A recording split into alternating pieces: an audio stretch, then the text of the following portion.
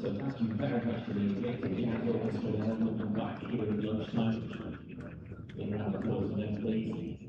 We are about to get underway here in Room 2. We'd just like to acknowledge our partners and our inmate churches, residents of the 174 Canterbury Cricket. The K Group, our official media partners for this week's captains, solicitors, our major sponsors of our men's first class team, Shepherd Need, our official beer supplier, and the Spitfire major partner, WW Nothing, our major sponsor, our main metro agri company, the Barrett Motor Group, our official championship partners, Castile, our official kit suppliers, Ladies Executive Travel Limited, our official travel partners, at Space Marine, partner of Canterbury Cricket, the club's charity partner for the 2026 and 2027 seasons, our Cricket Foundation. And please welcome to the new umpires, Paul Ford and Chris Ross. The match referee is Steve Davis. And the knocked-out partners are Keith Gilstrap, who's 21, and Matt Mills, who's 12 knocked-out.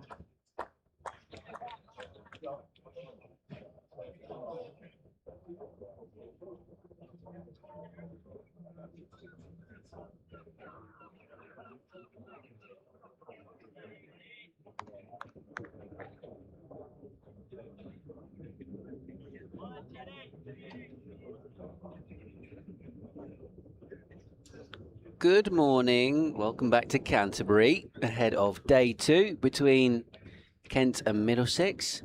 I hear elsewhere in the country the weather is not quite so glorious today, but actually it's a few degrees cooler here than it was yesterday, but the sunshine is still out. We've had the jazz band serenading us pre-start of play. Kent are going to resume on 356 for 7 with Keith Dudgeon on strike. Matt Milnes there as well, 21 and 12 respectively. And kicking off proceedings is going to be Tom Helm from the Nackington Road end. Ben Watts here from BBC Radio Kent. Kevin Hand from BBC Radio London. Good morning to you, Kevin. Morning, Ben. Here comes Tom Helm. A couple of slips in a gully. Oh, and he's immediately past the outside edge of Dudgeon. Wonderful start to proceedings, and on the money straight away. And good morning, everybody else, wherever you are tuned in around the world this morning. Kent and Middlesex fans from afar. Yeah, it's a scorcher here, isn't it? And not quite as hot as yesterday, the oppressive heat. But thank you, though, to Kent for these 2 fans that they've given us, blowing cool air around this box. I tell you what, even though it's not as hot yesterday, this is a sauna, this place, isn't it? It is very warm up here, but it is marginally cooler than yesterday's. It's off the hip of Dudgeon and dropping away into the leg side for a leg bye to get Kent up and running for the day. Yeah, Kent Cricket at bbc.co.uk. If you want to get in touch, tell us where you're listening. Had a message from Peter in New Jersey yesterday. Oh, to hear from is you. he off to watch the football? Indeed. 150 quid return bus fare to the stadium. Oof. Whatever it is. Yeah, it's a little bit £2,000 for the ticket. A little bit more expensive than the park and ride up the road. £4 for the day. Ice creams are the same price, though. Here comes Tom Helm in and bowling to Milnes. He lets this one go, and it's gone all the way past wicketkeeper James Cracknell for 4 byes. He was a busy man behind the stumps yesterday, Cracknell, with all the movement off the pitch. And that one's just gone down the slope and kept on going. And the Kent score up to 361 for 7. Get fleeced by the ice cream vans no matter where you go, don't you? Hampton Court Palace, that's around the corner to me. God, price of the ice cream yeah, outside. how much is the ice cream there? Well, it's cheaper than the cricket ground, but it's still not. Mm. The Essex ice cream van's always the best. David Townsend, the revered cricket commentator in his own mind. Here comes Helm in and bowling. Left alone outside the off stump by Milnes. Probably the most pertinent point he's ever made at a cricket ground was, was the old Essex ice cream van, changed now. Before I get in trouble with Lorraine Poole, who's one of the big bosses at Essex now. But the old Essex ice cream van, you'd get out the cone and you've never seen a man more deliberately paste the ice cream around the rim of the cone so that nothing drops below it. Oh, no. That'll be £15.70, please, sir. Right, I have an update for BBC Radio Kent very shortly. But That's all right. I want to hear the ice cream stories as well. It's like the afternoon yesterday, so it's a joint situation going on the radios. This one's defended away by Matt Mills, so Adrian Harms will be doing the half-past-ones, although I think it was raining in Hove, he told our producer. Does that mean we have to hear about Surrey winning or losing? Surrey. Who's winning in the Surrey Surrey game? are winning, I think. Oh, we don't want to hear it then. Can we put it on mute? We can pretend to not hear it. Who's going to be telling us about that? Matt or No. Or are you going to be telling us? Well, I think I'll have to tell you. Yeah. Oh dear. Yeah, sorry. Can you just tell them Surrey are losing? Churchy doesn't do updates. You know, he's mock Church. Here comes Helm. Short ball pulled away in the air, but vacant mid wicket. That fielder's actually out of the boundary. 2 Milnes, so they come back for 2. Middlesex were banking on Milnes getting a bit more bat on that, seemingly. And so it dropped safe. We've got a little, they came through for 2. Yeah, this is got the a little travel. blast of the travel. This is travel jingle, isn't it? Yeah. Is it travel you can trust or is it travel you can't trust? Travel you can trust. Do they say that? Yeah, that's what they say. Do yeah. they? That is what they say. How are they still? It's nearly 20 years since, again, the revered David Townsend in his own right sat down at WM and they came to him for an update. Yeah. Travel you can trust. Well, what are you saying? The commercial lot down the road, you can't trust them. Travel you can trust. Travel you can trust, because Dave on the M4 rung us and told us about It was a little Chorley FM, that. Right, here we go.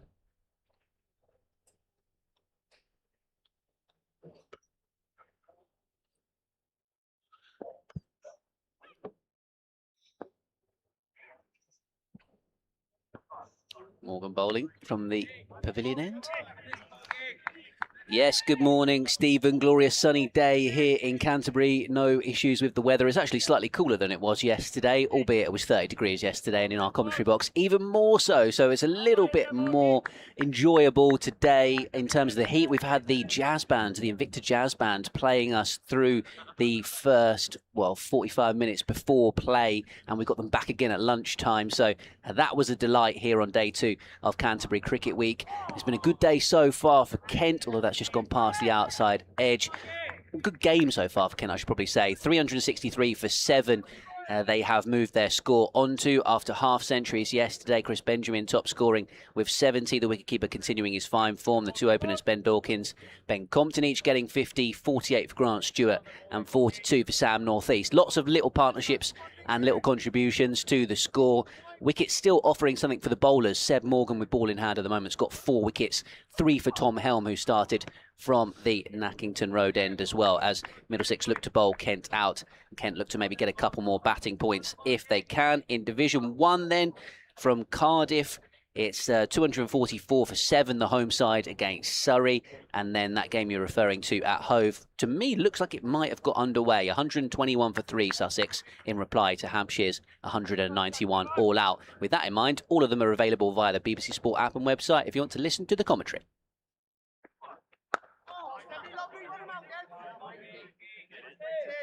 That one defended away by Dudgeon.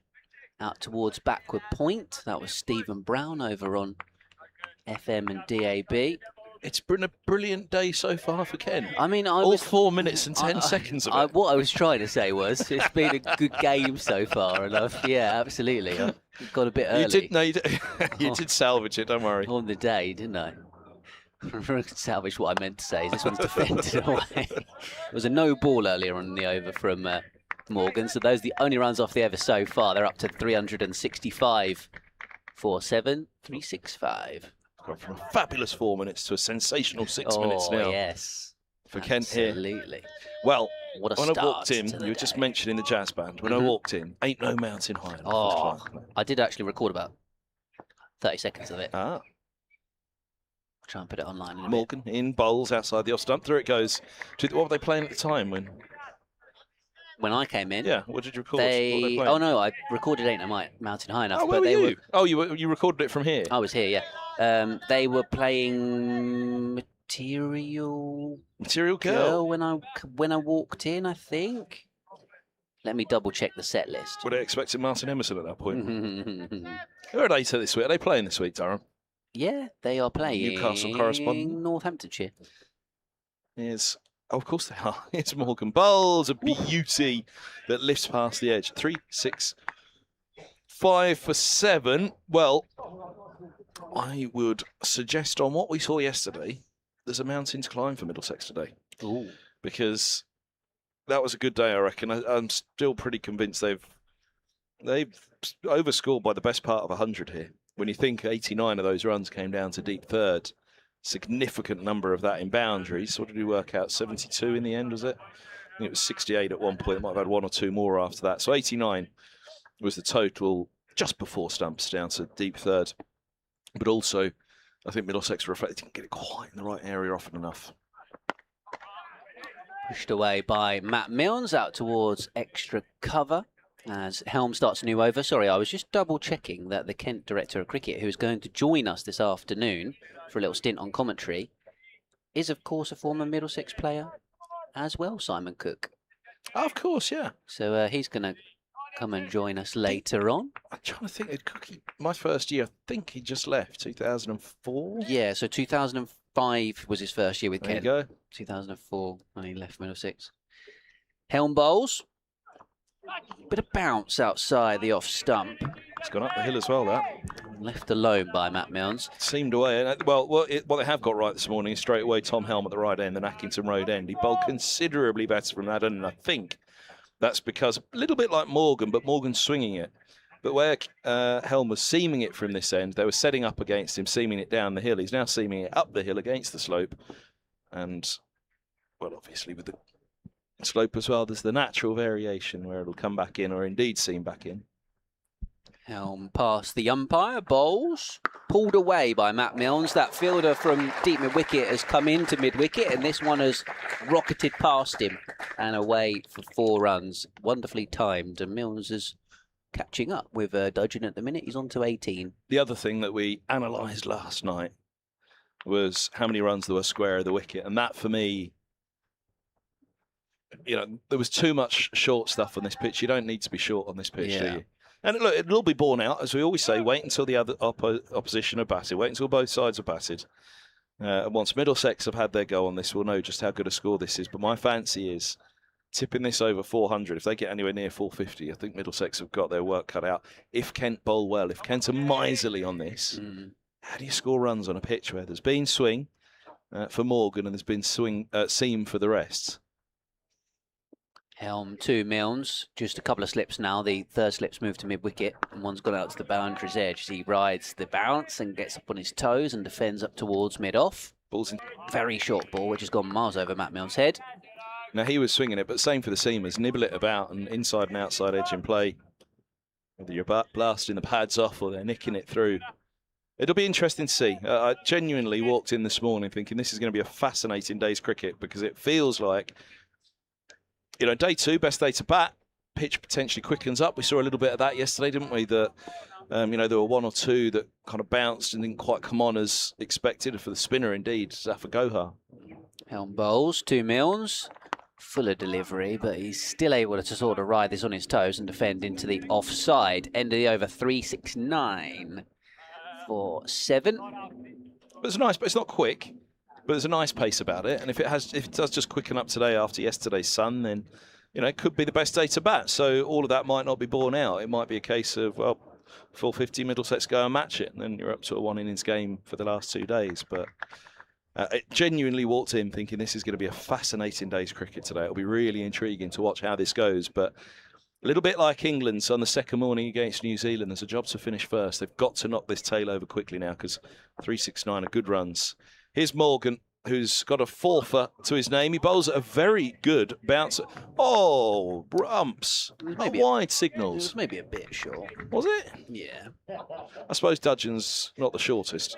Dudgeon is the tall man. I genuinely felt like that's a really good bouncer. It's just outside, it's just in front of his nose. So it's not wasted. It's one where the batter's got to think about it. Yeah, you're not just swaying or ducking. It's difficult as it is to sway in this country to a bumper, but yeah, you're not just ducking it without thinking. But wide signals. Well, here he goes again. Morgan, he's in, bowls, and this is pushed away to cover by Dudgeon, and it's 370 for 7. Your eyes are on the Test match. Well, I just turned the telly on, which has got the Test match Do you on, wish you didn't? and straight away an advert for National Rail came up, which was a bit awkward after yesterday's news, which was obviously on 5 Live, etc. As I was driving home yesterday, hearing about that awful crash. Morgan's in, bowls, and forward goes Dudgeon. Pushes defensively to Max Holden, who comes around at cover. 377. Dudgeon 21, Milnes 18. So Morgan's 4 for 93 from 22.2. Looks like England might have got an early wicket, actually. Oh, Nichols has schnicked off to Archer. 100 one day, rock up the next day. in comes Morgan, pushed back by Dudgeon. There's no run. Well, that's his cricket. Very much is cricket, isn't it? The order of the morning for Middlesex here is bang, bang, bang. It's not even bang, bang. It's bang, bang, bang. So the shout we always hear, wait for the first bang, bang of the morning in the field. Come on, boys, bang, bang. Yeah, absolutely. This is the partnership they need to break through. Here's Morgan in, bowls, and this is turned. Backward a square on the leg side. Cracknell suggesting from a very straight line, but the length on it straight. I think he was always happy that he was just going to steer that as he did for a single. First run off the bat of the over, 371 for 7. At the moment, I haven't seen too much swing this morning from Morgan as we saw yesterday, which is an interesting note on this second morning. Yeah, I haven't seen much of Hassan, but Matt Parkinson, due to come in ahead of him, is more of a blocker. Does that tell you everything you need to know about Hassan? Maybe. That's Parky bowling at the moment, because I think the spinners will play a big role in Middlesex. As things are, to bat last on this surface as this ball outside of the off stump, gun barrel straight through to the keeper again. No real swing at the moment for Morgan. Interesting to see. I haven't noted particularly anything move for him. Yeah, Parkinson didn't actually have to do loads of bowling last week because Kent only used seamers in the first innings at Blackpool, and then got about 25 overs in the second innings and got a wicket. Foreman, the off spinner, bowled 22 overs and got a couple. So they did bowl a fair bit towards the back end of the innings. Morgan hits the crease now. He bowls, and that's a length ball outside the off stump. A little bit of shape about that one away. Whether it was just the slope, the seam, or a little bit of late swing. Nothing prodigious, but it started on a length that he could leave, and it also started a fraction wide. So 22 for Dudgeon, 18 for Milnes, and 371 for 7. Kent, having won the toss, and well, we did ponder as the ball was nipping about yesterday morning whether it was the right move to bat first. At the moment, it means they take control of the game, and it's over to Middlesex not to get themselves into a spot of bother.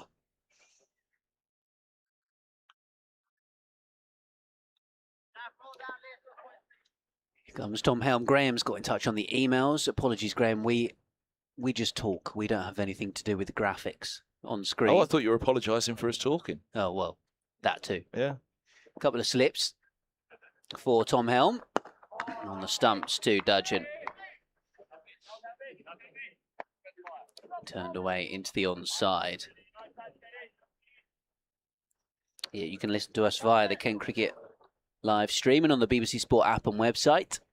All the information you would love to know about all the other games is available on the live feed as well. County Cricket live page. Who's on duty today? Who's not got the weekend off?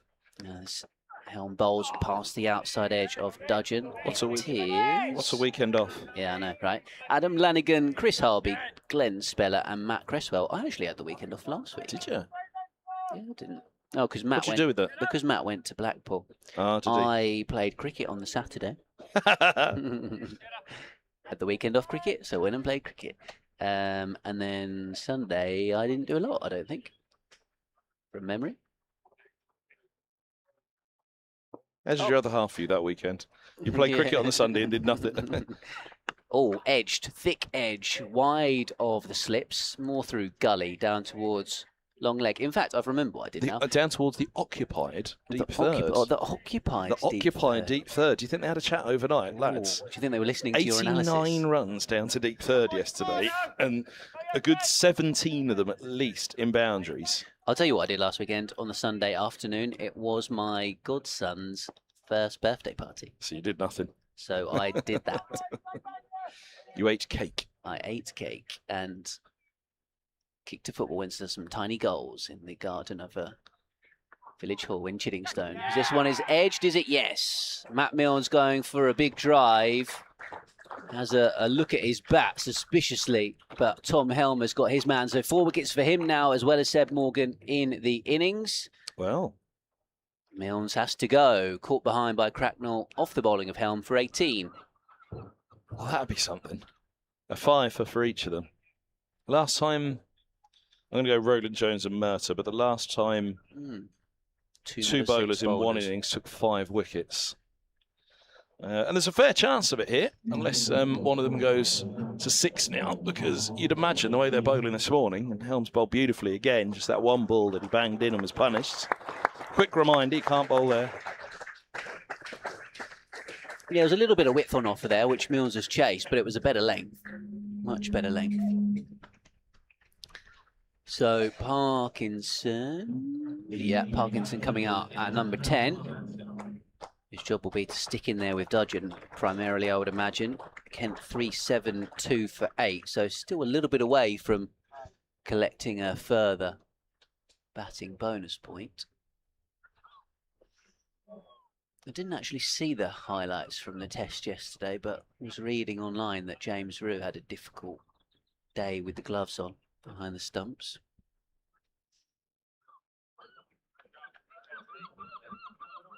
People were talking about a step up from county cricket to international level, etc.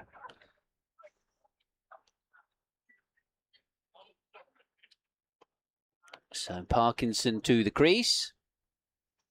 And a good early break through that for Middlesex, because those two has made a positive start to the day. Milnes with a thumping boundary, pull shot through the leg side. Parkinson has struggled a little bit with the bat so far this season.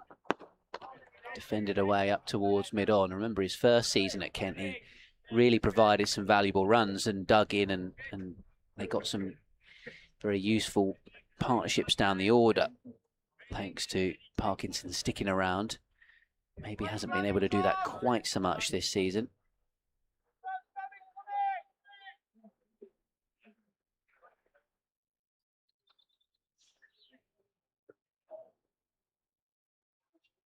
He's facing up to Helm here. Oh, that one jacks back and hits him. Ow. Maybe on the front thigh pad. Well, let's hope so. He's getting up, so if it had hit him in a slightly more tender region, I think he would still be on the floor. Well, actually, the way that he went down, I was almost fearing that it somehow beat the thigh guard and hit the hip at some angle, because he was crippled by it to begin with, wasn't he? His legs just went and he was Yeah, so he's averaging 7.5 so far this season, Matt Parkinson, with a best score of 12 not out. His brother, who's got a best score of 54 not out, is averaging 46. I think that's because he's been not out 5 times out of 7. But Callum's having a really good season with the bat. Oh no, he's had 5 innings from 7 games, Callum. Morgan, 2 slips and a gully. He's in, bowls, it's short, wide, and it's cut.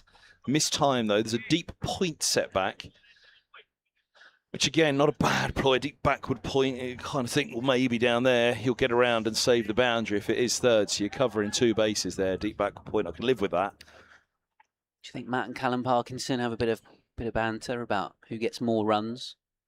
Yes. Competition. Yes. Wickets, you'd have thought would be, fairly similar. They're both good bowlers, but wickets, catches, wins, runs, man of the match performances. Yeah. Morgan bowls. That's a nice line length. There was enough shape on that to be encouraging. A single drop by Parkinson in front of the backward point, who is now up, Faulkner. And applause for Parkinson. They are good applauders here, aren't they? Very good applause for Parkinson's first run. Yeah. And applaud greatly if they make 400 and another batting point. I mean, if they make 450, I think even Middlesex will have to applaud. Dudgeon, the key. He's on 24 and on strike as Morgan bowls. Full and straight and driven just wide of mid-on. Gets around, toe end of the bat. Who's that? Toby Jones. Yeah. What are they chipping at the old boy for? It was a simple stop, wasn't it?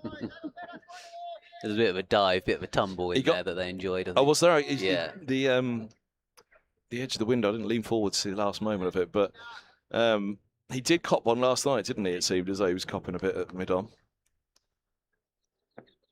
Threw out his arms as if to say, nothing to do with me, as his Morgan in bowls and a solid defence. And there we go. That's those last two deliveries there. One driven off the inside of the bat to mid-on, toe towards the toe. That one blocked off mid-off. It just feels like leave it just full of a length on the stumps. It's very difficult to score runs here. You know, down the ground, they scored very few runs yesterday. Very few across the innings. But square of the wicket, they cashed in. Here's a short ball, which is pulled. Is it hooked? Where's it ended up? Yeah, it's ended up deep square. Hands a deep square. There was a cry of catch, but again, that's where, for me, it's you don't need that ball. Why? There's enough on this pitch that, you know, the short ball really is to stop a batter sitting on the front foot. In fairness, which Helm did really well against North East, didn't he? Bowled a short ball to North East. Next ball was pitched up and ripped his off stump out. But as a batter now, all right, it's Parkinson and Dudgeon, but as a batter now, you've got to be thinking sit on the front foot here. It's not that quick a pitch. Is Morgan in, bowls a beauty, line and length through to the keeper, beating the number 10 by a country mile, I'd suggest on that one.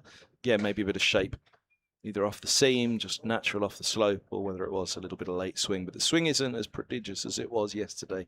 375 for 8, but it's just the number of runs square of the wicket. If we had an analyst sat next to us, we'd be saying how many were hooks, pulls and cuts. We can ask the Kent Director of Cricket later on, maybe. Yeah, but he'll be nice about the Middlesex lot because he won't want to be critical of their bowling. True.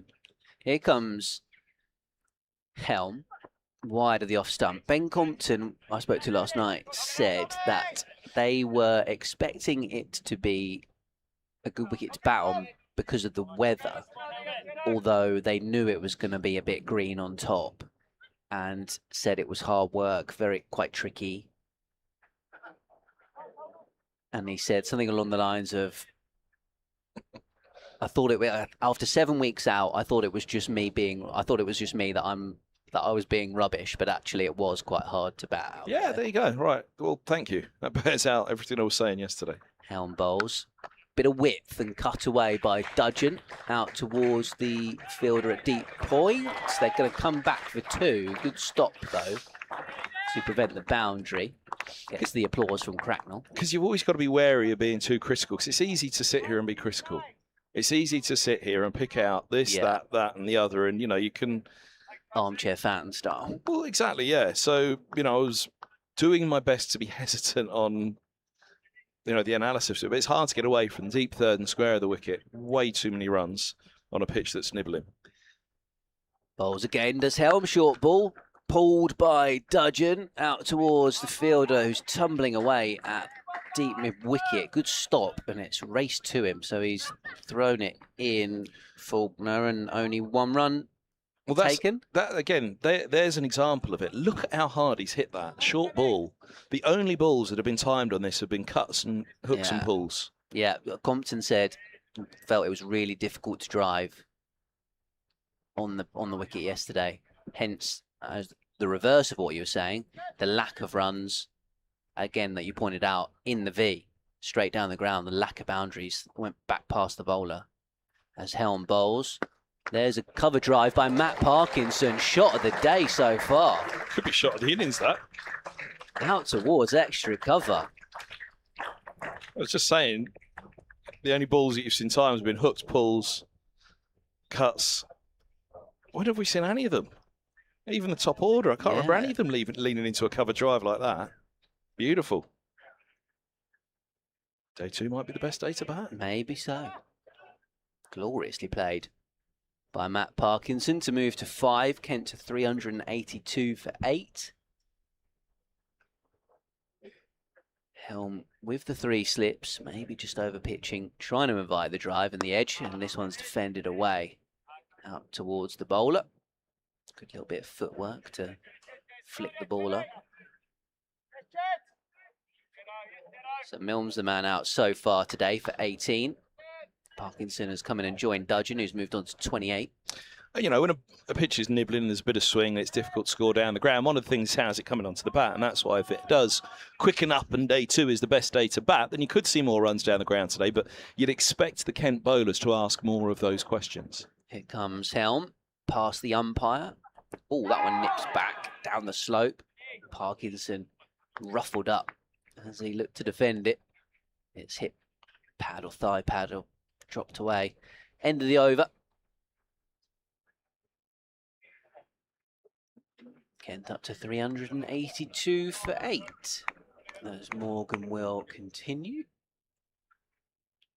I've gone for different shorts today, Kevin, after... well, I'm relieved. You pointed out about the hole in my pocket yesterday. Well, it was where the hole in your pocket was. 2 holes. One in either pocket. Might have to get some new shorts. Well, I wouldn't go that far, but just careful where you wear them. Morgan, 2 slips and a gully. He's running in away from us, right arm over. He bowls, and again, closer to the hip than the knee roll. It's worked for 2, square of the wicket. And there is a deep square set back, but around towards mid-wicket on the rope. They have a couple. And again, you're counting those runs that have gone square of the wicket. How many runs have been added this morning? And how many of them have been square of the wicket? And even the cover drive, it was a half volley, wasn't it? Put away, but it was square. Oh, beaut, there you go. There's the kind of Jaffer he's looking for, and Dudgeon points back at the surface, as much to say to the slip cordon, which includes Middlesex's 2 openers. Good luck, lads. Yeah, I mean, that's done too much, if anything. We saw a few of those last night. Milnes as well. Well, with all due respect to Milnes, there's no chance he's edging that. He needs to be a good player to edge a couple of those balls, but encouraging that for Morgan, that still going. He's got 4 balls left to this over. Can he find his 5 for as he runs in now? Bowls just full of length, but leg side, and oh dear, that's going to run away potentially for 4 to find leg. No, it's just held up as it was off the pad as opposed to the bat, and it's 2 more leg buys to the total. So 4 off this over now, and all 4 coming on the onside, which is fine in the sense that you want him to bowl straight, but like I say, the first ball, it was at the hip and turned for 2. That one off the pads, but just a fraction too straight. See, moves in once more. Bowls short, wide, and hit inexplicably to mid-off. Well, he looked straight back at the surface there, Dudgeon. To be fair, he didn't get the shot right. It was potentially a pull shot that he should have been playing, but he was somewhere between a pull and a cut, and he's put it down the throat as the ball skies to Lias Deploy. And what that does mean is Sebastian Morgan has 5 for 99 here at Canterbury. Well bowled, young man. The 18-year-old was the first of the Middlesex bowlers to get it consistently on the right spot, the right length yesterday. And it's fitting that he is the man that bags a 5 for here at Canterbury, and one to remember for him. Lovely applause as well from the members. Are they feeling all right? For Morgan, and now for Dudgeon for his 30. What was the number you said yesterday? 339 or something? Was that there was you a point referring where, back to last week. Yeah, the Worcestershire game where Middlesex went slow on the first morning, 65 for 1 or so at lunch. They reaped the benefit of that there afterwards. But even in getting to 339, it was like, okay, done all right. Let's get 339 on a pitch like this. There was a period yesterday where I thought, yeah, Kent will take 339 from here, and they're 386 for 9 now. That's why I think Middlesex have got their work cut out today with the bat. They're going to have to bat really, really well on this. It's going to be something like the first session at New Road last week. They are going to have to dig in and bat long and hard on this, because runs should not be easy to come by. Yeah, now Dudgeon's departed as well. 400 is starting to look a little bit tricky. Well, unless Parkinson's going to unfurl a couple more cover drives. Yeah, that's the key now, isn't it, for Middlesex, or for Kent? Scramble. Middlesex have got their full bowling bonus points now. We are in the 104th over, so they've done that in the nick of time. Morgan bowls. Oh, it's edged down to the vacant deep third. And it's 390 for 9. And the deep third boundary must be nigh on 100 now. Surely, yeah. We'll look it up in a moment. Yeah, it must be. Must be very, very close. So best bowling in an innings for Sebastian Morgan. 18-year-old, he turns 19 in August. 4 for 48 is previous best, as this is edged to the now no longer vacant deep third. A single more. 391 for 9. That's the end of the over, so over to Helm. Nicely set up for Helm to join in with the fifer. Hassan Mahmood on strike, 5 off a couple of deliveries, 5 for Parkinson, 391 for 9. Yeah, Graham getting back in touch on the email and querying if the Middlesex skipper comes in for any criticism for the lack of third man. No, that's a team thing, surely. Yeah, I think you're right. That's a collective. If you're a bowler, decision. if you're a bowler and the skipper's saying you're not allowed a deep third, I'd be very surprised. That's a collective decision, so no. Here comes Helm then from the Nackington Road end to Hassan. Lets it go outside the off stump. Here Graham said, I must admit, as a Kent fan, I was pleasantly surprised but bemused at the lack of a fielder in that area. Kent Cricket at bbc.co.uk. Never get in touch. Never mind the 400, Ben. Yeah. Deep third is currently on 95, not out. Oh, here we go. Can deep third make it to 100? Cow corners on 69. Covers on 72. Backward points on 11. Helm to Hassan. Oh, he tries to run it down towards third man. Wary of the potential century on the cards. 80 runs in boundaries to deep third now.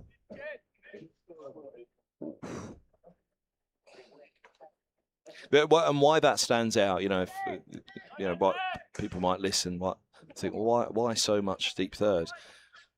Part of the reason of having a deep third is you're protecting the good ball. Yeah, rather than setting field for bad bowling, as you refer to in terms of a long leg.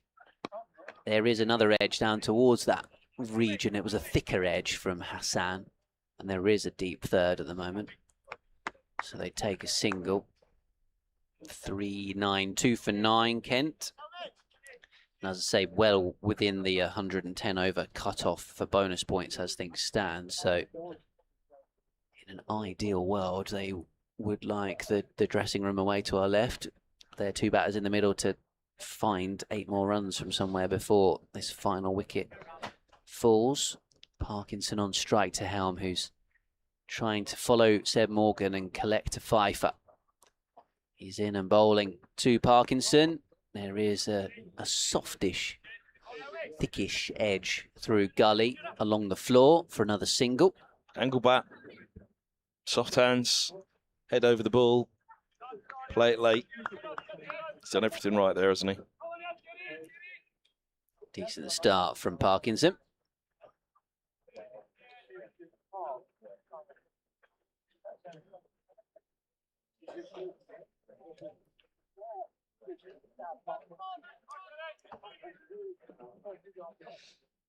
Nice buzz around the ground here on day 2. Not as busy as yesterday with all the school's day out children in the building.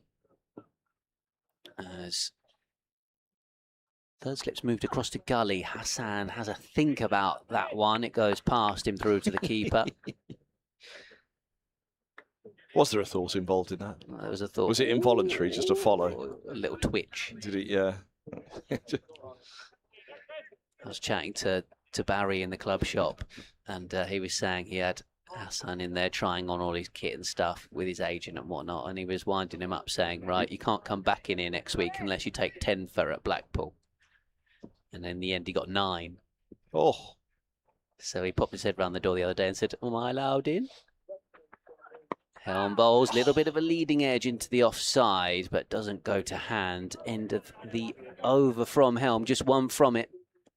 But can't get through the over. And yeah, Barry turned around and said, nope, you need 11 this week to make up for it. What were you doing in a club shop? Went to see Barry. Bit of free swag. I went and got us the scorecards. 50p each, scorecards? Well, I didn't pay 50p each. Well, I know that, but how much are they? They 50p are 50p, each? I think, There you yeah. go. The last time I looked at how much a scorecard was, it was 50p, but that could have been 5 years ago now. Probably, which means with inflation and cost of living, it could be £5.50 by this point. That's maybe £1 now with inflation. Cool, keep going. I don't think it's any more than that.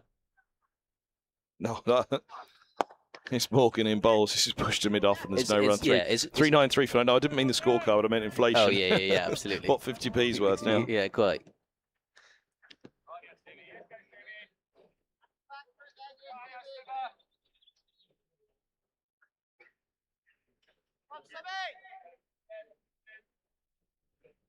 Morgan turning away from our commentary position with a cloud cover. Welcome here at Canterbury. That's full down the leg side. And I think the balls that we've seen leg stump from Morgan this morning suggest there's been a conversation. And even for young Morgan, he's got a 5 for, lads, you've got to bowl straighter than that on a pitch like this. Yeah. And Morgan swinging it as he has been. I mean, that's the thing. There hasn't been as much swing for Morgan this morning. That'll be interesting to see. Who'll swing it the most for Kent? Oh, there's a bounce. That's got to be close to a wide, that. I mean, I'm saying, how on earth that previous one to Dudgeon was a wide and that's not? Yeah, agreed. How's he going to hit that? The other one wasn't wide for me. That one was. I mean, yeah, like you say, the other way around. Did you see the clip on social media last night of Shane Snater hitting a 6 towards the commentary box at Essex? Yes. Morgan in bowls, and this is pushed back into the offside, and there's no run. It's always Dave Bracegirdle, isn't it? That's what I enjoyed the most. Don Topley replying to it, saying he's got history, that Bracegirdle. The ball was attracted to him like a magnet. Victoria Polly from BBC Essex was on commentary. But yeah, Dave Bracegirdle was there. Mind the windows. Morgan bowls. This is pushed back up the track and no run. Yeah, Essex 184 all out, Notts 126 for 3 in reply. Glamorgan are still only 7 down against Surrey. Super Glammy. I think Colin Ingram's come back in. Having retired not out yesterday, he looks like he's come back to the crease. Morgan. Oh, a bumper. Parkinson gets down below it.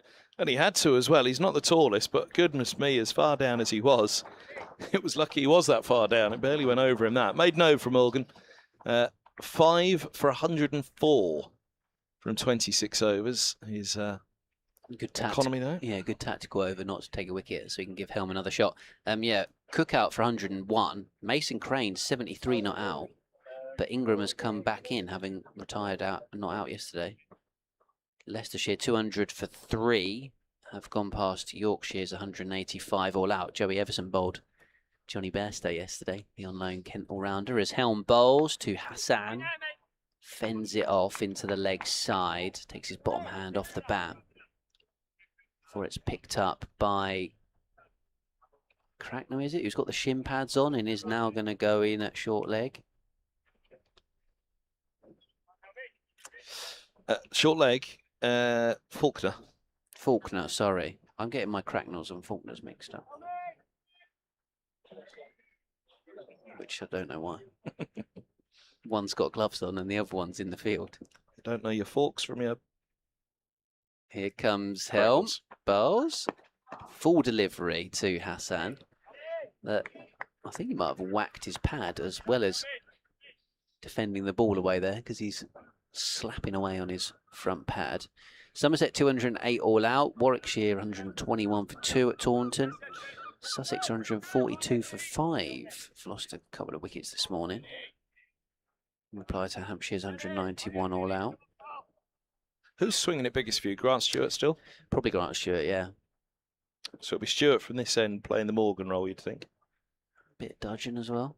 Short ball. Hassan thinks about trying to pop it over the top, but sways out of the way. It was a good quick one. Now look, Well directed. That was a very good and acceptable bouncer. That was past the nose. He's very brave swaying inside the line of that Mahmood, and the batting coach may at some point to him say, you don't sway bouncers in England. You get down below them. You can't sway a bouncer. In particular, I mean, the slope here, that could have easily crashed back into the helmet there. That had gone. But equally, the way that the ball does move here, even after pitching in this country, you have to be wary swaying a bouncer. Helm. Oh, again, that was a fuller delivery. Hassan has just wafted the bat at it, and that wasn't far away from the off stump. Back to back, they're two of the best deliveries of the match. That's totally unplayable. Top order batter as well. The first one's on his nose, and the next one just beats the top of off stump. Brilliant from Helm, that. And the reason why that bounce was acceptable is because what he's doing is he is genuinely putting the number 11 on his back foot. Yeah, absolutely. And he's got a short leg in. Yeah. So, you know, that's... Yeah, the second... Put him on the back foot, he's not going to come forward when he... The second best combination to the one that he got North East out with. Helm to Hassan again. Trying to get that final wicket, trying to get his 5th. Oh, it's whacked over the top by Hassan. And away for 4, couple of bounces. He's just got underneath that and hit it on the bounce, on the up, back past the bowler over his head for 4. The only thing about that bouncer from Helm, and you know, I often think they're sitting here, and the bouncer is a good ploy to push a batter back, but you almost go too early in the over with it. The bowler knows all that, the batter knows all that's it. Everything else is on the stumps. True. Yeah, he's had his one over shoulder height for the over. You know, Helmy wants his 5 for here. These two have got to be on the stump, surely. So batter's surely on the front foot now in your mind. 397 for 9. Hassan awaits Helm. It's a shorter one again, and he watches it go past his shoulder through to the keeper. End of the over. 3 needed for Kent to get another batting bonus point if they can. 1 more wicket required. That was just anger from Helm, that wasn't it? That last boy's like, you ain't hitting me back over my head again. Yeah, frustration from him. Oh, Zafar. Good move, Leas to deploy. Yeah, like this. Zafar Gohar's coming on. Bit of spin. At the pavilion end. Parkinson will just block it. Hassan might not. Oh, all of this is going to be brilliant. Now, with Parkinson, fellow spinner, don't they like to hit each other, don't they? True. You never want to get out to a fellow spinner, but you always want to hit him. Yeah, I mean, he's not going to charge him or anything. That's not really what he does at the crease. Might just push him for 1. And then, I'd have a cow cornerback for Parkinson, Gohar. I don't think he'll hit him at cow. I mean, well, actually, do you know what? He's not going to do it because they need 3 runs. So it's 3 singles here. Yeah, sensible cricket now says find. Yeah, he's just going to look to nudge it. Hassan is more likely to go for a Yahoo. You've got to bat for your mate deep third as well, who's 95 not out. That's true. Good point. Gohar's left arm round, he bowls, and it's blocked by Parkinson first ball. Yeah, so elsewhere in Division 2, Derbyshire have just lost a wicket. They're 231 for 6, but leading by 70 against Lancs. Northants are 415 for 8. Vasconcelos got 187 at Durham. Gohar, left arm around again, slip in place, right-handed Parkinson defends to mid-on, very full delivery, but just dabbed back. And he is wary here, he's thinking the single surely, isn't he? But then, if Zafar just sends one up in the air, does Parkinson think, well, here's the 400. Here he goes, Gohar. Bowls, pace off, but not particularly the moon ball. Defended on a good length to extra cover. Sam Robson. Tom Helm is the slip fielder in the absence of the injured Ryan Higgins, who's the go-to slip for a spinner. Took a couple of belters at Worcestershire off Gohar last week. Helm is Gohar again, and forward goes Parkinson, pushing to point. There's no run. Gloucestershire 289 all out. New Road against Worcestershire. Higgins, of course, had that fantastic moment in the T20. Well, not so fantastic for Middlesex, but it's gone viral.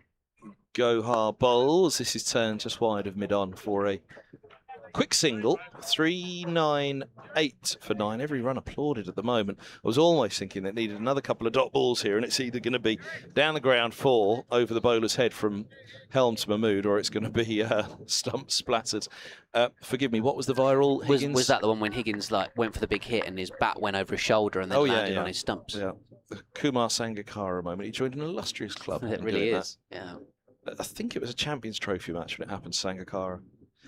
Here's Gohari bowls, and this is turned back of the square on the leg side. The fielder at 45 is Caleb Faulkner, and he underarms it back to Cracknell. It's a dot ball turn the over, so Parkinson will have strike, presumably to Helm, who's hunting his 5 for here. How many minutes? Oh, my gee, we've had 48 minutes. It's a change.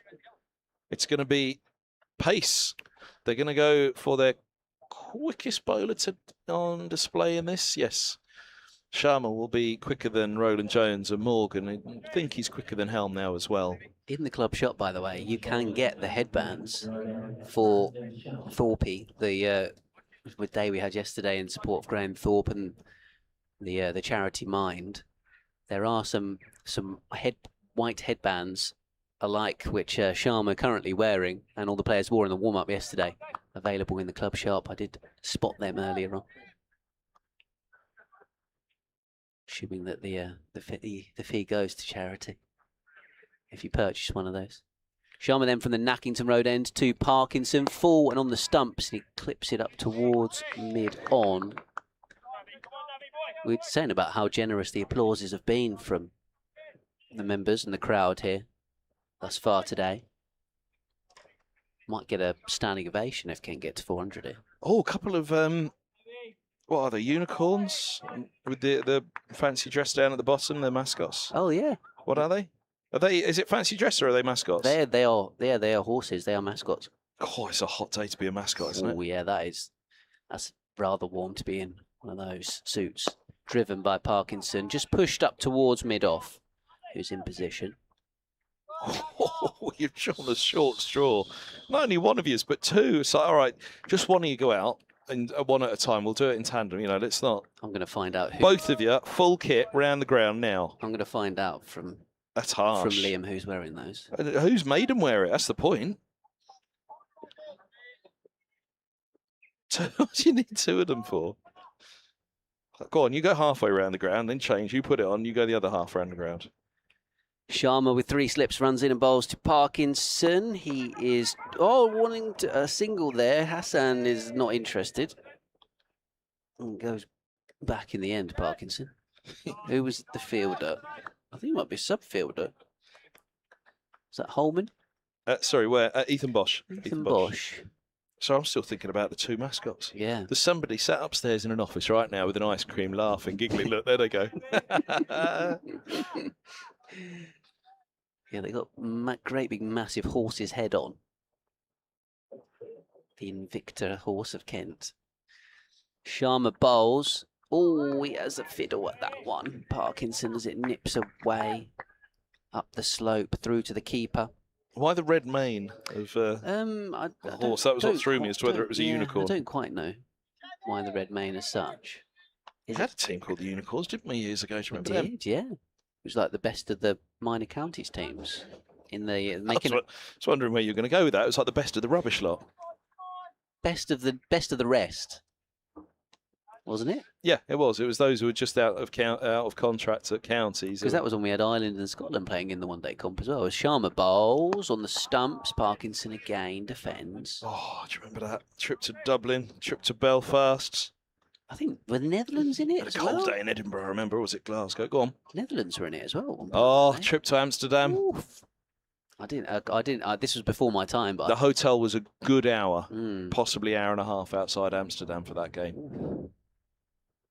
If you got Tim Murter in your side, that was very sensible. Director of cricketing from Angus Fraser. Make sure that hotel's as far away from Amsterdam as possible. Matt Cole went to the Netherlands for that game. Yeah, no surprise there. Here comes Sharma, full delivery, which has been dug out by Parkinson. He's played that over well. It's been well bowled. It's a maiden. from Sharma. Another one for him. It's 20th over completed. 398 for 9 still. They've only got 1 over left to get these 2 runs, by the way. Trying to remember the. Oh yeah. Who's gonna swing for it? Hassan's gonna have to go for it in this over. Here's the matchup now. Here we go. What do you reckon? The number 11. He's just got to send the first ball up in the air here, Gohar, and that's where the batter will hit it as well. Plan's got to be go over the top, straight over the top, hasn't it? They're going to bring cover up into the circle. Not the circle, because we don't have one, but, you know. Slip in place, Gohar's in. Bowls, and on the back foot, inside edge onto the pad. That was quite quick. Quicker one. Darts one in. Does he float the next one? We'll see.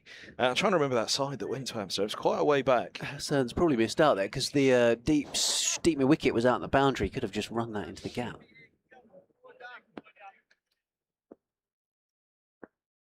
Gohar bowls. And this is pushed back to mid on. No, is the cry. That trying to remember that team. I reckon it must have been around 2009 or so, something around that, 2010. Pre-Roland Jones, who's got the ball in hand now. So Murtagh, maybe a young Robson, a young Simpson, who's obviously gone now from Middlesex as well. As here's Gohar. Bowls, and this is pushed back into the offside, and there's no run. He risked losing the dressing room for that game, Angus Fraser. Really? When he put them an hour and a half outside the... and also... When I got in a taxi at the end of the game, Tim Murtagh saw me and said, well, where are you going? I said, to the airport. He's like, how do you get a flight here and we have to go on the coach? They had to get the coach from Lords all the way to Amsterdam. A little quick conversation between the batters there, by the way. Here's Gohar, he's in, bowls flat, and this is pushed back, no run. He was not happy. He was not happy getting back on that coach at Amsterdam. Go back on the coach, going past Amsterdam, waving it by. If she didn't go. I'm reckoning they'd have still had Chris Silverwood around at that point. Maybe Alan Richardson. Tim Murtagh. Who'd have been the spinner? Morley Kartik. What are Middlesex doing here in terms of the field? Are they going to try and invite the shot? Give them an option, say, look, here's a gap if you want to get these 2 runs for your point. Do you want to try and take it on here? He's bowled quite flat so far this over. Is he going to toss one up? That's what I'm saying. The moon ball at some point, surely, from Gohar. Potentially the last ball of the over. He's in now, bowls, and flat onto the hip. Oh, turn to the fielder at 45. Throw comes in. The throw's wide. The bails are whipped off. They move to within a run with a 1 ball left. Jeopardy. Here we go. Well, I have to admit, it feels like it's going massively one way or the other, this. That's why it's like, you know, we can talk about it all we want, but it's basically going to be a swing of the bat at some point. And Parkinson now, there's almost no point in trying to push a single and not getting it. It's give it a clobber now. He's got to swing for it massively. Or is it tip and run? No, the fielder all up for the single. He's just got to clobber it. He's got to absolutely clobber this. So what does Gohar do is the question now. Left arm around with the field all up on the single. He bowls. Down the track comes Parkinson. He goes over the top. And there it is. Listen to the cheer. 6 runs it is to Cow Corner, and it was always going to go one way or the other. You could delve into that over as much as you like of where this man's pushed or where that man's pushed. It was always going to come down to, at some point, someone will swing and they'll either get it or they'll be out, and Parkinson has got it. 405 for 9. Mahmood has 11, will have strike on 19. Parkinson's 13 from 26, and Gohar will be desperate for another bowl at him because he will not be happy that he's just been hit for 6 to reach that milestone for Kent. I mean, I was semi-joking about the standing ovation, but what a roar that was, and what a shot from Parkinson. Well, he had to. You know, you couldn't just drop that and run. Everybody was on the single, so the Middlesex were saying, if you want it, you're going to have to go for it. Yeah, and he charged, went down the wicket and bopped it over the top. As Sharma bowls to Hassan, short ball, tries to flip it over his own shoulder there with a rather interesting-looking hook shot. Yeah, I think and there was me going, Matt Parkinson doesn't have that shot in the locker. Well, he had no choice, didn't it? It was a case of at some point in that over, Mahmood is either going to go for it and do it himself, and then obviously you had the near run out. It should have been run out, to be fair, the ball before. True. The throw wasn't great. A direct hit would have definitely gone. But yeah, it was a case of, look, it will come down to the point. It's not going to happen with singles. Sharma bowls. Hassan defends back to the bowler. I mean, yeah, credit to Parkinson though, because all he had to do was clear the infield, and they'd have got the run. But he's clobbered it. It's gone all the way for 6. It had to be hell for leather. You had to go full tilt at that. There was no half measure there. Yeah, you called it. It was all the way. Don't even think about, just trying to chip it somewhere. If you're going to go down in a blaze of glory here. Absolutely swing for the heavens. Yeah, lovely moment for Matt Parkinson. Lovely moment for those inside. It's what we're all here for, the spectacle, isn't it? Sharma bowls, and as much as that's gone past the outside edge, as much as some people don't like bonus points. Yeah, but it's created that little mini drama. There was that ball was a big event, wasn't it? As a result of it being the final ball before the cut-off, 4 bonus points and Kent needing a run. So yeah, I quite like it. It does just add a little bit of something different in the, overs 100 to 110 of an innings. So 4 for Kent and 3 for Middlesex bonus points so far as that one goes past the outside edge. Once again from Sharma to Hassan. And, it's a big moment for Kent in terms of it's another point, because every point counts. I don't think in the match, Middlesex need to particularly let their heads go down, but it is funny how just little moments, they can lift to one side, another side, your shoulders slump a little bit, but they mustn't. But what they must do, Middlesex, is wrap this up quickly. This cannot go on for another 20 runs. This has to end now. 405 already feels to me like a very big score on this pitch. Yeah, it does feel like a good score, for sure.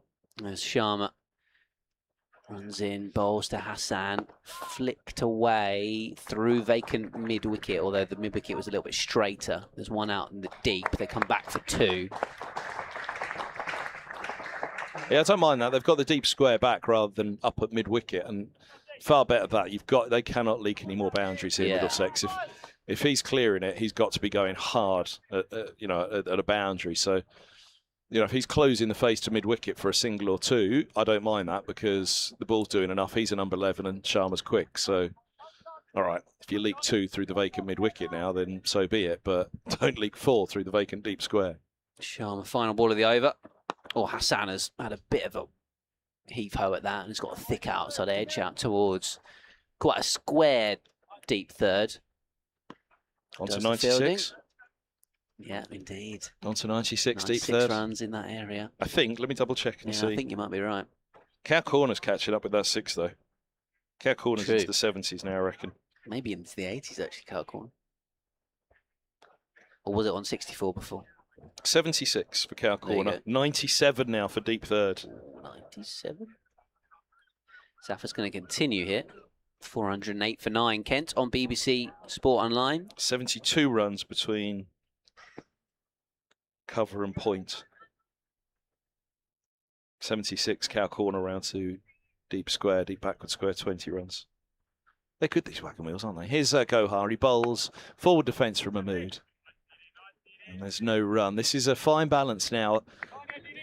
Do they go spin at both ends? Might be whether it's Sam Robson or is Gohar bowls on the back foot. That's edged away, and it's going down to deep third. No, we can't really put this one down as wise. There's no deep third. They get 2, but deep third is on to 99. 410 for 9. Nervous 99 for deep third. Well, it's 25% of the runs of the innings. Yeah, that's a big number. No batter's gone to 100. What's the top score we've had so far? 60? 70. 70. From Benjamin, yeah.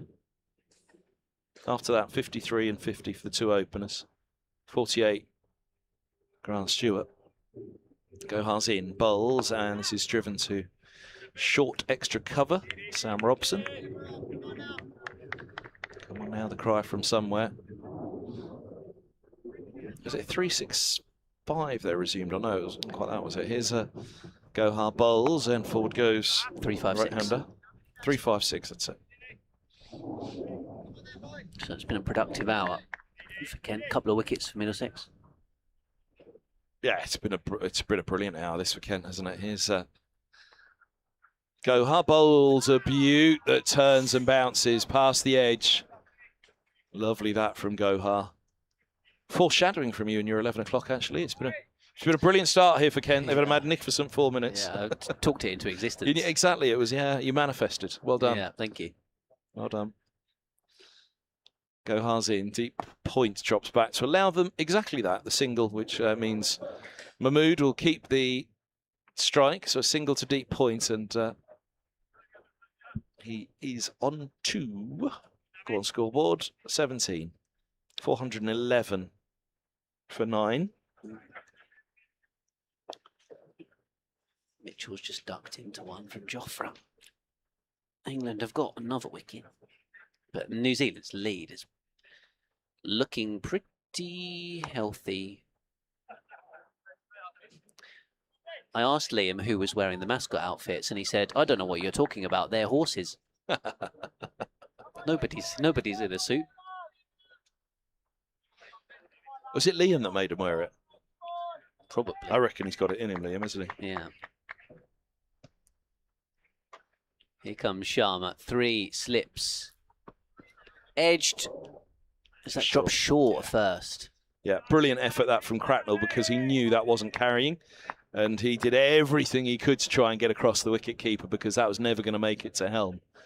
And he just couldn't quite get there. It was just out of reach of the fingertips of Cracknell. Might have just been short of Cracknell as well, rather than out of the fingertips. He might have been throwing his glove kind of not only across, but slightly forward as well, because it was never going to carry to Helm. So great effort from Cracknell.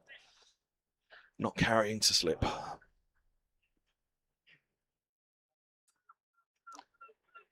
Sharma to Hassan, and he's edged it down towards third man for the 100 for third man. Applause from Kevin Hand in the box. It was only a single because there was a man down there. Update on the way for BBC Radio, Kent. Yes, indeed. It's been a good day for Kent so far. They've got an extra batting bonus point courtesy of Matt Parkinson hitting the final ball before the cut-off for 6. It's the last wicket stand at the minute. Parkinson's got 17. Sorry, that's Hassan. 13 for Parkinson. 412 for 9. The Kent score. They've lost a couple of wickets so far today. Milnes and Dudgeon for 18 and 30 respectively. But they have managed to get their score beyond 400, which they'll be very pleased with on this wicket. Half centuries yesterday for Dawkins and Compton, the openers, as well as Benjamin, the wicketkeeper, top scoring with 70. Elsewhere in Division 1, Sussex 158 for 7, closing in on Hampshire's first innings score of 191 all out. Half century in that one for Tom Haynes, the skipper. And then the Surrey game away at Cardiff. The home side continuing to frustrate Surrey. They are 306 for 7.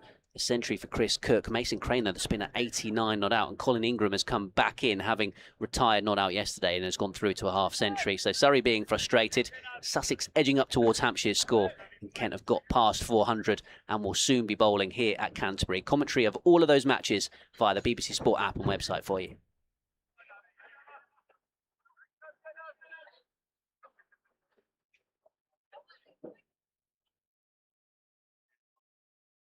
Here comes Sharma then back with you at Canterbury, and a big drive attempted by Parkinson goes past the outside edge through to the wicketkeeper. Yeah, all of those matches available on the BBC Sport app and website, plus the live text as well from the guys. Stokes bowling for Durham, early wicket for Atkinson. 2 naughty boys, slap on the wrist, go play some county cricket instead of the test match for breaking curfew. After the previous game.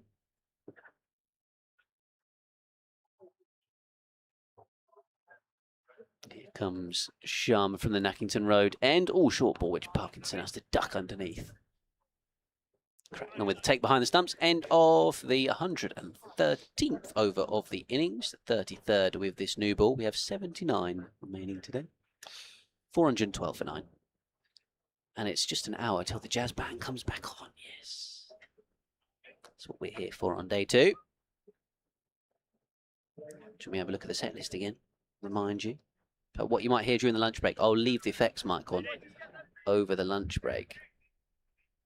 So you can leave the BBC Sport app running to tune in to hits along the lines of Watermelon Man. It don't mean a thing, just the two of us. This could be the start, Mr. Blue Sky, in the mood. Here's Gohar, he bowls. This is East to backward point, no run. 412 for 9. What did I say? This can't go on for 20 more runs. What was that? Were they at that point? About 402.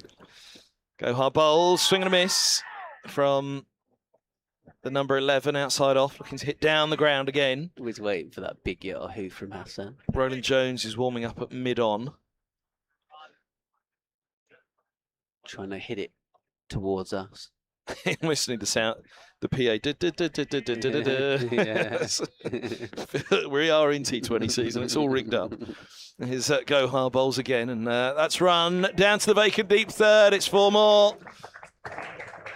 That's well played by Mahmood over the top of it. Angle bat. Quite deliberate.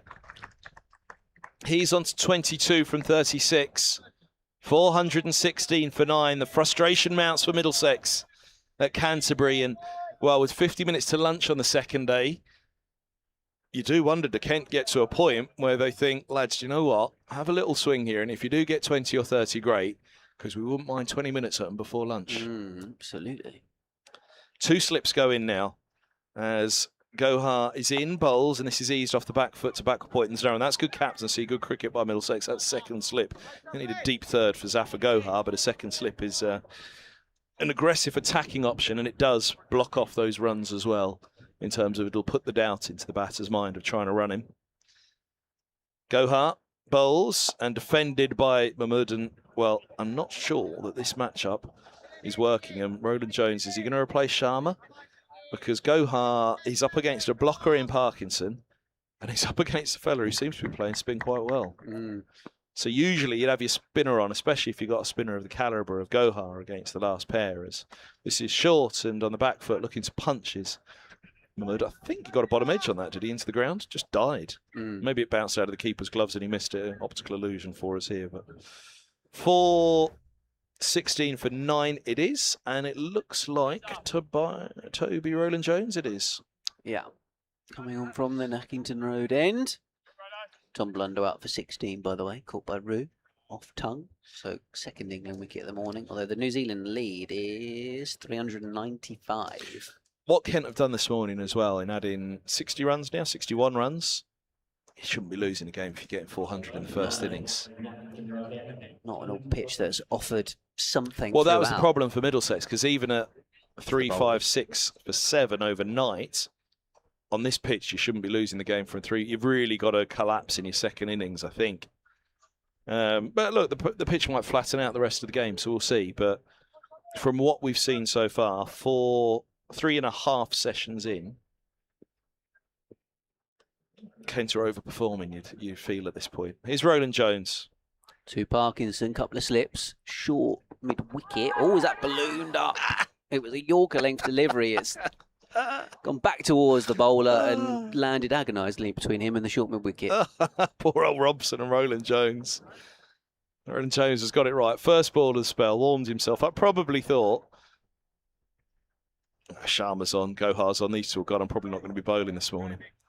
Wicketless in this innings, but he's been the most economical, he's been the most accurate, he's been the most persevering, but they've almost seen off Roland Jones and found the runs elsewhere, haven't they? Yeah, true. Yeah, he's gone at less than 2.5 and over for his 18 overs. This is his 19th, and Parkinson driving him up towards wide mid-off. I think he's missed Higgins in this game, and I think he missed Higgins last week, Roland Jones, in that, you know, bowlers bowling in partnerships.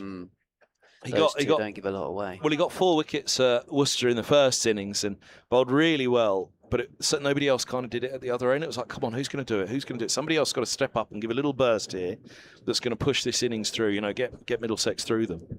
In this game, it's been a case of we'll block Roland Jones and the runs will come elsewhere. Roland Jones bowls, defended away, up towards mid-on. Get in touch with us on Kent Cricket at bbc.co.uk, by the way. If you're currently listening from Southern Asia, I'm told we have a lot of viewers right now on the Kent Cricket live stream tuning in just to watch Hassan Mahmood have a bat here. He's 22 welcome.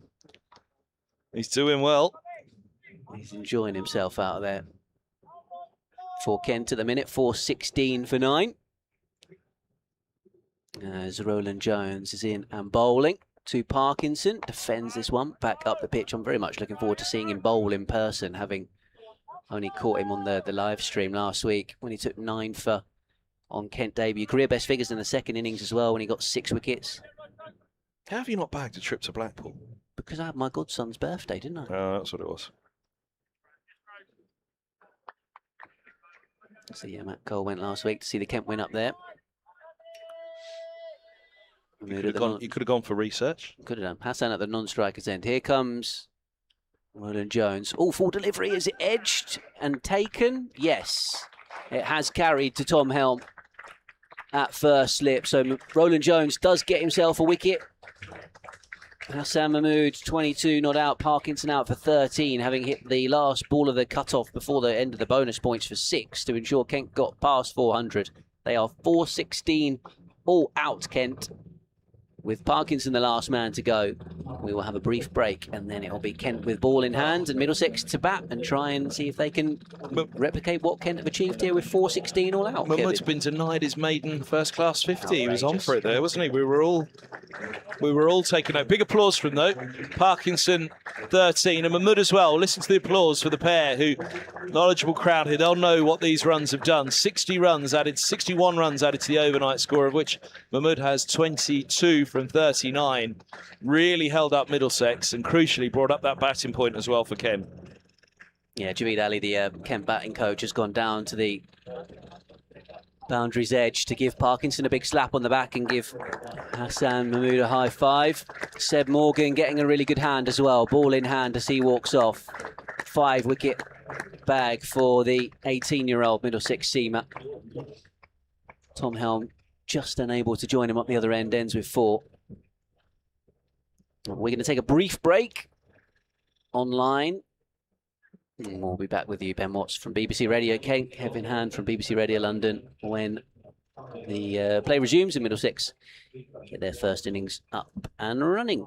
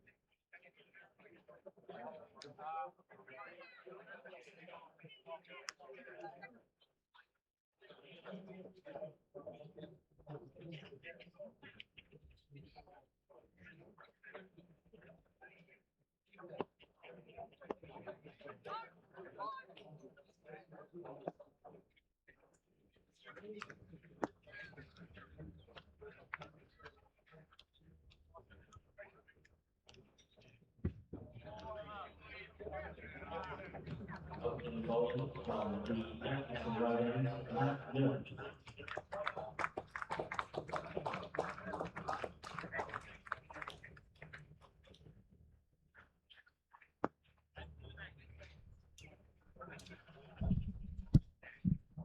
Hello, welcome back to Canterbury.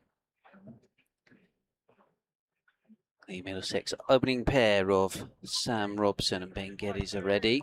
So is Matt Milnes, who is going to start proceedings from the Nackington Road end of the ground with 3 slips and a gully in play and a short leg.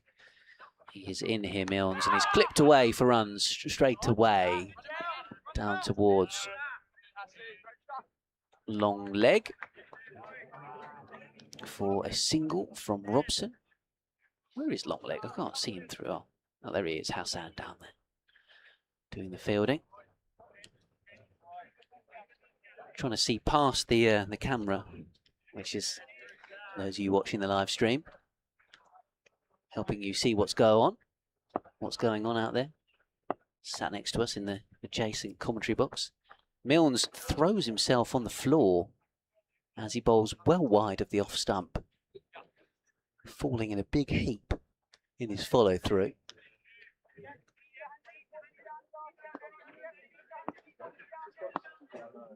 Dawkins at first, slip northeast at second, Dudgeon at third, Bell Drummond the captain in the gully. Akansh Singh's at short leg. I think Harry Finch might be out there as sub fielder. Is that him at point? Here comes Milnes. There's a lot of theatre as that goes past the off stump.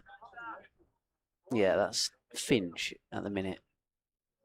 Oh, they're fielding at point, so no Parkinson out there, I don't think, at the minute. Grant Stewart is at wide mid-off, and then Ben Compton is at mid-on. As Matt Milnes charges in, Middlesex one without loss. Clipped away off the hip by Geddes and collected by the short leg fielder. Ikanch Singh setting off after it. It's going to be a leg by. 2 without loss. In reply to Kent's 416 all out. Milnes almost guilty of trying a little bit too hard so far in this over. Yeah, they do say that as well. You mustn't go searching for it. Milnes. A little bit wider on the crease. Oh, Nick caught behind. Or is it? Woo! Or is it? That looked like a clear deviation as it went past. Well, I mean, that seemed handsomely up the slope. Wow. With bounce as well. Injudicious shot from Robson on the back foot. He's followed the pace and the bounce of that. That was even more. We were talking about a couple of sort of celeb appeals from Middlesex yesterday. Kent were cock a hoop. And then turned round, umpire unmoved, and Geddes still there. Robson's still there, sorry. But what about that movement, though? That really did go big as it went past the bat. Here comes Milnes to try again then. Oh, that goes past the outside edge also. Robson groping for it. Good start from Matt Milnes. I must admit, I thought he nicked it as well. Just from the amount of movement that there was, just assumed that the big deviation must have come off the outside edge. Next one didn't particularly get up, did it? Barely made it to the keeper. Bearing in mind the ball before. Yeah, absolutely. I'm looking back at the ball before now to see if there's any clue whatsoever on the stream. If there was a nick, it was the finest of nicks. So I doubt we'll get an idea from the. It's just a big deviation up the hill, wasn't there? Oh, the wind direction is today. Not much of a breeze out there, but we did hear a nick yesterday, didn't we? Didn't hear anything on the Robson one on that, but yeah, it does. It just did a lot, didn't it? Yeah. Right. Dudgeon runs away from us to bowl to Geddes, who plays defensively to point of the back foot. There's no run. Here we go. Have you had a good look yet, Robson? Yeah, Let's I've had see. a couple of looks. You really can't tell anything from that. No. But the movement and the bounce, the key.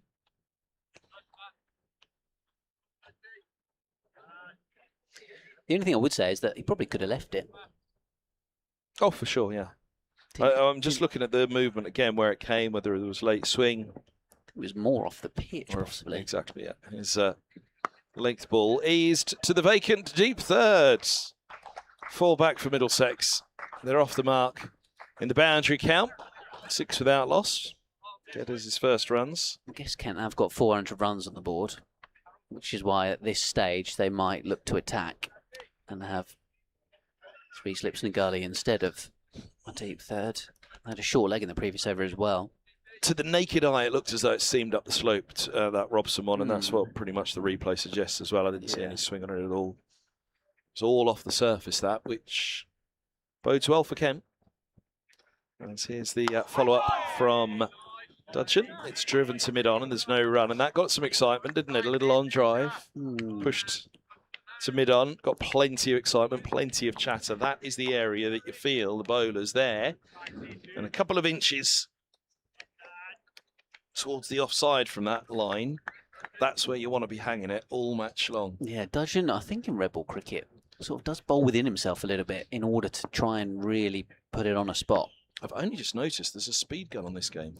Is there? Here's a length ball, pushed back again to the bowler. Beautiful from Dudgeon, almost one-handed push back up the track there. Similar line, just slightly shorter. But yeah, the reason I say Dudgeon bowls within himself a bit in red ball cricket is he made his T20 debut at the Oval the other day, and he brushed Will Jacks with the first ball that he bowled, and he was really letting it go. And you thought, hang on a minute, this is the quickest I've seen Dudgeon bowl. Oh, can you smell the curry the players have got for lunch? Hello, that's what we can smell. How do we get down there? Here's Dudgeon in bowls and pads. Leg sides and 4 leg buys. Running very, very fine, that one. Going for the blast, the pads off. I think he's got Tactic. a bit of bat on it. He has. Giving it a run, yeah. Well, I heard 2 noises. I thought it was bat on pad, but the ball took... the ball just took pad, but yeah. Run signals. 80 miles an hour was the one that seamed up the slope from Milnes to Robson. And the final ball of the over, which... stream's frozen.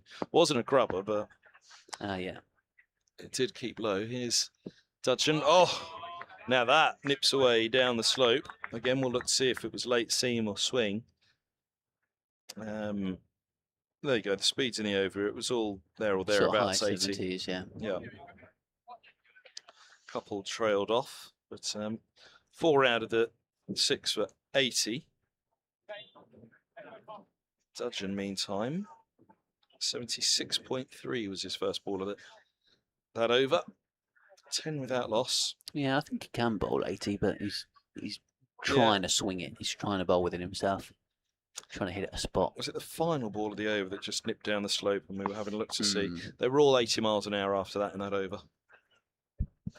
So Milnes from the Nackington Road end, Middlesex 10 without loss after got the boundaries in that previous over. Robson in his sights again, Milnes.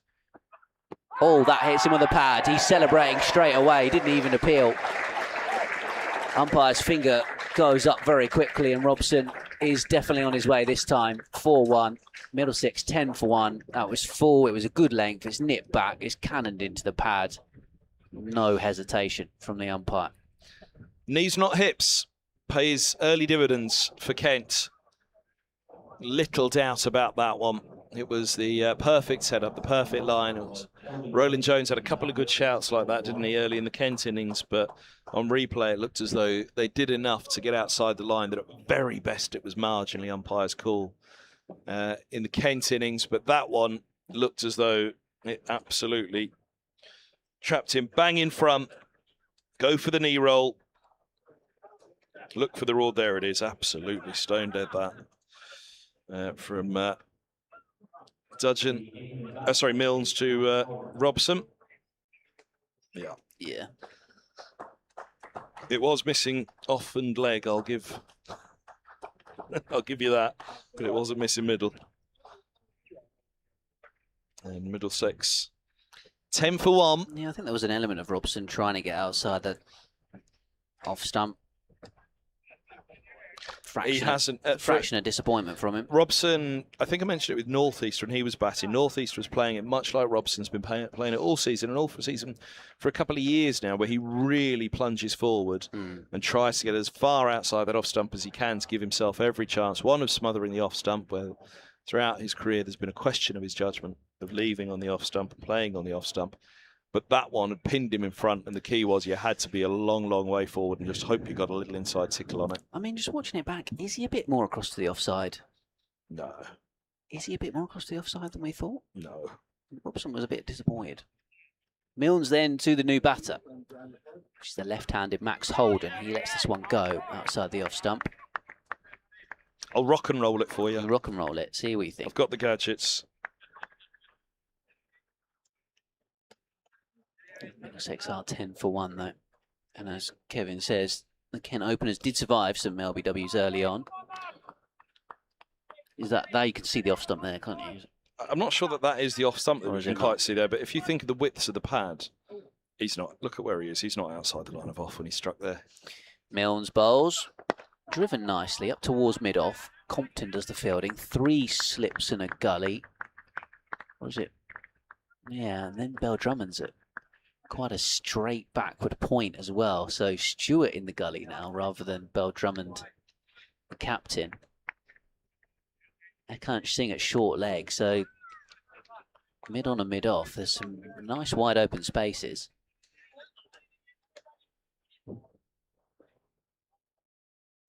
Here comes Milnes.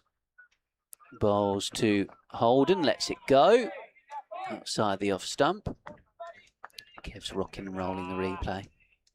There's just a frame here before it strikes, before the bat gets down, where I'm sure you can see off stump just before there's a late movement.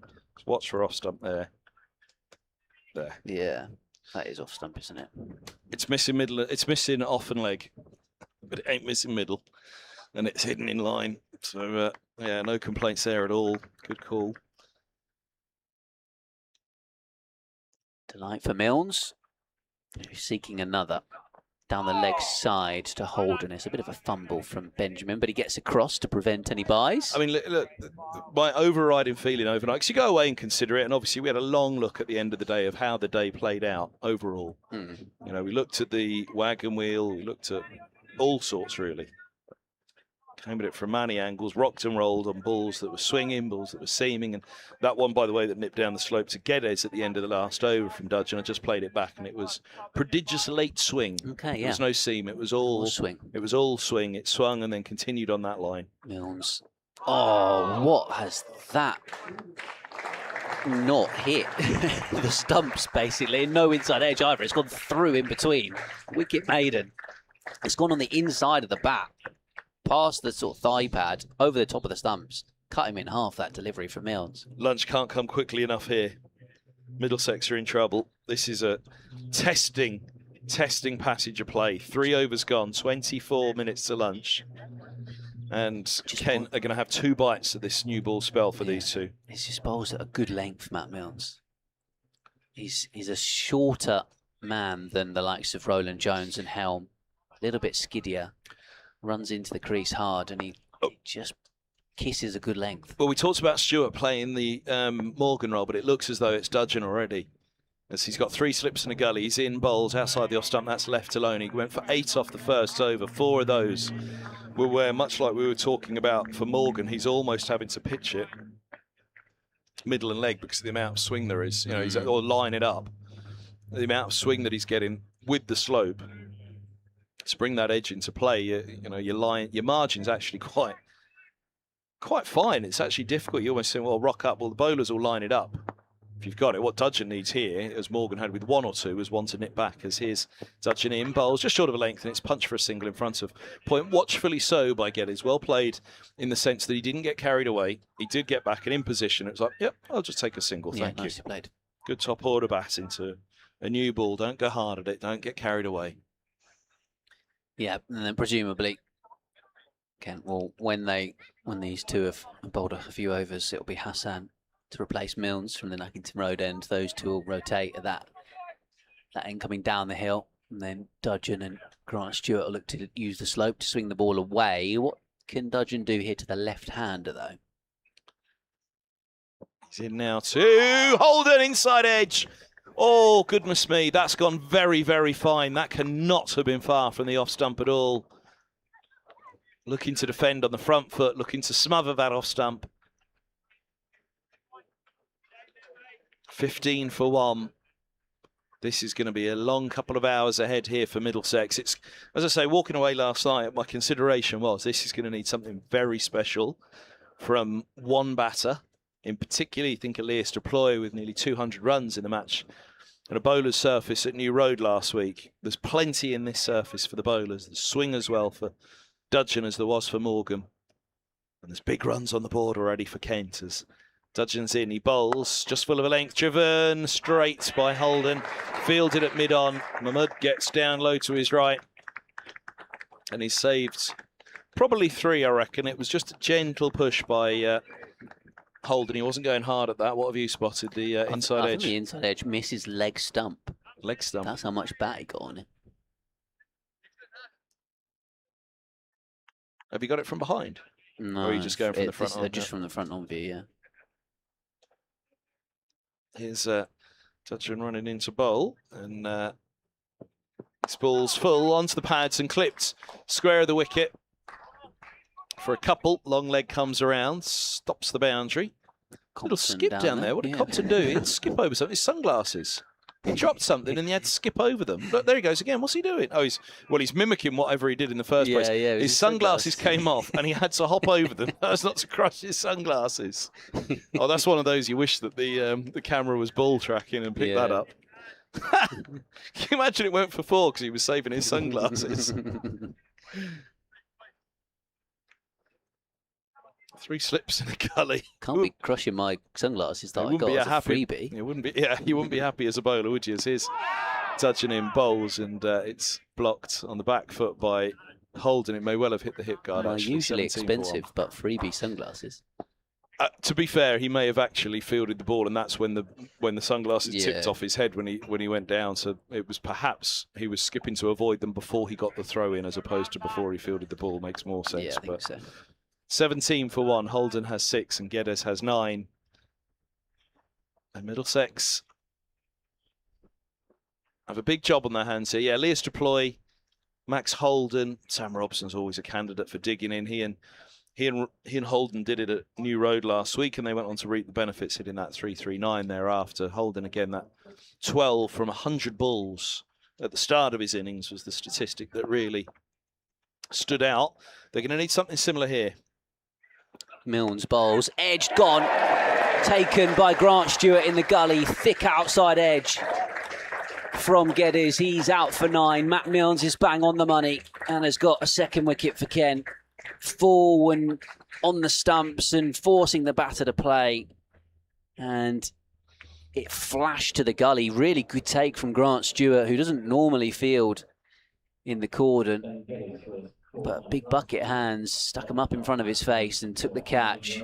And both Middlesex openers removed by Matt Milnes. And Middlesex is 17 for 2.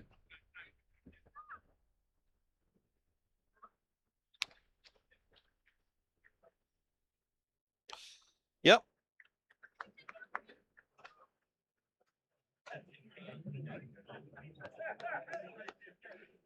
So here comes Deploy then. It's a big job required here. Holden and Deploy. Well, Holden in his prime, Deploy in his prime. Geddes coming into it. Robson, I'm not going to say he's past it yet. Far from it. Robson's still, one of the key players for Middlesex, and they'd hope many, many years to come for him. But in terms of aspirations of international cricket, these are the two in the Middlesex batting lineup. Deploy with his average of 50 is desperate to get into a test side. And of course, Max Holden is as well, having been always in the system and still in the minds of the system as well. A big start to last summer. He needs another big summer here, really, to be in that Lions team and scoring regularly to bang the door down for England. Holden, he certainly got the gears. He certainly got the gears that England cricket like. Holden, he's got that ability to go up and down the gears, and as we saw, 12 from 100, but also a gun T20 player around the world. So it's quite the spectrum of ability he has. But here is the main man, Lewis Deploy. Milnes to him, lets it go outside the off stump. 2 left-handers to the crease. You talk about a 4-wicket morning. We said yesterday was a 4-wicket morning. Middlesex need to be careful here. They're 17 for 2 and there's 17 minutes still to lunch. This cannot be a 3-wicket morning for Middlesex. They've got to get through this somehow now. Got to survive this.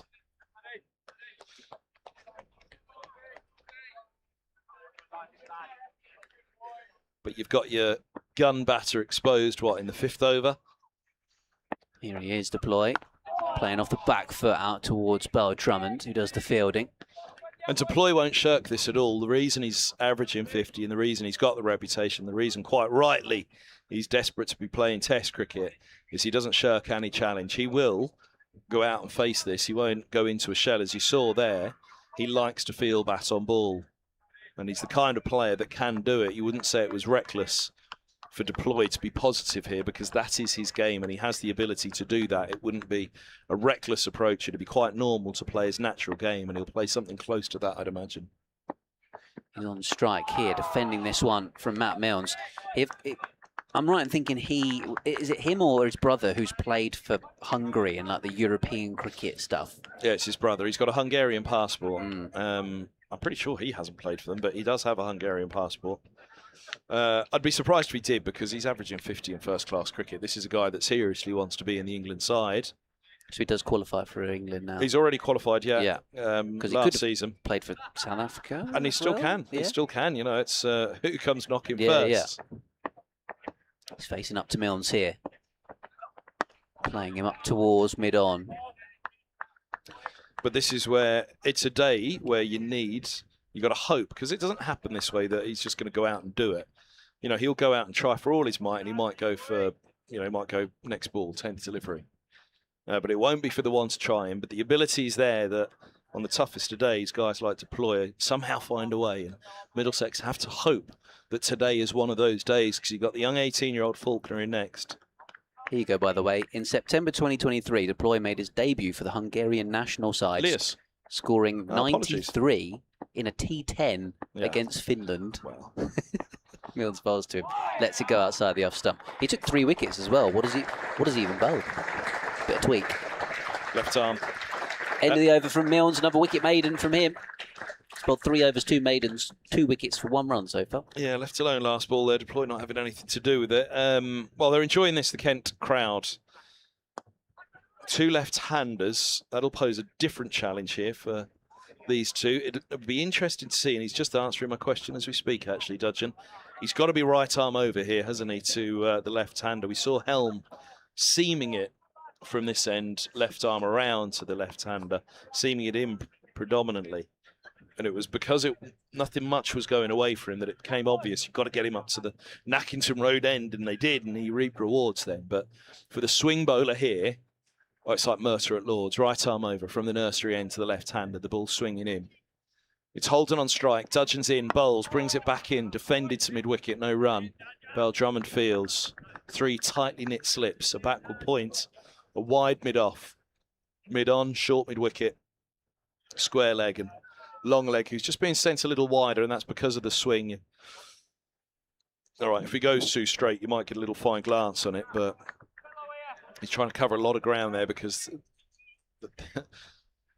the plan here is blast the pads off. One might hold its line, the slips come in, but here he comes, bowls. Oh, now, where's that gone? Leading edge, short of gully. He didn't go at it hard. He may have even taken the bottom hand off it.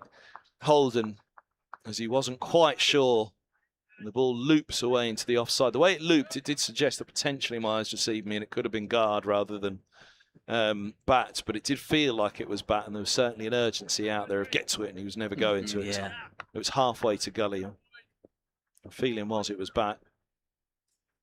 But here's Dudgeon, elbows pronounced behind him as he runs in, and he bowls a ball that does hold its line across the left-hander, and Holden leaves it well alone. It's taken up by his chin by the keeper, isn't it?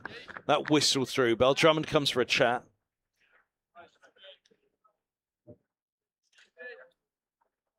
What's the chat? Full and straight. It's a 5-4 field. I don't mind if you're going for runs, but get it onto those pads and let him either clip it to us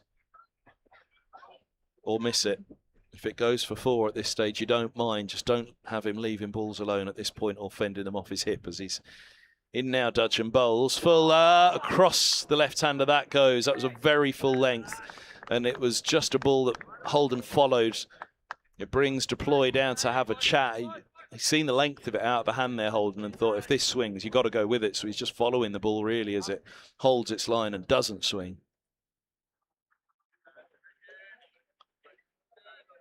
17 for 2. It's edge of your seat stuff here. You cannot take your eyes off this. As Dudgeon, none for 15 in his third. He's past the umpire again now, bowls, and there you go, onto the pads. I swear he's got to keep it just there, and if it does anything off that, Holden mislines it up. That one probably was pitching outside leg, to be fair, so perhaps a fraction straighter it needs to be. That fraction fuller, as I say, before lunch, you don't mind. If he whips a couple of boundaries away here, no problem. But what you want is every question asked by the bowler at this stage of the batter. Turns again. 5.5 bowled, 17 for 2. 11 minutes to lunch. Last ball of Dudgeon's third over. There you go again. Full and straight, defended to mid-on. 17 for 2 it is. Maiden over. None for 15 off 3. Listen to the applause. They're enjoying this game so far, the Kent crowd. Canterbury week. And Kent are playing their part on the field. For those that have come in, it's a busy marquee on the far side again. Well, they'll be toasting a good morning from the home side at lunch, you'd have thought. 17 for 2. Yeah, busy beer tent over on the far side. Jazz band be getting tuned up ahead of performing again, at lunch in 10 minutes. By the way, it's Sussex today. Sussex, I think, pretty much started the day about 120-something for 3, and they've been bowled out for 159. 6 for Kyle Abbott.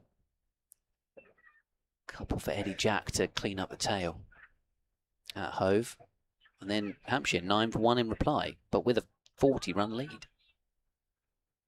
So Milnes is going to come around the wicket here to the left-handed deploy, who's yet to score. And now he's scoring, and beautifully so, driving through the covers away to the boundary and showing his class with that stroke, Lewis deploy. Almost as good as the Matt Parkinson cover drive for full.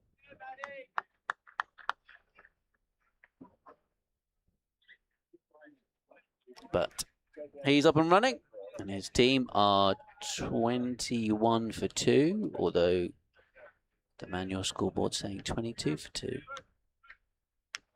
We've got an extra run from somewhere.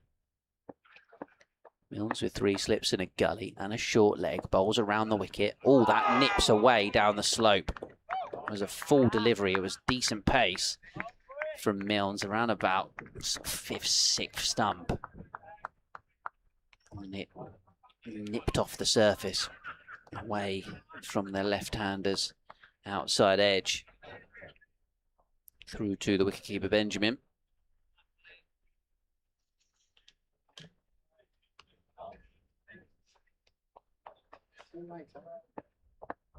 Deploy aggressively taps his bat and waits for the next one. Oh, and he goes past the outside edge once more, going for a booming drive.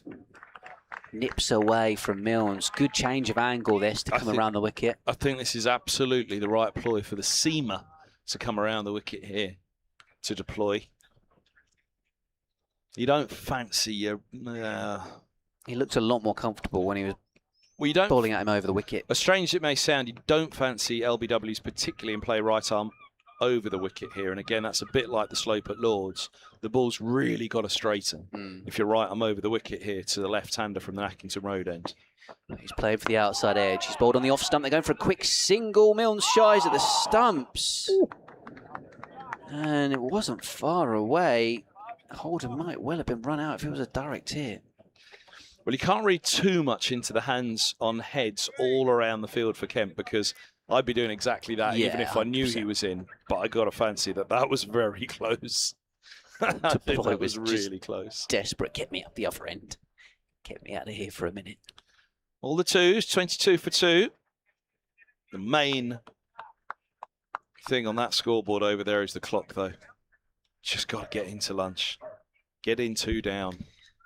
12:53 it reads. There's a Milnes.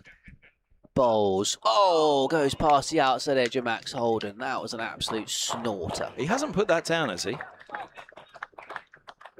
I think it just missed.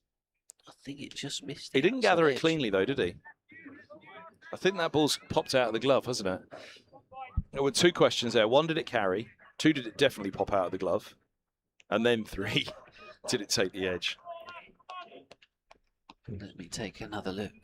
No, it actually didn't get to him. There you go. I mean, the way that it moves, the way that it all moved, it felt like, wait, was there an edge there? Bounced in front of Benjamin. Bowls again.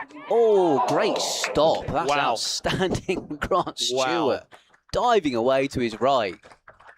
Wow, that genuinely would have been one of the greatest catches I think I'd have ever seen at Gully. It was low away to his right. If you're watching on the live stream, you won't have seen it because it's only the 3rd slip who's in view.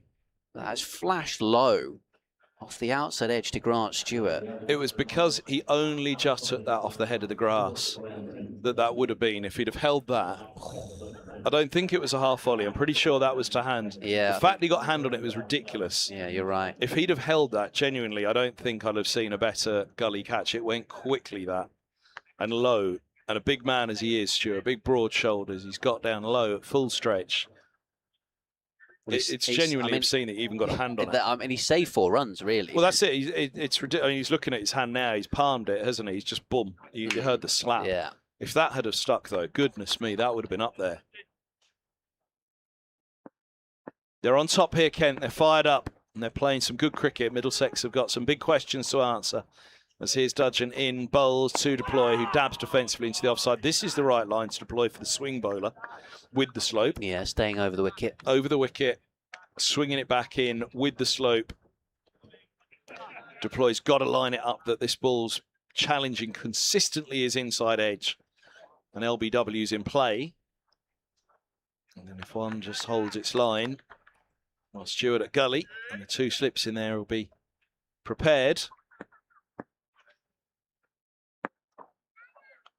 Dudgeon past the umpire, he bowls, and there you go. One holds it line, it gets a thick edge across the front of Stewart. Dudgeon's got a double teapot on, he can't believe it. And much like Holden in the previous over when he was beaten following one outside, again, it's coming out of the hand. You're thinking, well, if it swings back, you're following it slightly, he comes and prods at the surface deploy. It feels like it's all there for Kent at the moment. It feels like this should be a very, very long afternoon session coming up for Middlesex. These few minutes to lunch even feel like an eternity at the moment. Yeah, 4 minutes to 1 at the minute. They'll get one more in after this. Yeah. Dudgeon trying to join in. He's going to send Bell Drummond to gully. Yeah, that's, yes. 3rd slip, gully. Two gullies. Two gullies. For exactly that, like the Holden one where he's just followed one that's held its line. So no catching mid-wicket now as here's Dudgeon in bowls and down the track comes deployed to defend. That's what he'll do. He will use his feet. And especially with mid-wicket now not in place, that will... What they should do is bring the other mid-wicket up to catching. They had 2 mid-wickets, 1 catching. The other mid-wicket should come up now because that will, as much as almost the keeper coming up, that shorter, straighter mid-wicket will say to deploy, yeah, charge down if you want, but you get a little inside edge on this, slamming the bat down. And it takes the inside edge onto the pad, then short mid-wicket's going to be charging in, and so is the bowler. Dudgeon once more in bowls and left alone, one that grubs outside the off stump. Now, how many have we seen keep low in this Middlesex innings? We talked all day yesterday about 1 or 2 that just got big, but we never talked about a ball that got low. Or I don't particularly remember, and that's, you know, another reason that you've got to keep that ball on the stumps, because we've seen a couple now that just that's 4 for me in the first 8 overs of this innings that haven't carried to the keeper. Now, we never said that all day yesterday, did we? There was 1 in the Middlesex innings as well that kept a little bit low, wasn't it? In the Kent innings? Kenning. Yeah. In comes Dudgeon, he bowls. Quick single taken just in front of the mid-off. As in this morning, yeah. Rather than yesterday. Yeah, yeah. Well, like you say, it was more likely to jump up and bounce yesterday. Keeper's coming up. Holden's trigger movement is to take 2 steps out of the crease before the ball is bowled. So his head still, he's in position. What he'll do now is go right back onto the stumps to still have that trigger movement, but it means he's not getting out of his crease as he'd want. With the keeper standing up as Dudgeon's in, they're trying to bring LBW into play, and so that's defended from within the crease on the back foot. Holden works to mid-wicket and there's no run. 8 bowled, 2 minutes to lunch, 1 over to go till the interval on the second day here. Middlesex are 27 for 2. Benjamin taking the helmet off, lobbing it to Ekansh Singh, who will stick it on at short leg. I'm impressed that that helmet fits both of them, because these days they're made almost personalised, aren't they? The current brand. They've got mouldings inside, haven't they? They've got specific mouldings to fit it real snug for each individual. So Compton's being sent out to deep cover point here. So Bell Drummond's at mid-off, Hassan's at mid-on, there's a short leg, 3 slips in a gully. Milnes was too wide of the off stump. Benjamin ends up taking it in between first and second slip there. Deploy won't mind that. One ball ticked off before the lunch interval.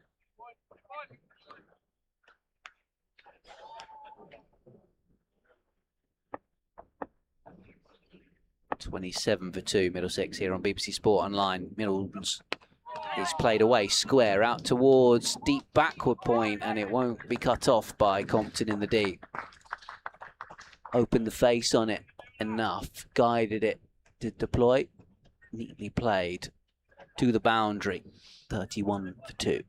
Yep, nice square drive, opening the face, fine of the fielder at cover point out there.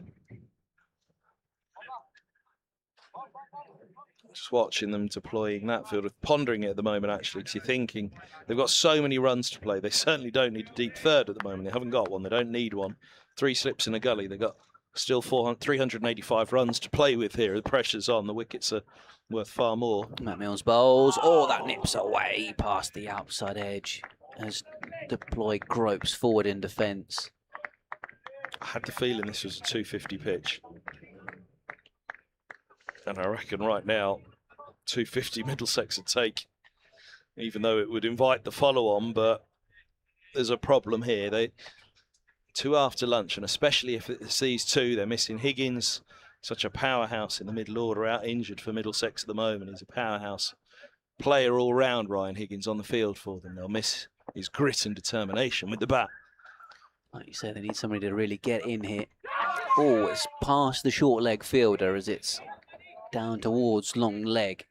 Milnes a little bit too straight with that delivery. Leg buys signalled. Just heard on our effects mic a moment ago, Daniel Bell-Drummond.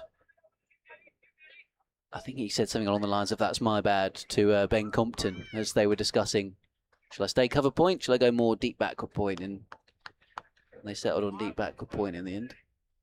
Compton though up to mid off as Bell-Drummond goes to backward point for Holden.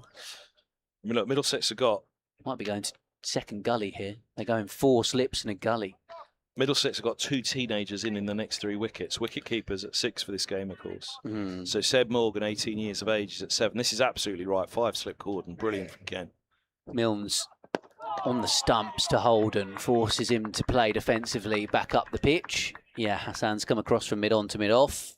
Compton's gone to backward point. Bell-Drummond's jumped in at a legitimate 5th slip. I mean, why would you not?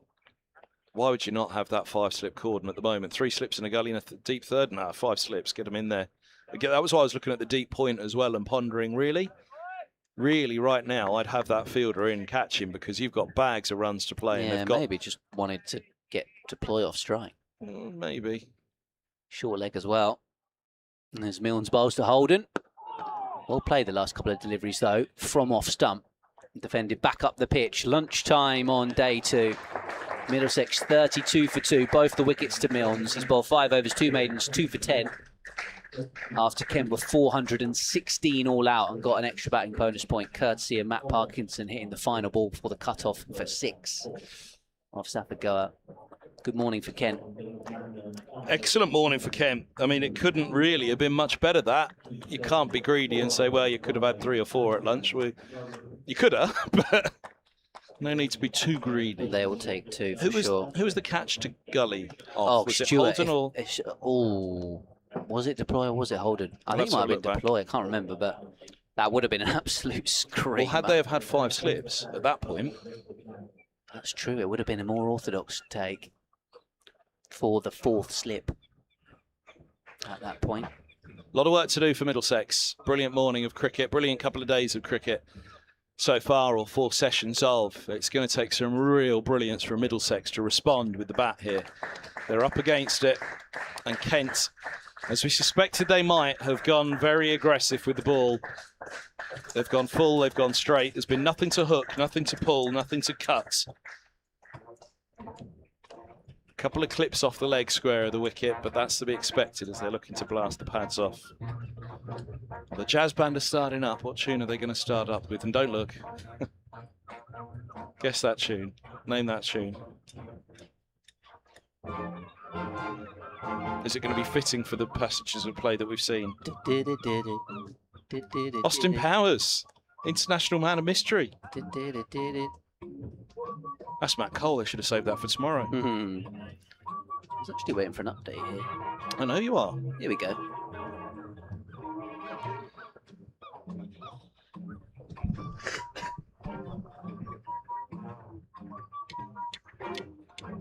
Indeed, you can probably hear the jazz band just starting up here on day 2 of Canterbury Cricket Week, and it's been a good week so far for Kent, and a good morning likewise.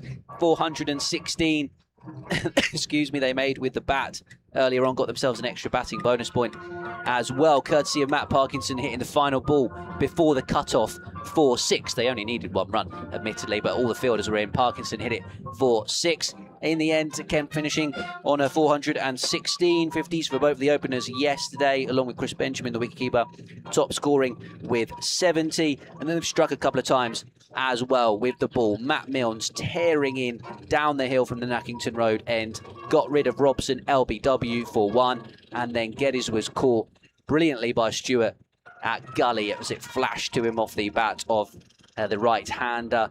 Grant Stewart almost pouched another one, diving away to his right at gully. Got a hand on it. It was Holden who was the man that got the outside edge. But Stewart in the end, saving 4 runs rather than taking the catch. But a couple of wickets for Kent, very much on top. 384 runs ahead. Glamorgan have had a good morning against Surrey. At Cardiff, they're 349 for 7. Still in play there. Mason Crane's got 100, the spinner. 78 for Colin Ingram as well.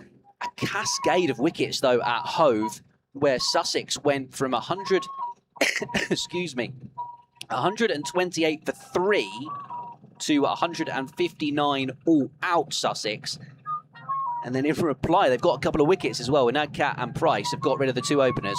Hampshire 9 for 2 in their second innings and leading by 41 runs. Commentary of all 3 matches available in 40 minutes time via the BBC Sport app and website. But I'm going to leave the stream running so you can hear the Invicta Jazz Band if you would like to listen to it online. It really does sound fantastic, doesn't it? We're going to leave that up on the effects mic over the lunch break so you can tune in. Oh, I think we're going to go and venture to the press box to go and get our lunch. I think there's a chicken van away to our right. There might be a smash burger van as well, but yeah, it's a nice setup. Lovely feel about Canterbury Festival Week here on day 2.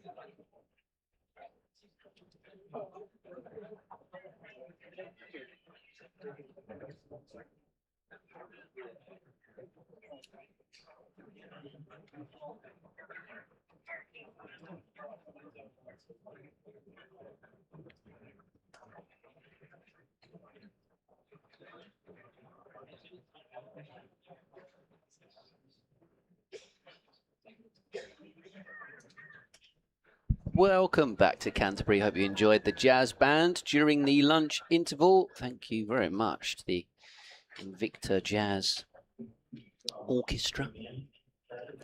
Scott Reed's a big jazz fan, isn't he? Is he? Lancashire Scott Reed, yeah, he loves his jazz. You'll have to send him that video that you took. I did put it on social media. So at Ben He Watts doesn't do Sport. social media, Scott. Does he not do it anymore? No, he's not. Not on there. Fair play.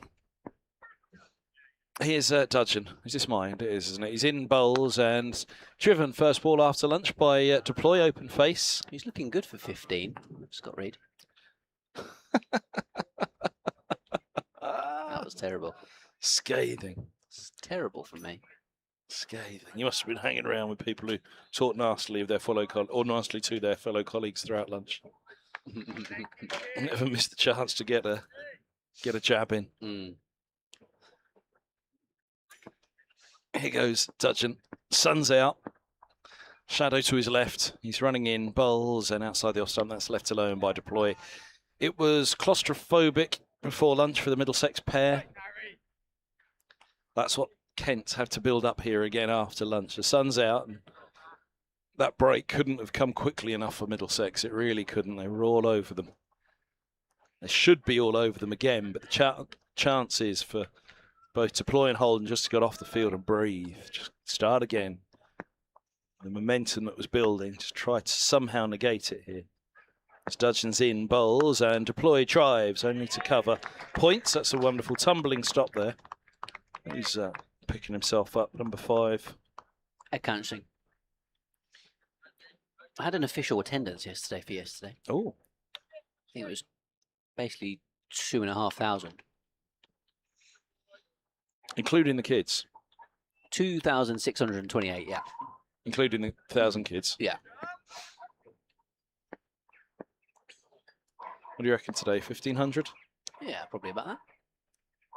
Touching in bowls, and this is played defensively by deploy into the offside. 2 for 2. What sandwich did you go for today? I had a BLT today. Oh, bit of bacon. Chicken salad yesterday. I went with the chicken salad again today.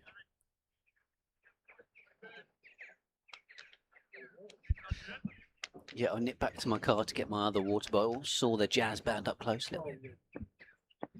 Yeah, so James, who was making our second fan yesterday, was in the jazz band. Was today. he? Yeah. Dudgeon's in, his 5th over, up on his toes, deploy defends, and there's no run. What a superstar. Oh, speaking of people around the ground, you see the beer tent over there, the marquee, Mhm. packed as it is. It's almost a little game of Where's Wally for you. There's 2 Middlesex training kits. Oh yeah.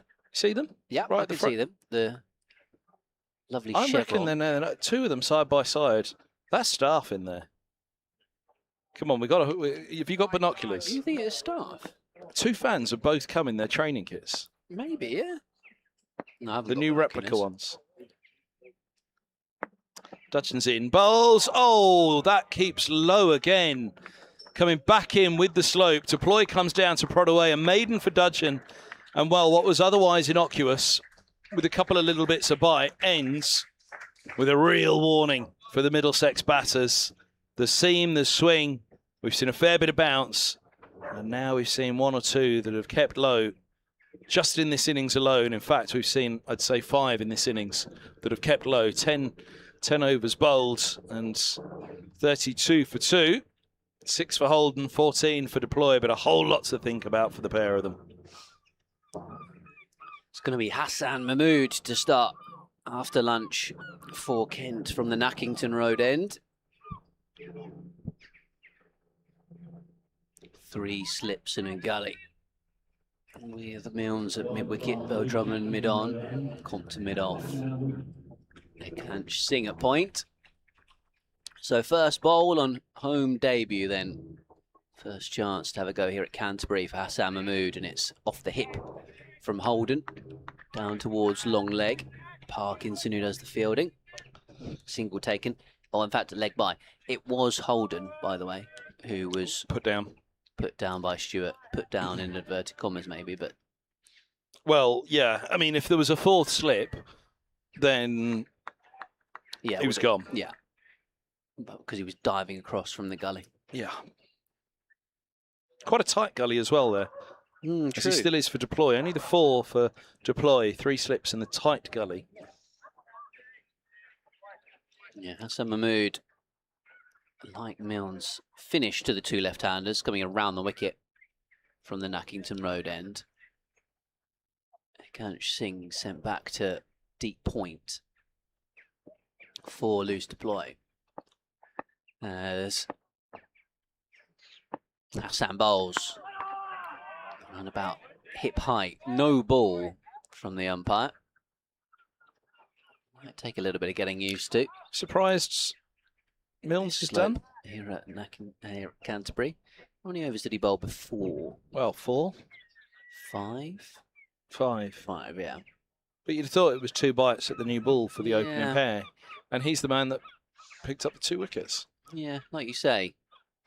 Slight surprise that they haven't given him, Unless the plan is that he'll replace Dudgeon at this end. So Dudgeon goes through to 8 or 9 overs and then Milnes returns. Hassan bowls. Oh, that one skidding through on the stumps. Well, you said Deploy he's defending. skiddy. What he needs is, it's a little bit like a spinner, just needs to get one to bounce here, and all of a sudden you've put something in the batter's mind. Well, skiddy quick bowler as Mahmood is, if he gets one to... Hassan is, if he gets one to...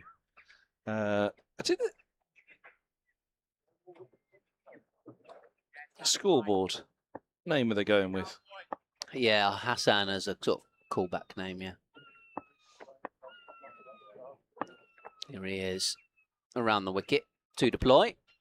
Oh, knocked him over, let it go outside the off stump, except it wasn't. It was top of off, and he has his first wicket, Hassan, at Canterbury.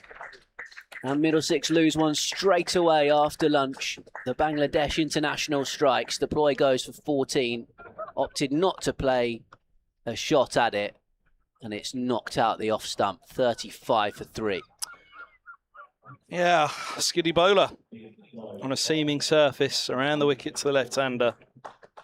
And he's just got one to do a little bit off the straight, not a lot. But he's taken the big wicket. And at 35 for 3 in reply to what I feel is a massive overscore for Kent, this is more what Middlesex should have been expecting on that first morning. Kent 35 for 3. But it is they on the second morning that are in trouble here now. And they're in trouble because of the names that have gone. Robson, Geddes, Deploy, Holden in the middle remains. But as I said, of the 2 of the next 3 in are teenagers. And it's a tall order. Here comes the first of them, Faulkner, with a huge reputation, and rightly so. Love nothing more than seeing a couple of youngsters in the side doing well, a batter and a bowler. Middlesex at the moment have got Morgan and Sharma with the ball, and Morgan and Faulkner with the bat, filling holes. And they've got a big task, the pair of them, to do here. Both capable of batting beautifully, but the pressure's on now. It felt inescapable before lunch for Middlesex. Well, this is a long afternoon session ahead if Kent are able to bring back that claustrophobic feeling that was there just before the break. And young Faulkner, well, you've got to have a little bit of sympathy for him, and even as a neutral perspective, a little hope that the youngster gets a little bit of luck on his side, because he's surely going to need it. Something's, I don't know what it is, but whether they're doing it on purpose or not, it's very clever, because at the last moment, everybody's set and they've now come off to get something. So Faulkner's going to have to wait even longer for this delivery. Helmet's being thrown on for a short leg for Faulkner. So it may have been a late call to do it, or it may have been yeah, let's get a short leg in, but let's not do it just until the bowler's about to run in and make Faulkner wait longer. So it's a long wait to face this first delivery.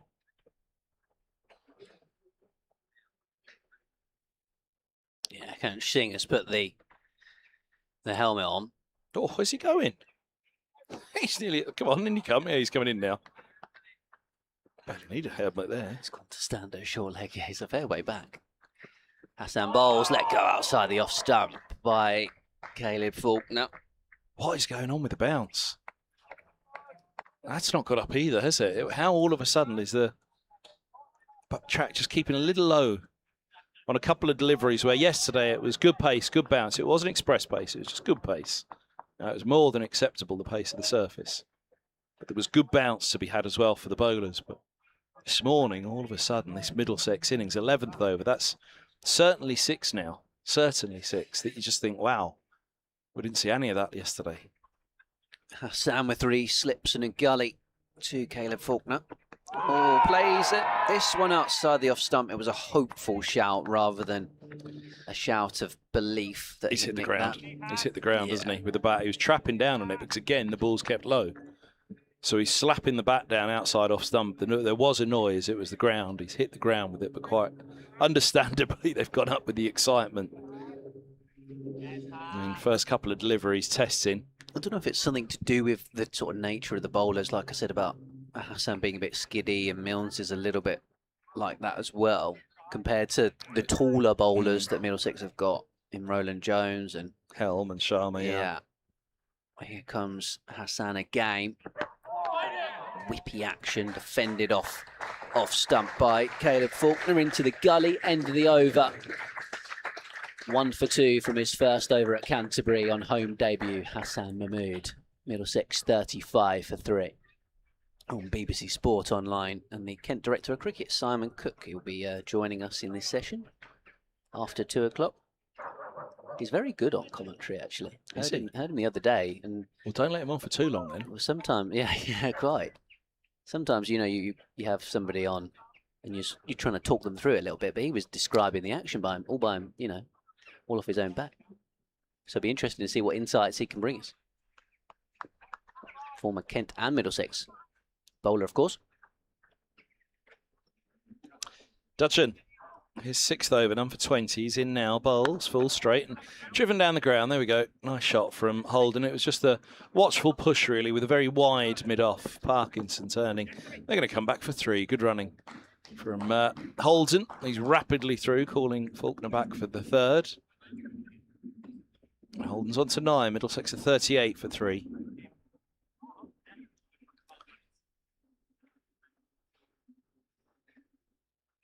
Change in the field for the right-hander now, taking guard for the first time. To Dudgeon. A few umbrellas up, sunbrellas up in front of the Freeman House. Flats away to our left-hand side. So here's Dudgeon to Faulkner. Who, nearly thought, well, he thought about hooking a bouncer, 1 for the over, it was very good. Then he thought about swaying it, then he thought about ducking it. He didn't really do any of the 3, just a little bit of all of them. And fortunately for Faulkner, it whistles past his nose and through to the gloves of the keeper. 38 for 3 it remains. And 12th over of this Middlesex first inning, still 378 behind, and spot a bother here at 38 for 3. Here's Dudgeon in, bowls and swings one away from Faulkner. He's backing across, easing it to backward point. Bell-Drummond fields. 3 slips. The gully is Bell-Drummond. There's a backward point. Mid-off. Mid-on. Mid-wicket and long leg. Oh, you're like in a jack in a box. What's going on the other side of the box, Ben? What are you up to? You're up and down. My dad was looking for a fork for his salad. I think he's going to go ask in the bar. I didn't have one.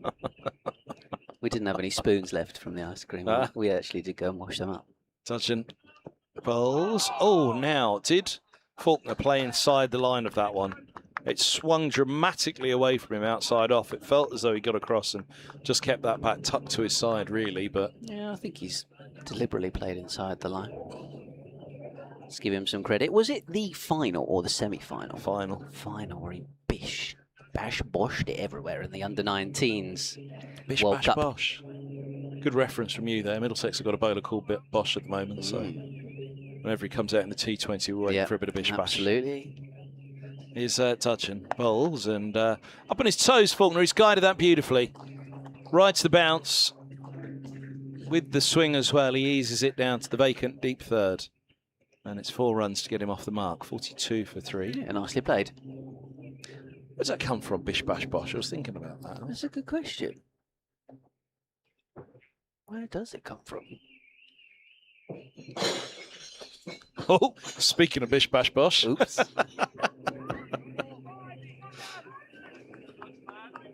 Clatter down from the bar area downstairs. Well, I'd rather hope that wasn't wine. If it's beer, you kind of think fair enough, but wine, it's you shed a tear. Yeah. You shed a tear for that. Here's Dudgeon in bowls, a full ball challenging the inside edge. That wasn't swinging anywhere, but Faulkner's equal to it, pushing back up the track. End of the 12th. 42 for 3 Middlesex. Holden has 9 and has the strike. Faulkner has 4 to his name. Sunshine back out at Canterbury. It did cloud over a little bit start of the session.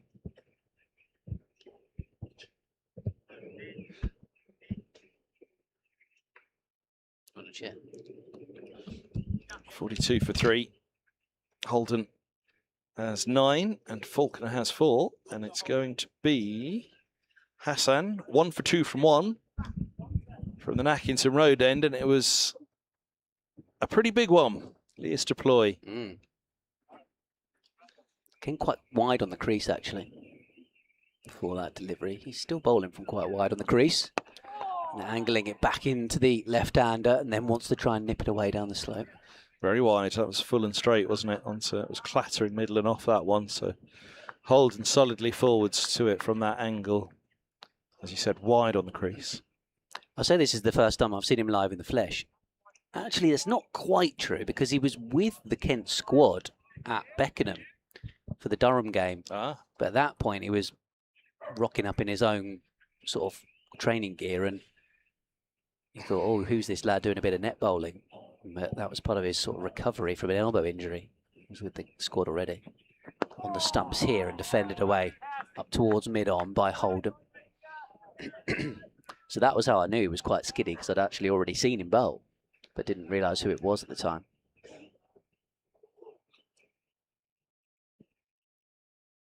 And then made his debut last week at Blackpool and got 9 wickets in the match, 6 in the second innings, best figures, a first-class game. He's played a fair bit of international cricket. He's not as young, he's quite fresh-faced, but he's actually not as young as you think. Bit like yourself. Thank you. Left alone outside the off stump this time, 26 years of age. Oh no, it's the other way around with you, isn't it? Starting to look my age more so. Always used to get away with getting cheaper tickets on the train. Because I didn't look 17, 18. Will you be disappointed in the supermarket when they don't age check you? Yeah, that first time when I didn't get ID'd going into a bar or whatever.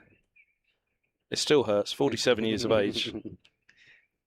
What do you mean? You sure you don't need to see my ID?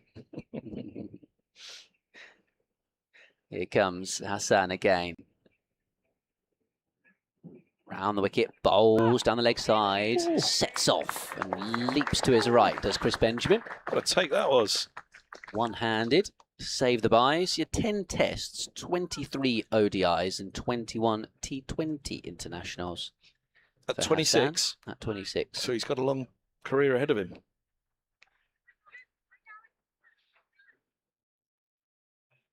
You'd have thought.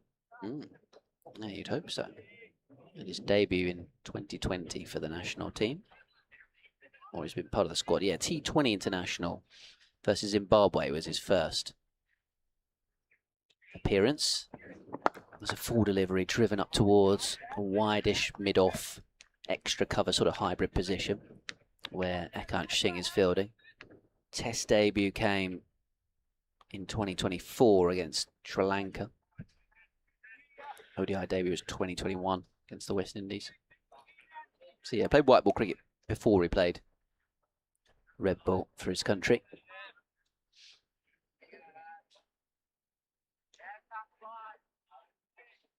I think he's living London way at the moment, hence the move to come and play here at Canterbury.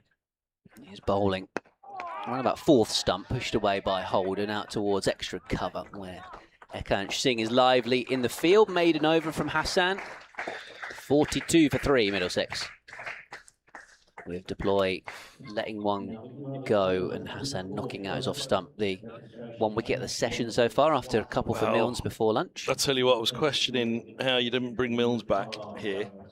But boy, oh boy, the 1 wicket they'd have given anything for just after the interval was deploying. They've got him. And they got him shouldering arms as well, which in itself, the mode of dismissal, will just have a few batters thinking, blimey, if Leas isn't lining them up, how the rest of us supposed to?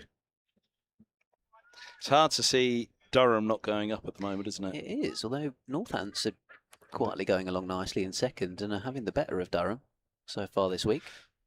As Hassan bowls, that was very full and whipped away through the vacant mid-wicket area for a boundary from Caleb Faulkner, who's got a rather splendid bright pink grip on his bat. And a good middle on the piece of willow as well, by the looks of things. Going back to the scoreboard, Hassan, 2.2 overs. Yeah. But when he batted, it wasn't Hassan, was it? Did it say Mahmood? Or Yeah. Yeah, that's a good point. It's like he's 2 different people. 47 for 3, 9 not out apiece.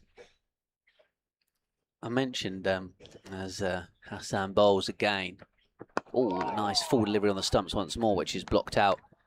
A colleague of mine was loitering in Tunbridge Wells the other day and went and was walking around the Common, and Linden Park play at the Common.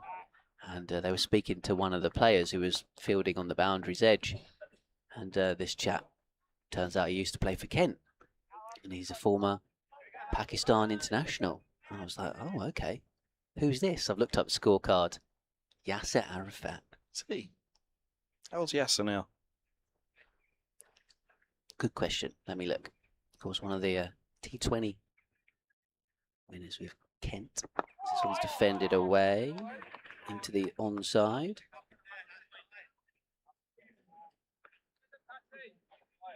He is 44 now. Whippersnapper. Why is he not still playing? Hasn't he seen what Jimmy's doing? Well, I mean, he is playing. He's just playing club cricket these days. I think he got 70 odd and 3 or 4 for not many.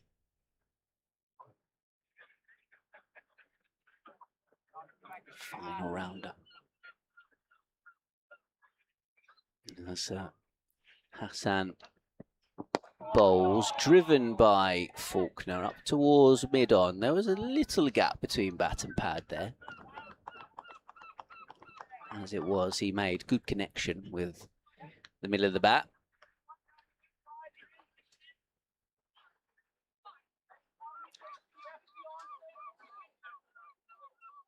New Zealand 3-6-1 for 8, but leading by 4-6-1. Healthy lead at the Oval.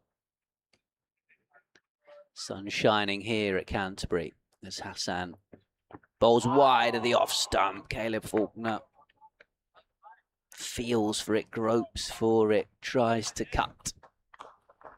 And as the ball went past without making a connection, he was almost pointing at the gap. So that's where I should have hit it. Grant Stewart for the first time then with the ball. Going to be introduced by Daniel Bell-Drummond.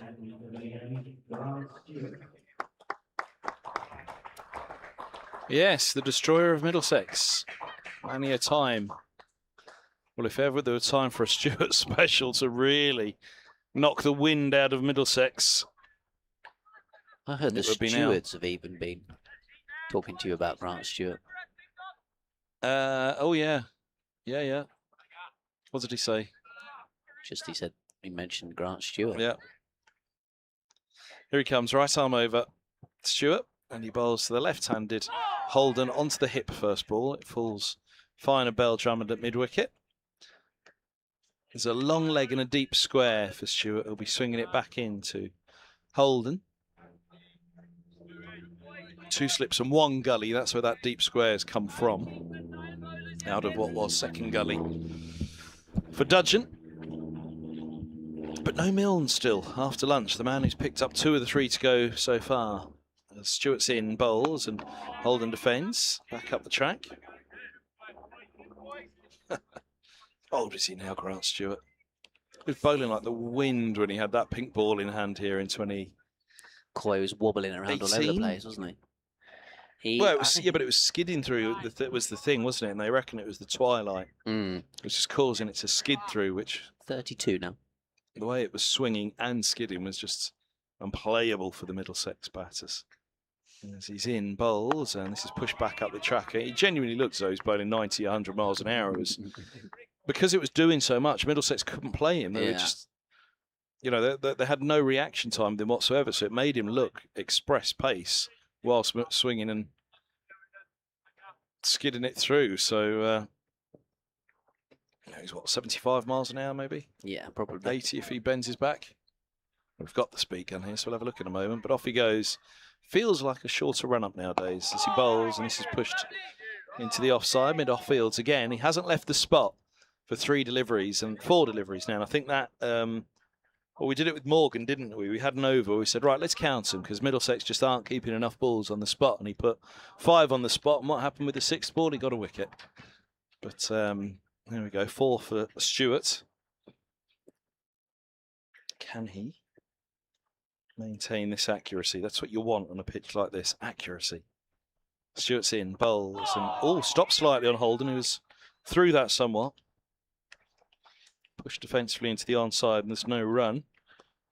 Just waiting for the speed gun to give us an idea of what Stewart's bowling at, but I'd suggest 73, 75 on average compared to what we've seen so far. It doesn't feel quite as quick, but yeah. Oh no, mind you, 78. There you go, that last ball.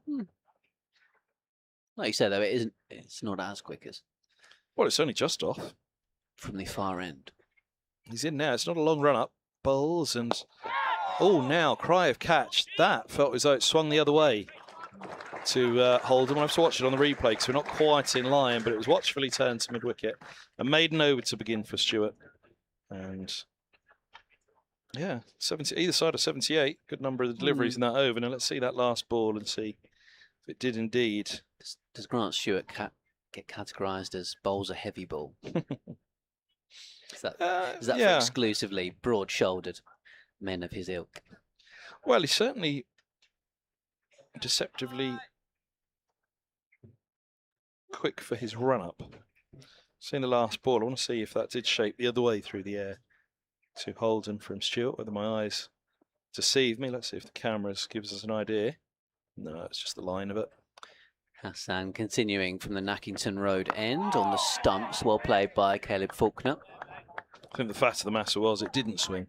It just held its line, and Holden had to watch. Amazing, isn't it, really? He's bowling the same speed as the others. We'll see what Hassan is now as well. I haven't quite had a look on there. As you say, skiddier bowler. Would you or I like to take a break? Oh, have we got company? Where? It's hiding behind you. Ah. Kent Director of Cricket, Simon Cook. That's the polite way of everybody saying, Kev, get out of the way, Cookie's here. 3 slips in the gully for Hassan. Here he comes. Oh, he's bowled him. It's kept a bit low. Faulkner gropes at the ground and stares accusingly and walks off. And Hassan has his second wicket. Middlesex 47 for 4. The Bangladesh international strikes once again. Off stump out the ground again.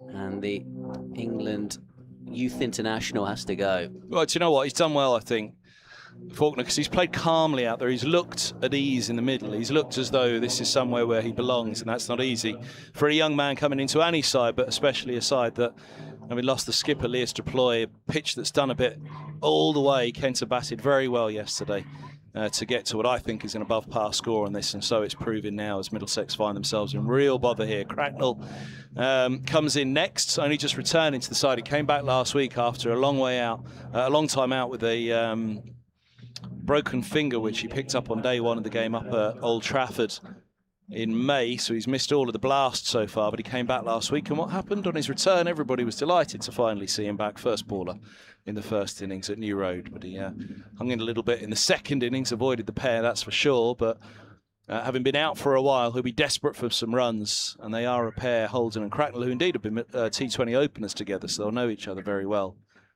in that sense out in the middle, but boy oh boy did they have a job on their hands here, because Middlesex have got to think about this in terms of time as opposed to runs at the moment. They've somehow got to get through this hard new ball and hope that the slightly softer ball doesn't offer as much assistance. But for me, that ball was offering assistance all the way for Middlesex throughout that Kent innings, but they just weren't able to capitalise as Kent have done in this innings. But yeah, and there we were saying, why have they replaced Matt Milnes at the Nackington Road end to start this afternoon session? Well, it's credit to Kent, though, isn't it? That's how well Milnes was bowling. Yeah, he's picked up 2 wickets before the break. But no, they bowled exceptionally well and they batted well. And, well, Middlesex now do have their work cut out. Hassan to Cracknell, the new man in. Forward and playing defensively. And he was setting off for a quick single, but then sends Holden back as it was well fielded by Milnes. Running in from kind of wide mid-off, extra cover sort of position. Kevin Hand is going to take a break. BBC Radio London and the Kent Director of Cricket, Simon Cook, is going to join me. Former seam bowler for both of these teams. His playing day. There you are, Simon. And there's Hassan at the top of his mark once more. He's in bowling. Pushed away by Cracknell. In front of point, Beldrummond shies the stumps at the bowler's end, though they come through for a single. How are you, Simon? Thanks for joining us. I'm very well, thank you. Nice to be sitting here in a decently strong position. Yeah, looking to keep our foot on the neck here. 48 for 4. Bowlers obviously got their tails up. Hassan coming in, he's obviously come off a decent performance at Blackpool. His tail's up. Yeah, we're looking to exert as much pressure as we can.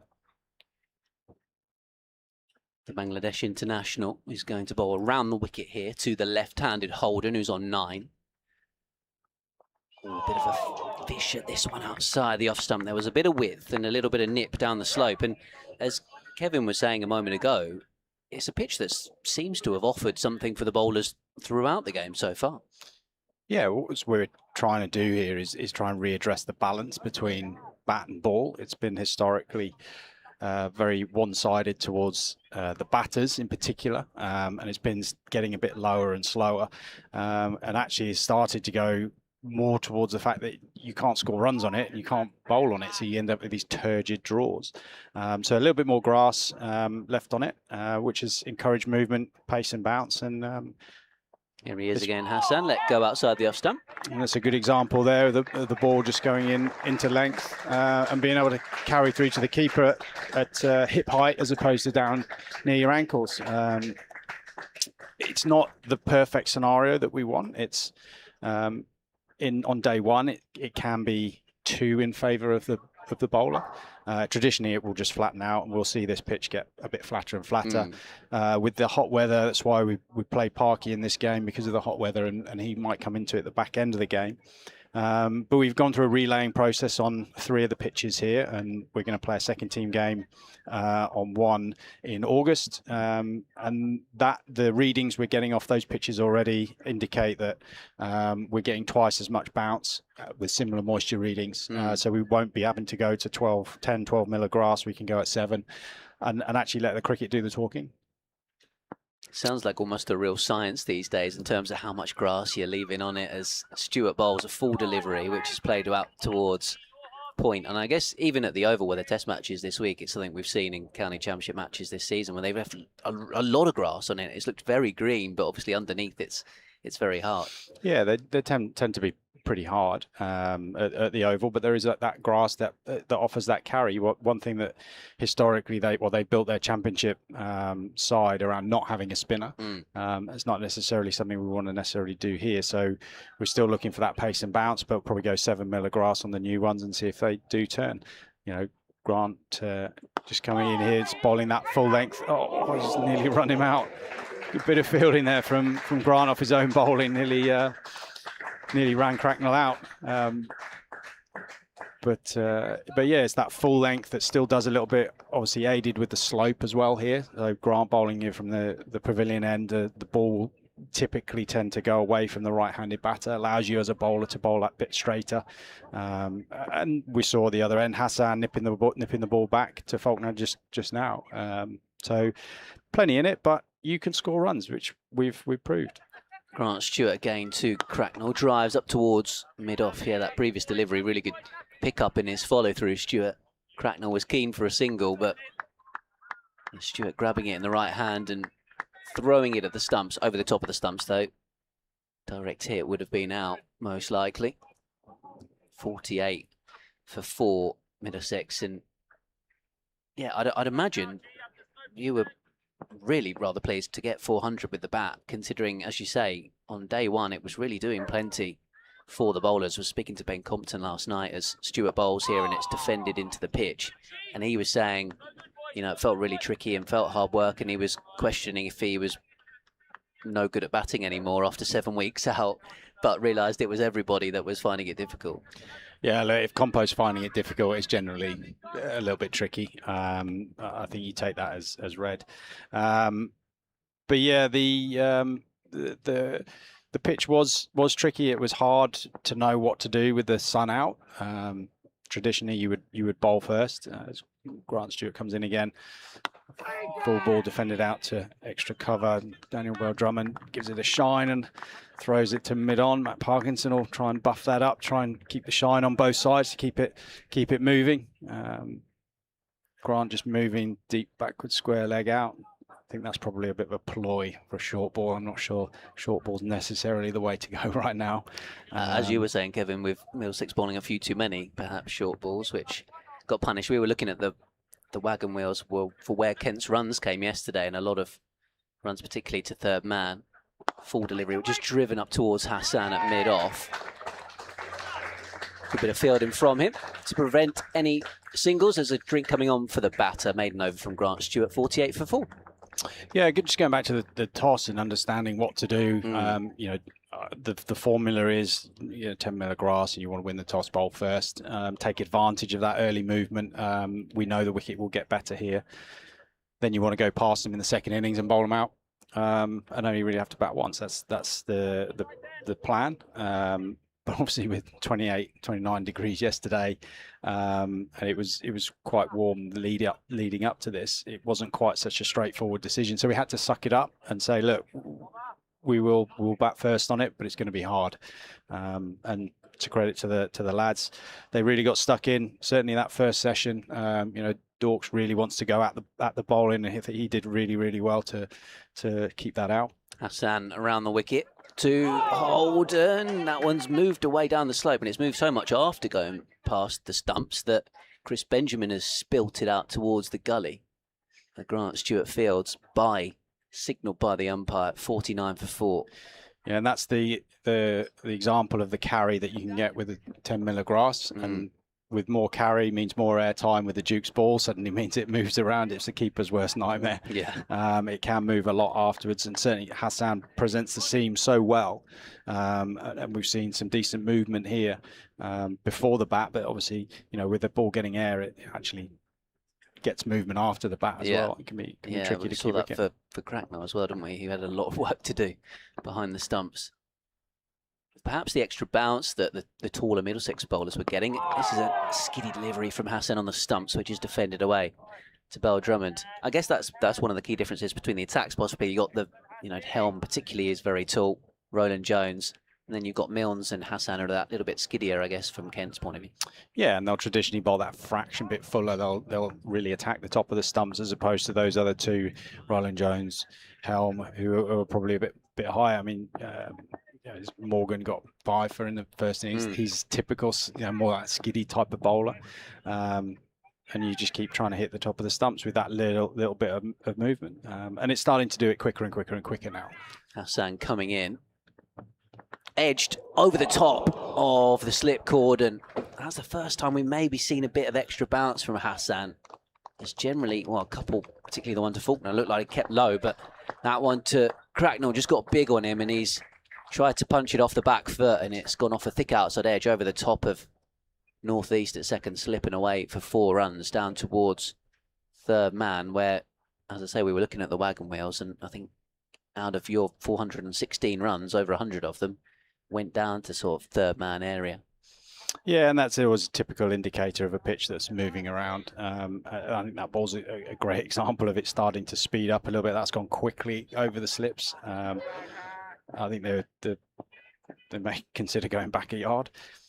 Hassan a little bit wider on the crease, digging it into Cracknell with the short leg in play. It drops short of Ekant Singh under the helmet in that position. And what you find, Hassan's a good example. He's played a lot of Test cricket, one-day international cricket, and first-class cricket in Bangladesh on pitches that don't necessarily give him as much movement as this. And you find that the Asian-style bowlers understand how to kind of manage their pace. So they'll operate at what you think is 100%, but actually it's not. It's actually about 90%, and then they can go up a gear when they need to. Here he is, the 26-year-old, bowls to Cracknell, plays it up towards Bell Drummond, who's tumbling to the field at mid-on. And that's where you can start to see now. He's got a couple of wickets. He operates into the stumps, and then suddenly that effort ball back of a length has really flown. So I think he understands how to work a batter over, particularly on those really flat pitches, because you need to have a differentiator when you haven't got any lateral movement. So his way of doing it, in particular in Asia, is to go up and down through the speed, so airspeed difference. Here he is once more, the right arm seamer, defended away by Cracknell. End of the over, 53 for 4. Tell us a little bit about how he came to be here at the St Lawrence ground and come to play for Kent. So the kind of larger picture. So his wife is studying in the UK and London, and so he's spending a lot of time over here at the moment when he's not playing for Bangladesh, and he was kind of coming back from an elbow injury that he's had. So he has a hyper, as most fast bowlers do. They have a hyperextension, which is actually a good thing to have. It actually allows him to have that extra bit of whip, but with that, with volume comes a bit of soreness. So he was coming back from that, and we had him at Beckenham bowling. So he was just getting back to bowling. And Stewart in to a left-handed Holden, plays it out to Hassan at wide mid-off, no run. And then as he was getting kind of closer and closer, it was like, okay, well, what's your schedule? And actually, he's got a pretty busy schedule. And with Mutasami not coming in place where we thought he was going to come, which was sort of early or late June, spot opened up for him. Stewart once more bowling across the left-hander. Holden angles that nicely into the vacant cover area and then come through for a single. So yeah, he's now available for these two championship games. He then goes off to Zimbabwe for a test series. Then he goes to the Sri Lankan Premier League, and then he's back to Bangladesh for a test series against Australia, and then potentially he's back here in September for the run-in. So yeah, that's kind of how it came about, and yeah, he's loving it here, and we're loving having him. Here comes Stewart bowls. Full delivery, which is driven up towards Hassan at mid-on. You can see Matt Milne's waving at the dressing room, trying to get a message about a drink or something. With Middlesex 54 for 4, 2 wickets for Hassan, 2 for Milnes, both bowlers operating from the Nackington Road end. Dudgeon and Stewart exclusively from this pavilion end that we're watching on from. As Stewart bowls, and it's pushed away into the covers. I mean, with a pitch in mind, for the guys that got runs yesterday, Ben Dawkins, I think, similar to Blackpool, wasn't he? He was on 6 or 46 or something, but then seemed to really pick the bad ball well and put his boundaries away.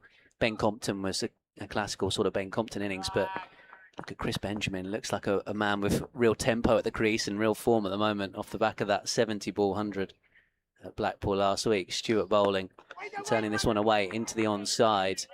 And was it 600 runs or something first class now this season for Chris Benjamin? And that was a big call pre-season from Adam and the captain to go with him over Harry Finch.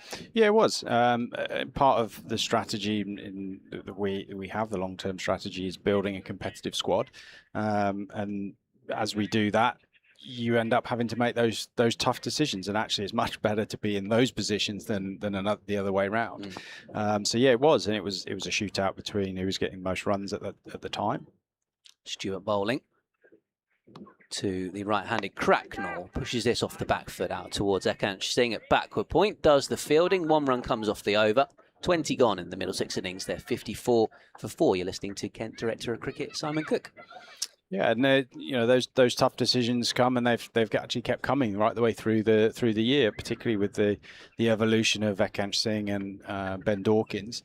It kind of really shakes it up a little bit, and that's exactly where you want to be as a competitive 11. But not only that, but you want to be a competitive 22, 23 in your squad. It's difficult sometimes to keep everyone happy, but that's professional sport.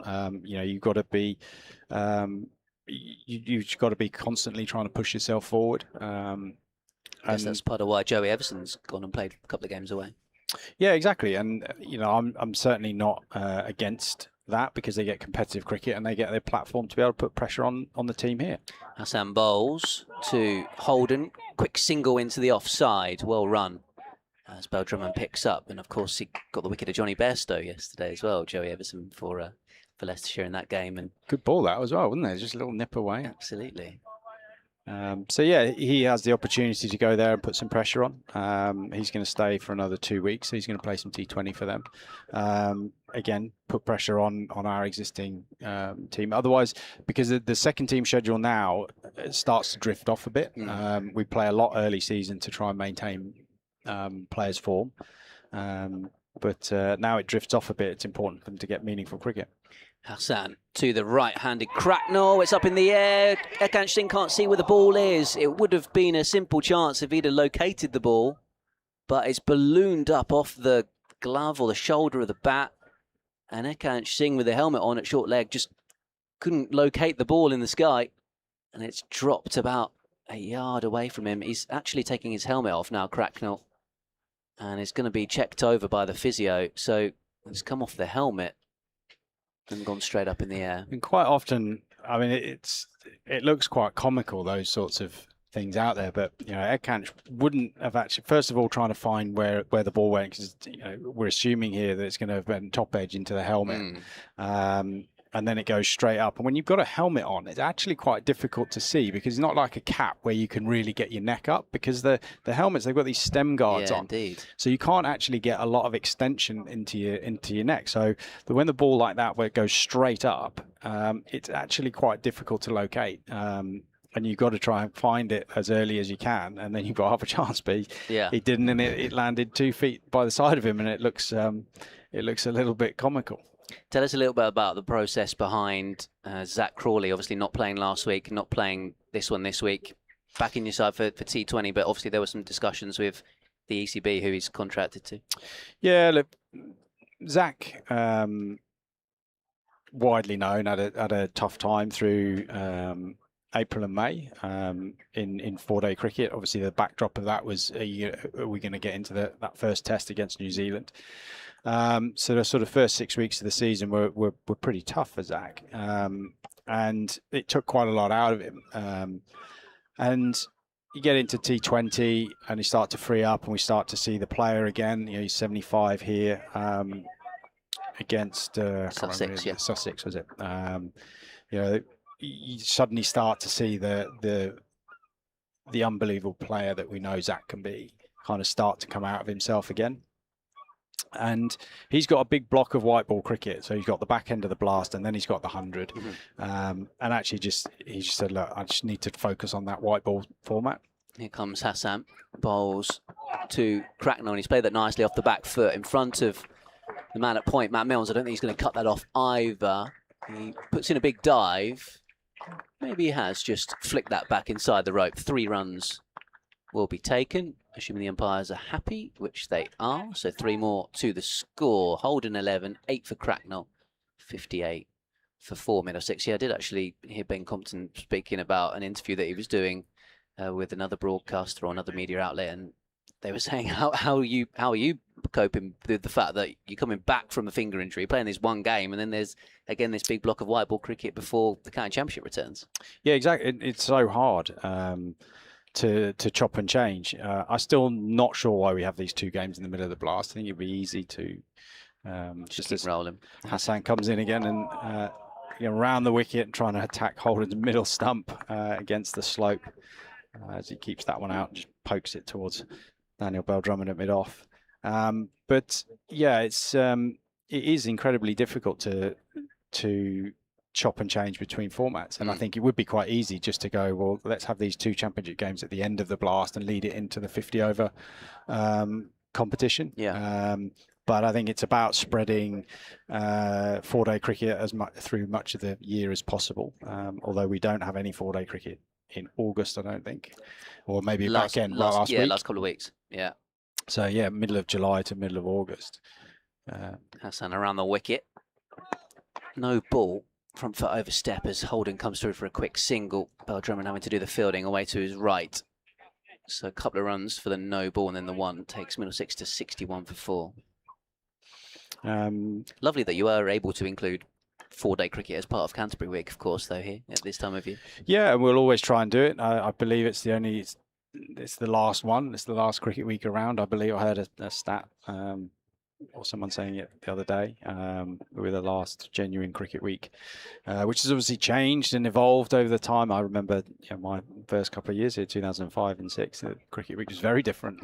Horses and all sorts of stuff around the outfield. That's bowls. Clipped away off the leg stump by Cracknell. That's neatly played. Parkinson moving around from long leg to do the fielding in the deep. They will come back for a 3rd. Good running once again by the Middlesex pair. Score moves on to 64 for 4. just be careful here with Hassan. You don't blow him out. It's very tempting to, you know, In his 6th over here. kid with a new toy kind of thing. You Yeah. can keep playing, and unfortunately it breaks. So yeah, just got to be mindful of you know, where he's going. You see it with bowlers. They don't tend to get overs in their sort of 5th and 6th overs. They just get a little bit over revved or a bit tired. Could be the final ball of his spell with that in mind. Hassan coming around the wicket here to Holden. Turns him up towards Compton at mid. On end of the over. 63 for 4. I guess you're having to, again, be mindful with Matt Milnes as well, particularly with his injury history while he's been away. So far, you know, touchwood, since he's come back, he's looked in fine health. Yeah, that's right. And both him and Keith Dudgeon have borne the brunt of their seamers work this year already. Grant, who's playing in this game now, his first championship game this year, was struggled with a calf injury early season, so pretty much wiped him out of all the first block of championship cricket. And Matt Quinn was tracking really well through April, and then sustained a pec injury, which has ruled him out. So they've had to shoulder a lot of the burden. Here comes Grant Stewart, turned away into the onside. Matt Milnes doing the fielding. How nice is it to have a certain Darren Stevens back on the coaching staff? I bet, obviously, as his role with the bowlers in particular, but obviously with the batters. Having a man of his experience must be great for the boys. Yeah, I think that's exactly why he's here. He adds the experience, the art, and the craft for both batting and bowling, but also his outlook on the game, which is always a positive one. Stuart Bowles here, full delivery, driven nicely on the bounce to Beryl Drummond at cover. Yeah, so it's good to have him around because he's always looking on the positive side of things. He obviously wants more grass on the wicket all the time. Even though we've got it as long as it's going to get, he'll always want a bit more. But yeah, it's good to have him around. I see him a lot. So his boy and my lad are the same age, playing the same team. Stuart Bowles on the stumps, defended up the pitch. For Highland Court, so we're generally seeing each other here and on the weekends when the kids are playing in under-11s. I'll just ask you as well about the social media situation, because, you know, it's one of those things where I'm sure players don't pay that much attention to it anyway, but there's obviously just a big coincidence between the form at the start of the season, which was a little bit below what you would have liked. This one is a little bit of width and driven away square of the wicket by Cracknell through point for a boundary. But of course, since the club have turned off comments on social media, you haven't lost a red ball game. It's been 3 wins out of 4, and you played very well in the one at Durham. I mean, is it just a coincidence? Is there a little bit of siege mentality that Adams managed to create, your head coach? Just getting I think what he's particularly said is that it's just, you know, focused the group on the simple things, perhaps. And that's exactly it. I mean, when we took the decision, it was exactly that. We'd had 3 games, 2 of them we'd not lost, but we'd not played very well. Stuart Bowles here to Cracknell. A bit more on the leg stump here. There is a man out a deep square. They will only take the single, as it's Milnes who's got across the turf. Well there to do the fielding. Yeah, we'd not played well in those 2 games, and then we ended up losing the game at Worcester pretty badly.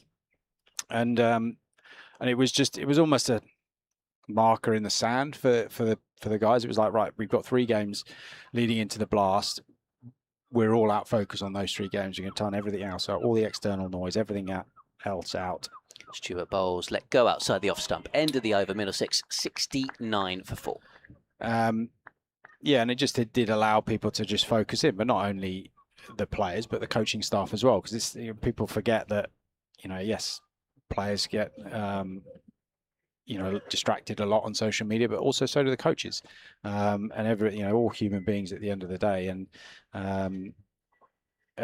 in reality, where we were with the squad, the talent of squad that we had didn't reflect what the first 3 weeks brought to the season. And so it was it's a tough decision, but I think it was a good one in the end. Obviously, it's proved that whether you can put it down, our perform down to specifically that. I don't know. I don't necessarily think so. But I think the action of having a refocus is something that that you probably can attribute to the success.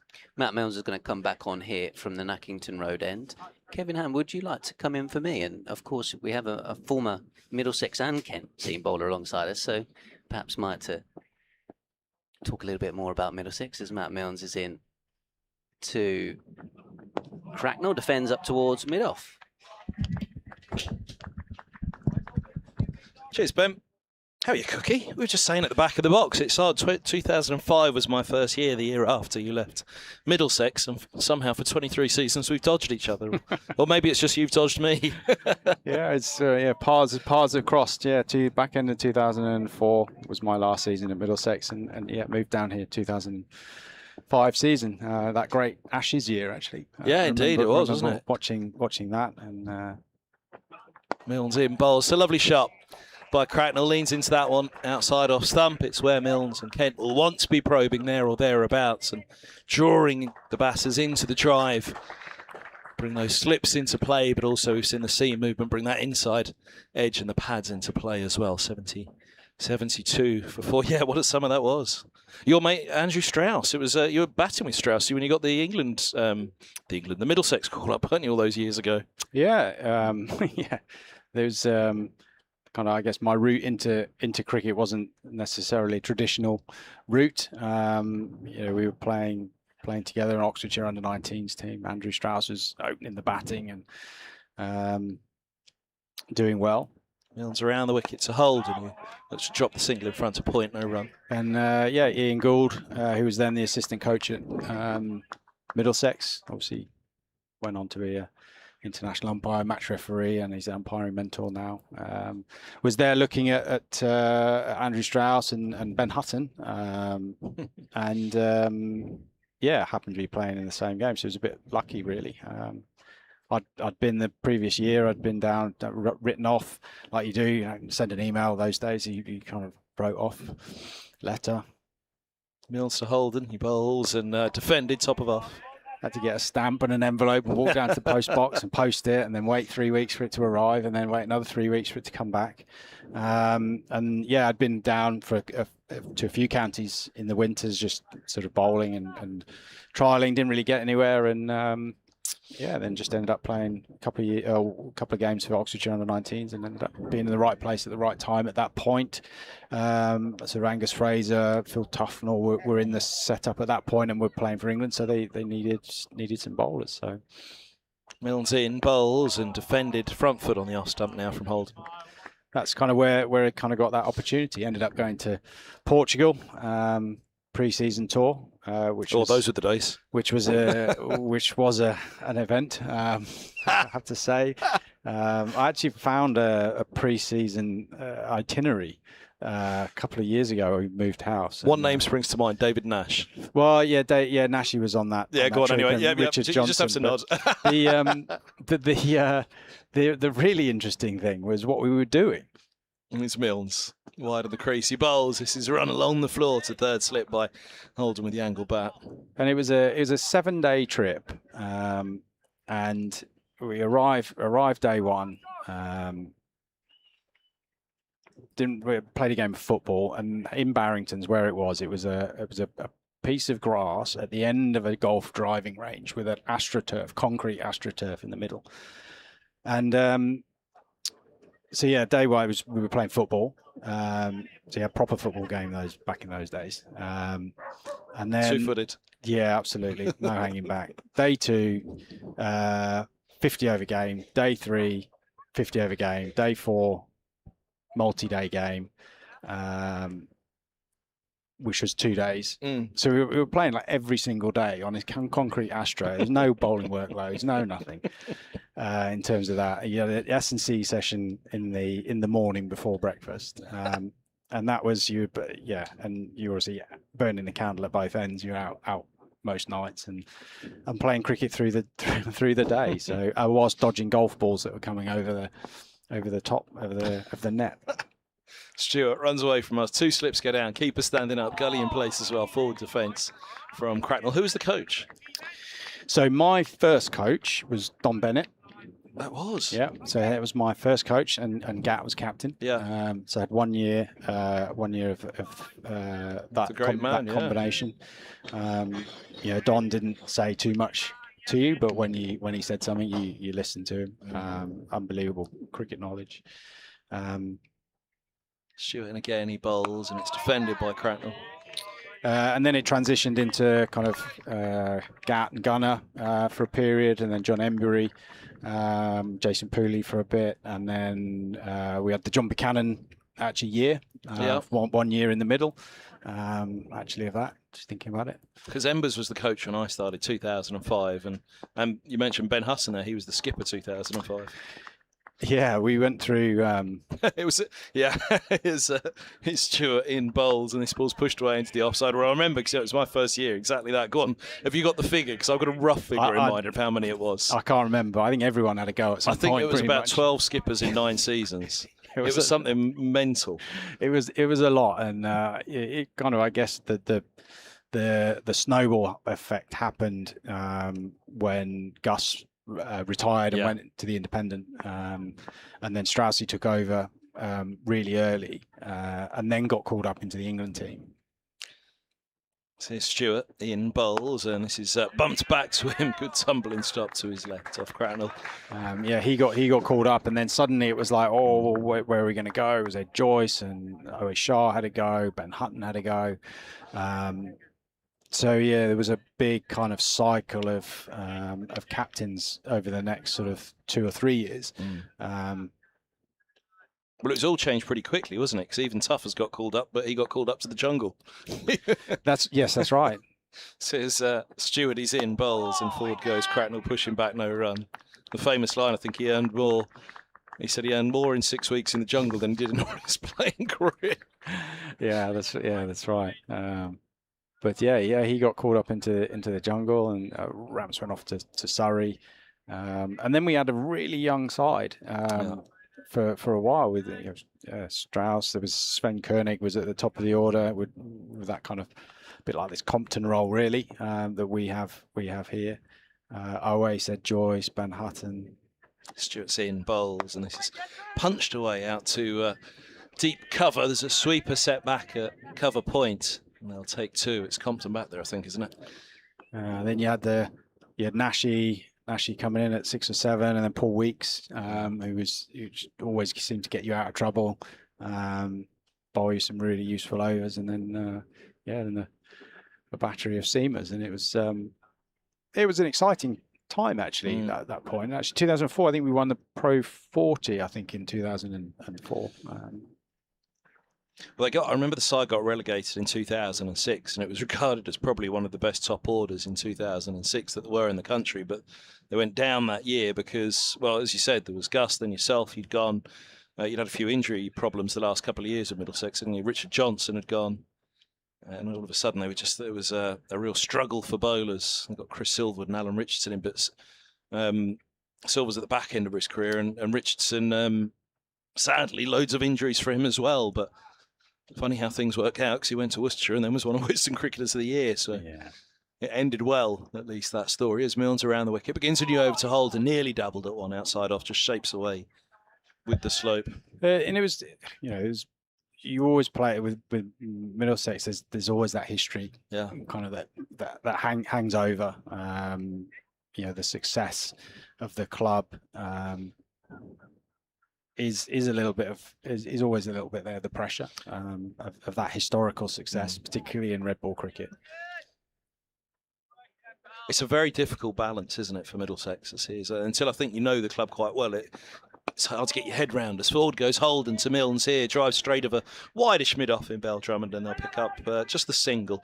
Everybody thinks of Lords, but what amazed me when I turned up was it was this tiny little office at the back of Lords behind the pavilion.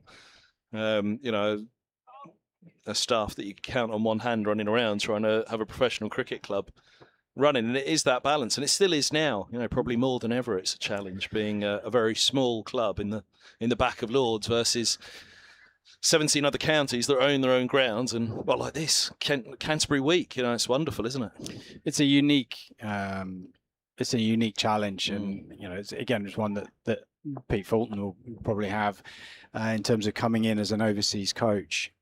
Milnes in bowls, it's pushed back to mid-on. It's funny you say that, actually. I'll jump in on that only because Fulton came up with a great quote when he did this press conference when he was announced, and he said, well, everybody says about the facilities here, but have you seen what we got back home in New Zealand? And it was a really good line, put it into perspective, really. Yeah, it's just the logistics. That's the challenge, isn't it? And you don't necessarily train at Lords all the time, and it's then you got a bit of Radley, a bit of Merchant Taylors, a bit at Southgate. We were kind of all over the place, and it's very difficult to find a home. Milnes bowls, lovely shot through the covers again. That's beautifully struck. That was far from a half volley, but he's leaned into it well again. Cracknell here. Milnes is quite clearly trying to challenge that outside edge, but that's a couple of good drives that Cracknell's come up with in response, and credit to them because it was it is still a perilous position that Cracknell and Holden walked into. Yeah, I think it's a big push here until you get to kind of like 35th over, 35 to 40 overs, and that's where the ball starts to go a little bit softer. So I think that Daniel's just having a bit of a push here to try and make as deeper inroads as he can here before he turns to Matt Parkinson. And then I think his role is probably just going to be a bit of a holding role, and you let the seamers rotate probably at that Nackington Road end. Milnes into Cracknell, it's a bumper, and he's hooked him back with a square on the leg side. Hassan's not going to get there. The cry of catch suggesting he didn't have full control of it. He was struck on the helmet by Hassan and nearly fell back onto the stumps, actually. He had to mind his footing. His ankle just went slightly as he was pirouetting in that shot, but on this occasion he's got more than enough of it to get the boundary. 83 for 4. But yeah, you get kind of going back to those unique situations that that Middlesex have. It was one of the reasons why kind of I chose to leave, was because I'd lived in Enfield and Watford and Richmond, and it was the travel and trying to get around and trying to work out where to live, where the training venue was. It was really difficult. Milnes in bowls, and this is pushed back into the offside. I can vouch for that because it's just as hard for the commentator. It's like, where are you off to now? Yeah. So, and then it is. But you've got obviously as I say, Lords and the history of the club. It's a club that will always be close to my heart. One that they gave me an opportunity into the game, and obviously I love playing for Middlesex. Not only playing at Lords, but all of the outgrounds that we played at. Southgate was a good ground to go and play at. That is the one bane, isn't it? Because they were, I remember when I first started, Southgate, Uxbridge's pitch just became too slow and low. It was a tough one, having been what was one of the quickest tracks around. But still now Middlesex look for this second ground, the home away from home, as they call it, which could solve a lot of problems, but it's easier said than done, isn't it? It is. It's one of those things that comes with you. You've got assets, as Keith Dudgeon replaces Grant Stewart here at the pavilion end. He's around the wicket now. Bowls to Holden full, pushed to mid off, and there's no run. It's. I've forgotten where we were going with that. Where were we going? It was the second ground, wasn't it? Second ground. Yeah. So it's a double-edged sword. Second ground. Obviously, you get the ground, you'll get assets to sell, you get a way of generating money, but you also get a lot of cost. So we've got a second ground at Beckenham, which comes with a lot of cost, and you need to make sure you're breaking even. Around the wicket again comes Dudgeon. It's hooked fine by Holden for 4. Long leg set back, but fine of him. The cry of catch went up. He gets enough on it to just help it round the corner. Yeah, I'm not sure about this short ball ploy with this. I think, like I said, leading up into this sort of 40 over mark, you got to try and get them playing as much as possible on that front foot, top of the stumps. Ben put it to you about the wagon wheel and deep third. Obviously, there was 100 runs went down there. As you said, that's a ball nibbling about. But what probably, I'll say, grated me, you're careful how critical you are set up here, because it's an easy game sat here, isn't it? But square of the wicket, there were a lot of runs yesterday either side, and that it was a lot cuts, hooks, pulls, and you just thought, hold on a minute, this ball's doing a lot more for you on a fuller length. As his Dudgeon in bowls on that fuller length, bringing it back in with the slope. It's turned to mid wicket, 87 for 4.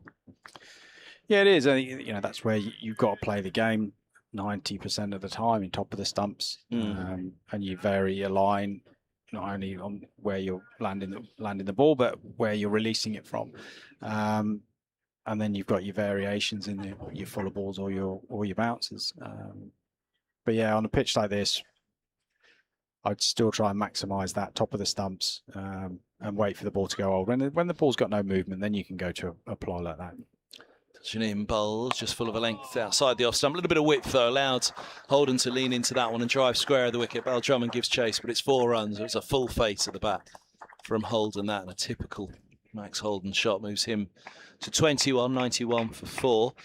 One thing, I don't know how long we've got with you, so one thing I'd want to ask actually from everything we were just saying, rolling back the years, 23 seasons there, to when you left Middlesex. Ben said to me, or maybe it was last week at Worcestershire, Frank Watson, the BBC commentator there, said Division 2 was getting piled into on the television in terms of the standard of county cricket. But for me, from 2005 to now, I can't say, I mean, people look back in our day, but across the boards, the standard, I will admit Division 2 probably dipped off for a little period, 10 years ago or so maybe, or a little bit longer ago. But right now, the 2 bowling attacks in this match last week at Worcestershire, and it was the bowling really where I think Division 2 came in for a lot of criticism at one point, but that's not the case at the moment. And I think the criticism's very, very wide of the mark as is a full ball pushed through the covers by Holden. Backward point giving chase is Parkinson. They'll get a couple more there, just a drop from Holden into the offside. Yeah, I think it's a long, long way wide of the mark, and it's people that perhaps aren't here watching the game regularly enough. Yeah, it pretty gets to get a bad rap. And I think it's gone through phases, hasn't it, where Division 2 teams have produced result wickets. I think we went through, I came back into county cricket in 2019, so sort of had 2013 I finished. The wicket comes. Touch it again to Holden. He's up on his toes this time, driving through the offside and getting away nicely outside the offside. It's just going to be flicked back in. They'll turn for 3 though. Well done, Drummond, who's backing up his man there. Parkinson, who picks himself up from over the ropes. 3 more. Holden to 29, is he now? 26, 96 for 4. Yeah, so I think it's gone through a couple of evolutions, and you had a Tiflex ball for a bit. You had uncovered, no heavy rollers on pitches. You had uncontested tosses. All were kind of because people were it was a bit of a shootout to try and get out of Division 2, and I think the cricket probably dropped off in that way. You suddenly saw very strange techniques of batters trying to keep their legs out of the way because they just kept getting shinned.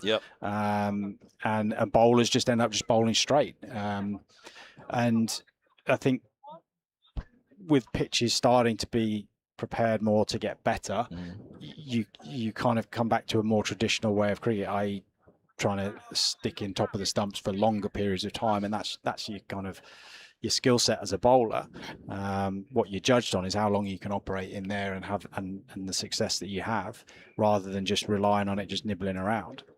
And the wickets, Milnes here to hold and push back on the front foot defensively.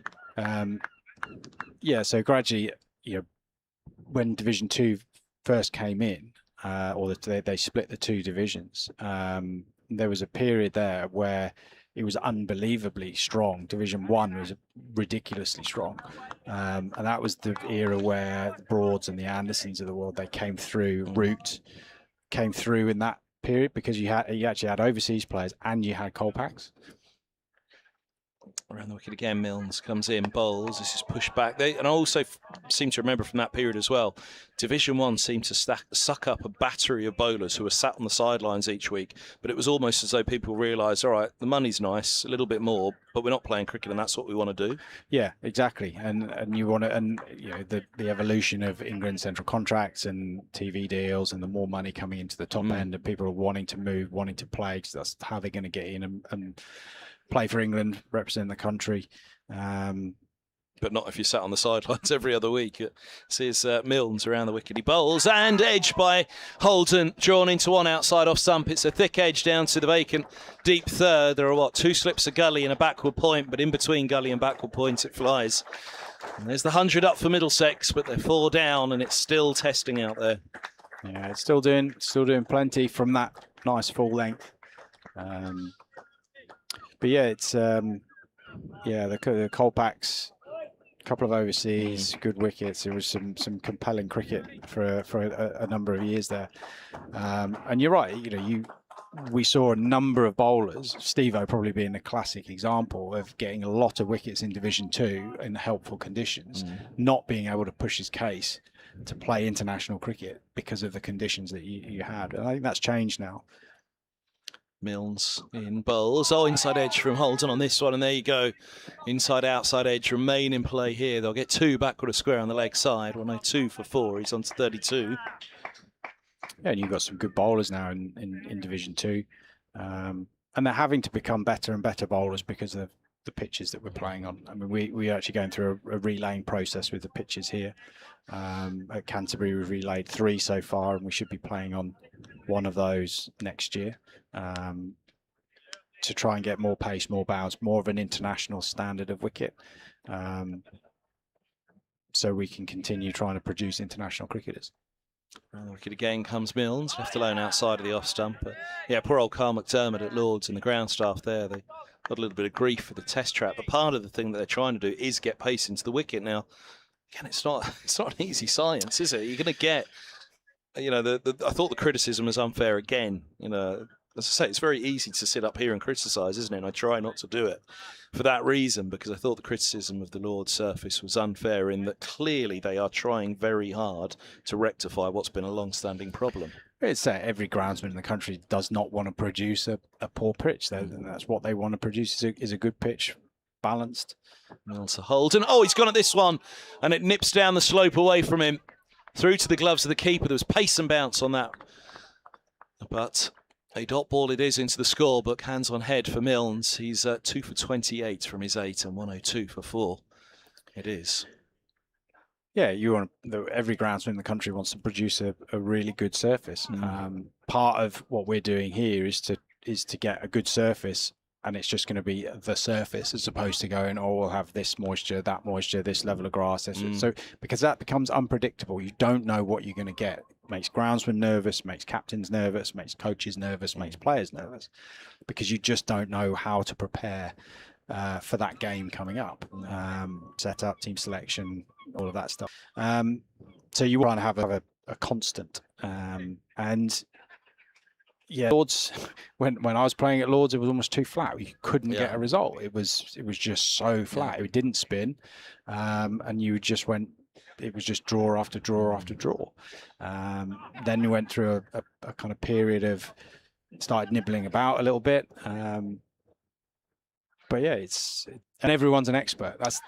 Everyone's an expert. But there's only one bloke who actually has to make the ball at the end of the day. Touchdown begins the new over to Cracknell. Keeper stood up, left alone.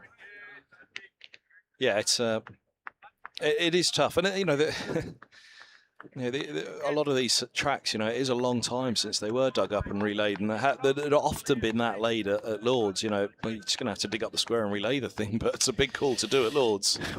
It is, and the technology now to do it is good. There's a lot of research behind what makes it work. However, it takes in this country, it takes a long time. Yeah.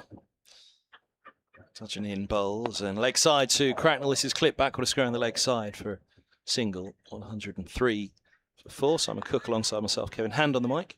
Yeah, it takes a long time. These pitches it's 2 years in theory before you can start playing on them, and even then, if they've not been laid properly, you might still have a period where they're not quite right. So it's a huge risk for them at the Lords to just go, we'll just dig up. Yep. We'll just dig up half a square, because you'll lose cricket for 2 years at Lords, and that's not ideal.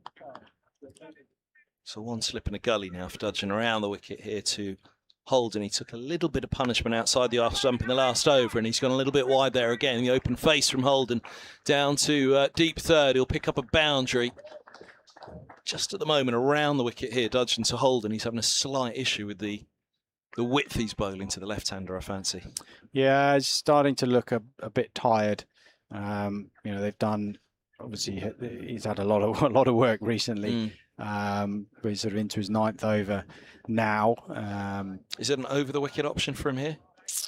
Yeah, he swings it nicely. Traditionally at the left, he's trying to swings it back and hit people on the pads, attack the stumps. You're trying something slightly different.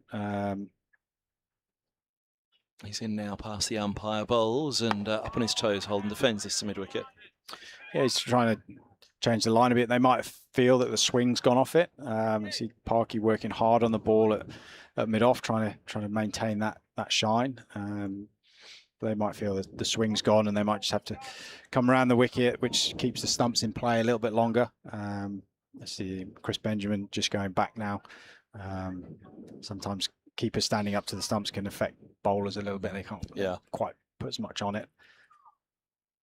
Touching in again. Bowls. Forward goes Holden, no run as he pushes to mid-off. It just looks like it's going in with the angle. The genuine swing's kind of gone. It might be time for a bit of Parky and hold up one end and an attack with the seamers from the Nackington Road end. Maybe Eki have a little bit of a burst. He seems to have a golden arm at the moment about making something happen. That's the thing for Middlesex. It swung all day yesterday for Morgan, didn't it?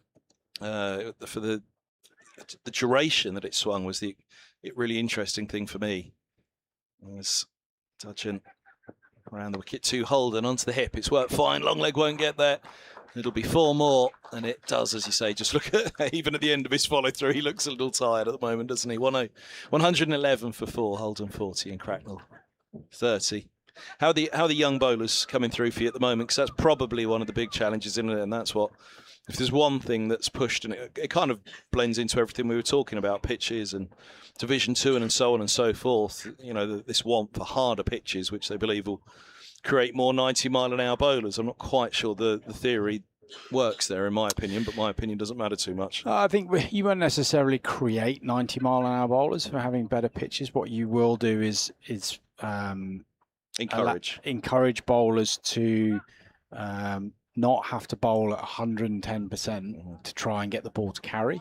And actually, you'll get a better bowler because they're able to operate at 90-95% with control, and they won't have that pace drop off, because when you operate at 110%, you've got a limit of how many balls you can bowl. In comes Milnes, bowls, leg side. Did it take a little nick? No, through to the keeper.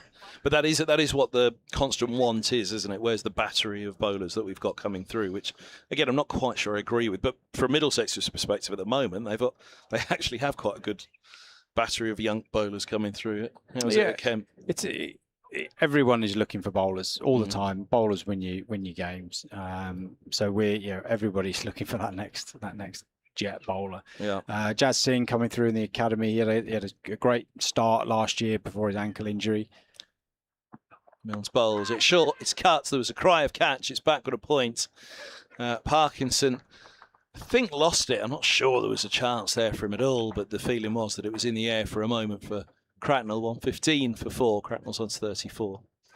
It's just getting a bit. It was just starting to leak a few runs. The scoring rate's gone up to 4 and over. We're starting to leak a few runs here. So they've lost the off-stump line at the moment, haven't they? It's again, easy sitting up here. It's not a criticism. It's just a reflection. It's a passage of play where the skipper will be saying to the bowlers, or finding a way, won't he? How do we tighten this back up on the off stump? Yeah, and it's not about thinking to be defensive. It's just thinking it back on that area that's been challenging, which has been top of the stumps. Where we've leaked the runs is going a bit short and a bit wide, and we've kind of fallen into that Middlesex trap of getting hit square. The wagon wheel, yeah. His length ball, there we go, top of off. That's where he wants to leave it. That's where he's trying to leave it, but yeah, just a few slip out a little bit. You can get sucked in a little bit when you let them 4 down for not many, and you keep pushing and keep pushing and keep pushing, and actually you go away from what has got you them 4 down for 50. And we just need to kind of reset a little bit, but they will. They'll get there. 2 slips in the gully. Crouch down as Milnes hits the crease now. He bowls. There you go. Angled in nicely to that off stump again. There's the natural variation here at Canterbury, much like Lords, isn't there? Yeah, that's right. The slope does give you a bit of angle to work with, particularly when it goes flat. Balls don't stop swinging. you have got something to work with as a bowler. Actually, you'd be a good one to ask this. I asked Richard Johnson about it. Would it have been start of last season at Middlesex, or maybe it was the end of season before? I said, how do you compare it to Lords? And he said it's a strange one because when you're running in, it feels more pronounced, but the actual square itself, it feels the slope has more effect at Lords. This is on a length from Milne's pushed away into the offside and fielded at cover. There's no run. Is that a fair assessment, would you say? How do you view it? Yeah, Lords, I always bowled at the nursery end at Lords, and always felt I get dragged away to the offside, and consequently always felt like I could actually bowl at leg stump and swing it away. I always found it actually really difficult to bowl at the pavilion end, because I just felt I kept getting dragged down to the leg side. Yeah. Milne's bowls short. He's pulled by Cracknell out to deep mid-wicket, just a single. And yeah, it can be very, very pronounced. Here, it's slightly different. So from the pavilion end, it's a bit like the nursery end at Lords. So running in, it will drag you away to the offside as a bowler, and you get that same feeling. When you go up to the Nackington Road end, because it's actually also, it's not only on a slope left to right, it's actually on a slope down towards the pavilion, so you can get you get to the crease a lot quicker. So it's a bit like Hove, where you run down the hill at Hove, so you're kind of running down the hill and at an angle at the Nackington Road end. And that can cause quite a few issues because you arrive at the crease too early. You end up having to almost have a check step and a slow down to get yourself set, and then you've got to work out where the ball's going to go, the line, because of the pitch angle, and also the ball might be swinging. So we found that historically there's a lot of people who come here and haven't bowled here a lot before. They'll all pile up the Nackington Road end because they want to run down the slope, and all find that it's really, really difficult. So you generally get here, and at Lords, you'll get bowlers who have a real preference of ends, an end where they're really, really comfortable.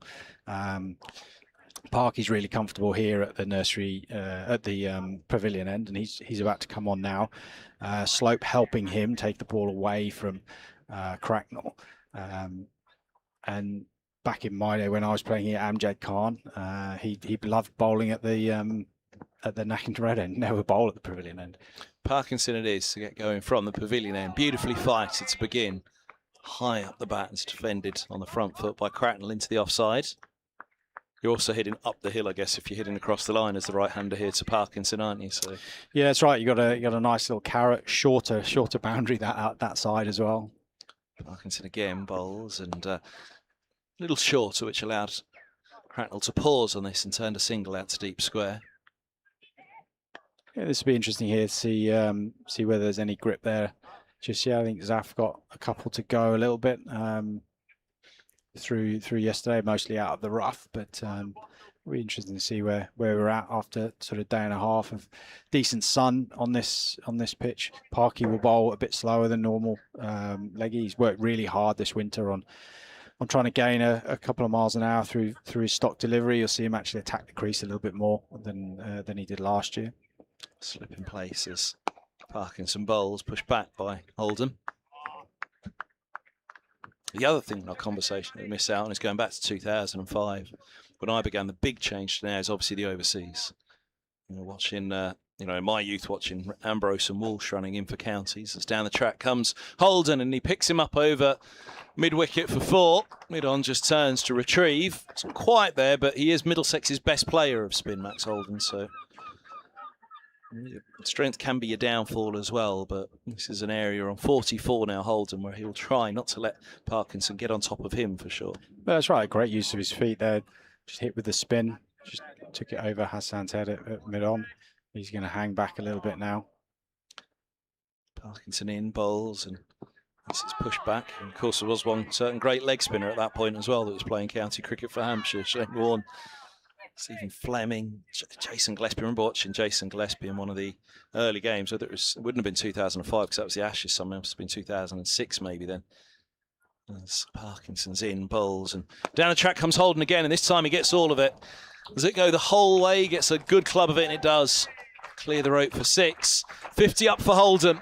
And well batted him, because this is challenging for batters, as we saw yesterday for Kent. It's a pitch that just gives a slight nod to the bowlers, as they always should. But Holden's responding here for Middlesex. Is 50 from 75 balls and bringing it up with a 6. Fine way to do it. Yeah, absolutely. We're almost a carbon copy of the shot before that went for 4. But what, as a neutral, what I like about that is that he's actually recognised the game situation really well. Recognised that Parky's come on to basically hold up one end. And actually, if he can get after Parky here and put him under pressure and almost get him out of the attack, it forces Daniel Bell-Drummond to go back to a seamer who's already tired. And it starts to get easier and easier and easier. So yeah, smart bit of cricket there. Took two really good options. And we'll see how it plays out. Milnes getting the new over. He's in. Bowles brings this back in that slope to Cracknell. Yeah, Gillespie, I remember, it was quite, for me, I was 25, 26 at the time, and he sat there, and Southgate, of course, top of his run up, Gillespie, he's not that far away from him. He's like, wow, it's Jason Gillespie running in to bowl. And now, of course, I know Dizzy really well, and I think, why were you ever in awe of that man? But that's the great difficulty for county cricket, isn't it? Now that you don't have the plethora of international, the very best of overseas coming as they used to, because of the international calendar, because of T20 cricket, as Milnes from the Nackington Road end bowls, and this is pushed back to mid-off in the zone. So I guess my question to you really as director of cricket is, how do you replicate that for the youngsters where, you mentioned Angus Fraser, obviously, even an England player playing for a county now will not play the same number of games that Fraser would have for Middlesex, that you'd have then, pitched up. And it's not just the overseas, it's also the England players when they come back. How do you replicate that nowadays and bridge that gap?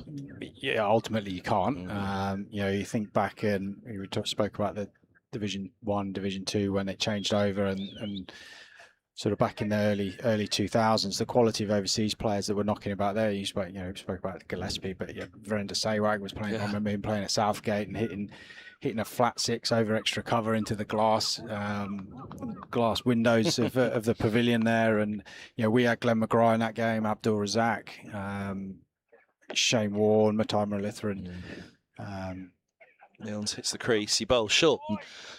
Hooked by Cracknell, just a single to long leg. He's over the top of it. And that was also an era where Australia could field 2 sides and probably dominate Test cricket. So Stuart Law, Martin Love, Darren Lehman, Stuart McGill. They were all kind of coming over here, ploughing out runs. Michael Bevan played for Sussex for a number of years. So it's very difficult to have those sorts of players. So, in the England team, how many times Joe Root plays for Yorkshire.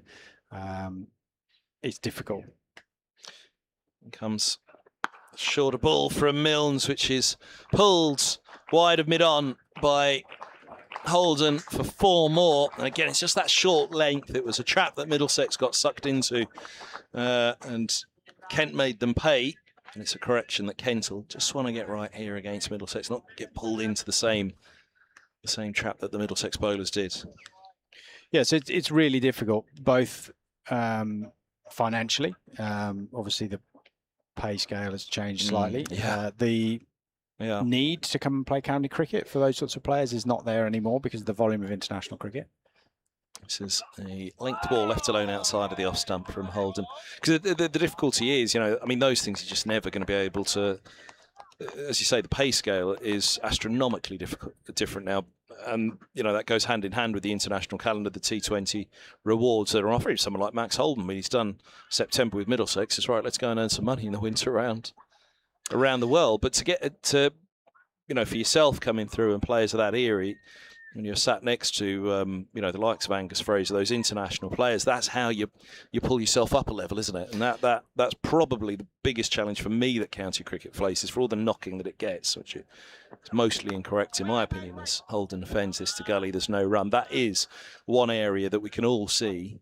How do you do it? How do you make players feel that that one, they can pull themselves up, but equally when they are given that call up, it's not too big a lead. Yeah, and it's incredibly difficult to try and keep that. And it's the intensity. Is what you're talking about. Is the intensity of international cricket versus first class cricket, and how you try and maintain or try and get that to a level. But it's also the skill, isn't it? And not only the skill, but the way you go about that skill, that you watch somebody sat in the dressing room opposite, you're sat in the opposition, and you see how he goes about it. Nothing can replace that, can it? No, it can't. And that's where, I'll go to example of the Durham game that we just played at Beckenham, where Ben Dawkins is batting out there. He's with Zach Crawley. He's got Ben Stokes running in at him, Matty Potts, international bowlers. Ben Stokes ran in for a good hour, and he was a bit down to start with because he was struggling with a virus. But something clicked, like it does with Ben Stokes, and he went at Dawkes hard for an hour. I was sitting with Troy Cooley at the time, and Troy was looking and going, "Yeah, he's fired up here."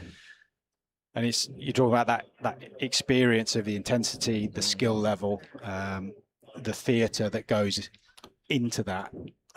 That's where you get that learning, and it's very difficult unless you're lucky enough to have England players available.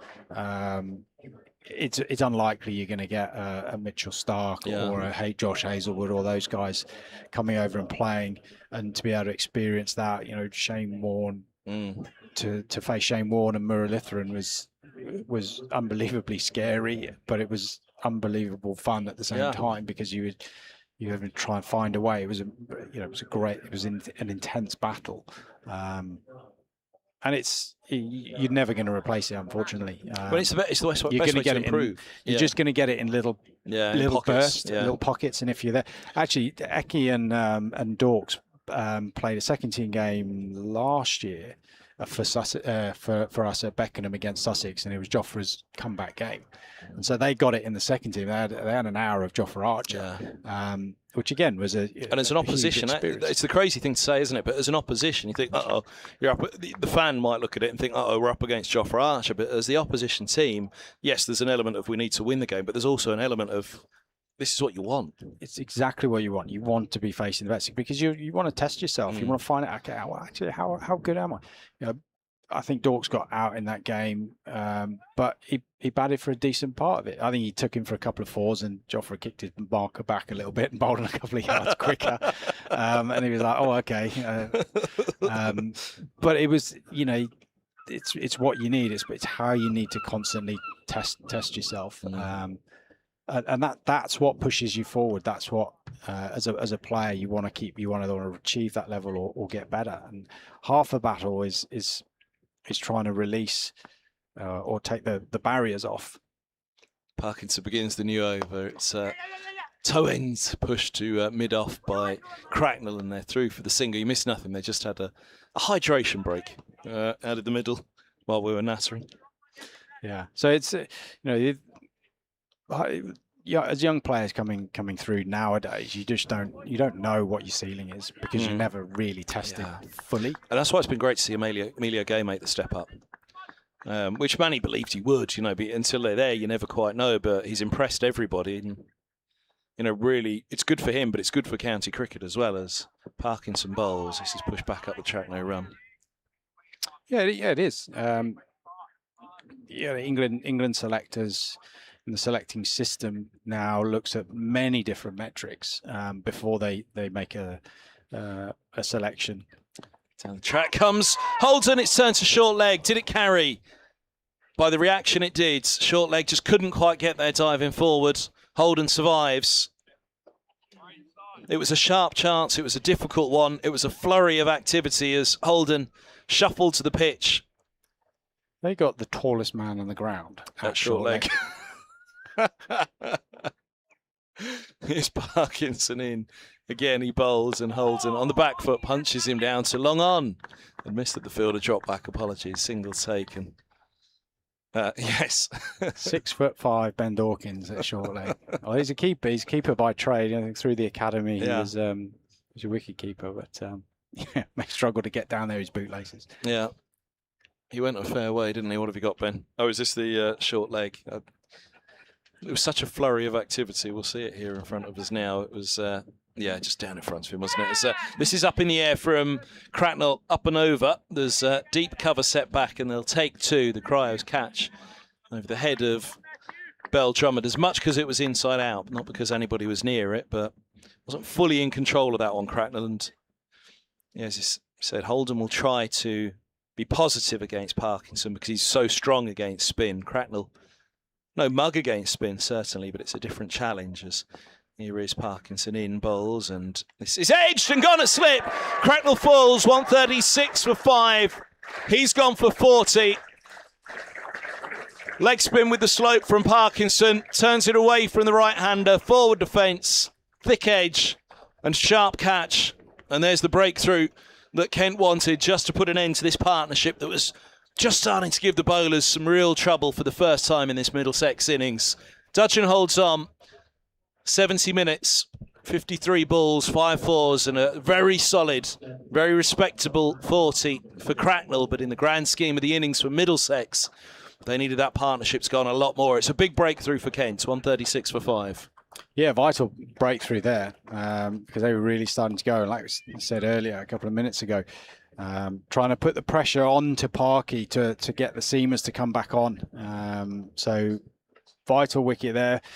Parky's come through, nearly got that one caught at short leg, 2 balls before, but Cracknell just pushing at that one. Good catch by Dudgeon, low down to his right-hand side. And Middlesex back onto the back foot now, and it'll be interesting to see now. Morgan coming in, be a big test for him. Yeah, he's a good bat, Morgan. He's a genuine all-rounder. We often talk about all-rounders, don't you? They're slightly got one or the other, but Morgan's potential with the bat seems just as big as that with the ball. It's quite remarkable, really, from the young 18-year-old. He's bounded out to the middle here, but it's a massive, massive task ahead. And when Deploy and Holden were together, I think I remember saying to Ben at that point, 2 of the next 3 in are, kids, under-19 World Cup for Faulkner and for Morgan as well. So the chance was and still is there for Kent. They're very much on top here, 280 behind Middlesex. Yeah, you mentioned that 19s. There looks like there was a little bit of a chat there between Ben Dawkins and Morgan as they walked past each other. I think something might have been said. It wouldn't have been nasty at all. It might have been something quite jovial, but you like the nastiness as well, though. The nastiness, as long as there's a line, isn't there? There's a theatre. There's the kind of theatre, and then there's some kind of it just goes over the top. That was the end of the over. I hadn't realised this. Here's length ball, which beats Holden, and all of a sudden tails are up again. I'll let you go at the end of this one, Cookie. I think it's, Ben's told me, come on, you've dragged him out for long enough. Let him go, for goodness sake. No problem. But yeah, it looks like Milnesy's kind of back on it. Like you say, tails are going to be up. Hopefully we get back to that top of the stumps, top of 4th stumps, getting it through to Benji. Suddenly that wicket comes and get a bit nervous. Holden might not be quite so free.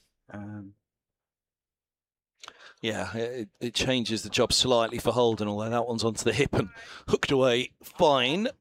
Practice tracks are down there, so he always has to quicken up there, depending on the bounce, can't they? Absolutely. So where's Morgs come from? What's his background? Where's he come through? Well, I mean, through the ranks of Middlesex. That's why they're so delighted at the moment, Academy. And that's really where our conversation come as well. That at the moment, it's kind of said to me that, over the years we've had youngsters come through, but the crop have come through the Academy at the moment with... I mean, he's not playing in this game, Noah Cornwell again. But... Morgan, Faulkner, there's just a real belief, Navia Sharma, that actually they've got a group here that haven't quite seen the like of in a long time to bring these youngsters through. So it's a huge credit to Middlesex, the production line, because it had been a frustration going back to what we were talking about, in years gone by, as here's a length ball pushed back up the track into the offside by Morgan and no run. So, 18 years of age. Where's he come from? He's still a kid, isn't he? He's still a kid. But it's great to see, and actually one of my laments over the years and the time that I've been covering Middlesex is that I haven't seen enough of the 16, 17-year-olds thrown in that you sometimes see at the other counties. It's easier said than done. because people are under pressure for their captaincies, for their coaching, for their director of cricket jobs, aren't they? So, and it depends on the ethos. And my ethos is about producing Kent cricketers. Milnes in, bowls. This is turned back into the onside. No run. It's a core pillar of mine, producing Kent cricketers, producing England cricketers, and having a defined style and identity to your play. That comes back into the pitches.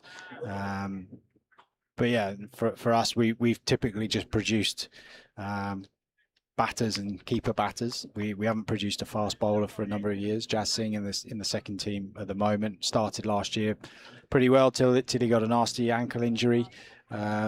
He's tracking okay.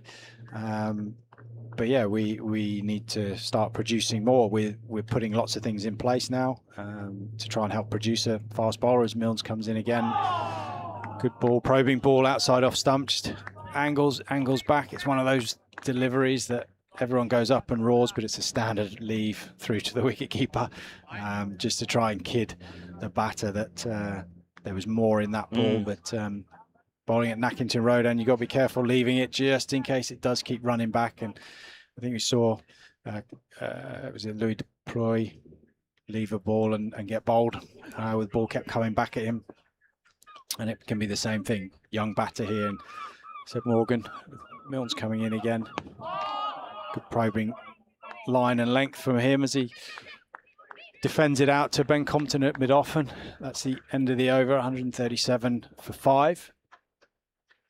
How are we doing for tea? Shall I let you go at this point at the end of the over? How long have we got until 10 overs? Gives you a chance. Oh, you're right, you've got a wicket. Your tail's up as well now. It's like superstition, you see. You just got a wicket. You just got to sit here now. It's like walking one way around the boundary, or you just sit in one position in a partnership. I was going to say exactly that to you. Are you like Angus Fraser when he was director of cricket at Middlesex? There'd be certain positions that he wouldn't move. If something was happening, he was not budging. He was staying there. No, I'm not that superstitious. Actually, you sit here. You've got the best seat in the house. You have. Sitting here, it is, right, yeah. I mean, well, that's the other thing. I said to Ben, it's not often we get bang in line, and that's what we've got here as Parkinson's in to start the new over. It's swept, full bung up, and he just works it away fine with a big stride in. Holden, he moves 260, 140, 144. Yeah, it's not often you get bang in line, but it makes such a difference to calling the game when you are behind the bowler's arm to see, and especially on a surface like this where there's been swing and seam. It gives you a really good sense of what is happening. If you kind of side on or slightly at an angle, you can't really pick up what's going on, particularly that lateral movement, and you can kind of pick up, like I said, different positions on the crease that bowlers are releasing from. Parkinson around the wicket to hold, and still it's down the leg side. They're appealing that there was a little tickle. Yeah, we're at long leg on a pitch very similar. There was seam, there was swing at New Road last week, but the difference it makes sitting in line to be able to call it and not have to wait to look back at the screen just to see exactly whether it was a little bit of late swing or whether it was seam. Swept by Holden. There's a deep backward square now, so just the single. Is that why you got no screens here? I've noticed you got no screens. Oh yeah, we're banging line for it, so no screen on it. Yeah. What at 2.5? That's right. Ben did say on the first day the laptop will explode. It's been extraordinarily hot, but no, it is. It's very rare. It's very rare that we're sat in line. I find anyway at the ground. So it was a real treat to sit down and see the best viewing spot in the ground was here for us. Yeah, you're right. There's nobody's got a better viewing spot. I didn't think of it. We are actually the best two positions in the ground, aren't we? Yeah. 100% best seat in the house. Parkinson in, just pushes out to. Backward point, Akensh Singh, another leg spinner. And there's a silly point, slip in place for just to stop Seb Morgan pushing out at this. Bowls again, this is bumped back to him, cryo catch, but comes off his boot and deflects to Bell Drummond. Parky will enjoy this now. He can settle into his work now with a little bit more confidence. And he comes, yeah. It feels like it's surrounded as beaten outside the off stump, a long way outside the off stump there was Morgan, and that will get the confidence up even more for the bowler. 142 for 5. That's it, and there, as he gets more into his work, you'll find that the theatre will come more. Parky likes to generate a bit of theatre. There'll be a lot of oohs and ahs, and there'll be a little word here and there. Again, that's something that it just can't make enough of it. You don't want a quiet field. You never want a quiet field, do you? No, there's times where quiet fields can be incredibly intimidating, and there are times where you need to have some noise. Typically, when there's a very fast bowler bowling at both ends, generally, it can be quiet. And when it's quiet, you kind of, as a batter, you're thinking, oh, okay, this is going to be a bit faster, and even the slips behind are a bit worried because it's coming through They're very focused, fast. yeah, They're yeah. really focused on. You can kind of feel an edge, but there's a difference. And Ekant Singh here now at the Nackington Road end comes in for his first ball into the pitch, and looks like that's just nipped away from Max Holden as it squares him up. Eki's just come back from the England Lions, where he's done quite a good fourth or fifth seamer role for them. It's a similar role that he's playing here, so he'll be an impact bowler. You're not looking necessarily for him to be bowling at 2.5 and over here. He'll come in, try and hit the pitch hard. He's potentially our quickest bowler, which is a great asset to have as a batter who could also potentially bat in any position from 1 to 6. As he comes in again from Nackington Road end. Same length again, squares Max Holden up as the ball squirts out to backward point.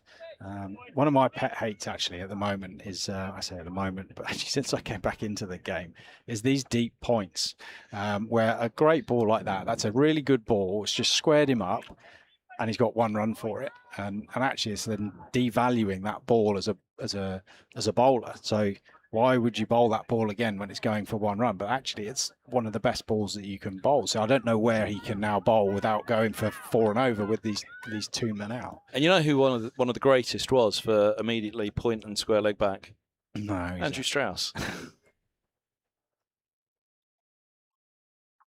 Singing bowls. It's a half volley outside the off stump, and it's driven by Morgan. That's a lovely shot. The 2 youngsters up against each other, and that one was just put a little too full by the youngster as he comes over the wicket. He always used to know, I mean, it was a thing when he was England captain, but he always used to know Strauss had come back and play for Middlesex. If the skipper had nipped off the field, whoever it was at the time, you'd always know Strauss had taken over on the field because point and deep square drop back. So I think you can do that if you've got bounce in the pitch and you can bowl good length. You've got bounce in the pitch, you have a deep point out, but you've got 2-3 slips. So you're encouraging the batter to try and push the ball into that backward point area. Singh bowls onto the hip of Morgan, hooks him to long leg. Whereas what you've got here is a bowler trying to bowl top of the stumps, and he's actually bowled a good ball and he's squared him up and it's gone for runs, as opposed to actually getting him to, say, bowl 4th stump on a good length with a bit of bounce and encourage that. That's an attacking option. This just seems a bit of a league option.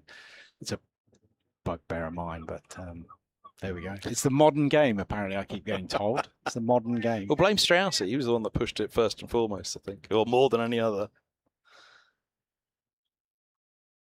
2 slips in a gully. Sings around the wicket from the Nackington Road end. It's pushed up to mid-on by Holden, and there's no run. Did you watch much of the Lions game that he played in? Were you able to were you on a stream for it? Or? No, I watched a few. I kind of just grabbed his bits and pieces.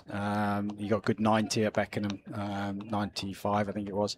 He was 95 not out. Saw shepherded the tail through in the multi-day game, and his bowling was pretty good. Speeds wise, he came back. He was good. He just lacks that little bit of inconsistency. It's probably representative actually of this over as he comes down the hill again. Bowls a bit back of the length into Holden's hip, who tucks it away to fine leg to complete that over. 140, 150 now for 5. Yeah, that over is probably fairly representative of him.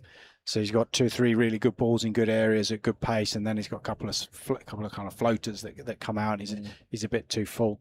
But that's he's such a young bowler at the moment. Actually, when he was coming through the academy, he actually didn't bowl that much. He was always an opening batter.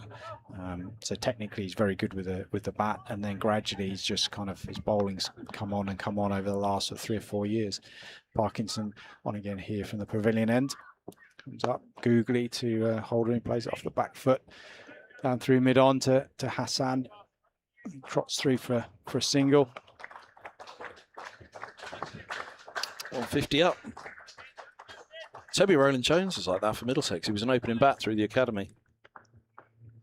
I think Toffers was he was a left arm seamer, and I think he batted in the Oh, he's bowled him, has he? No, it's an edge he's looking for. Oh, the stumping. The stumping is what he went for.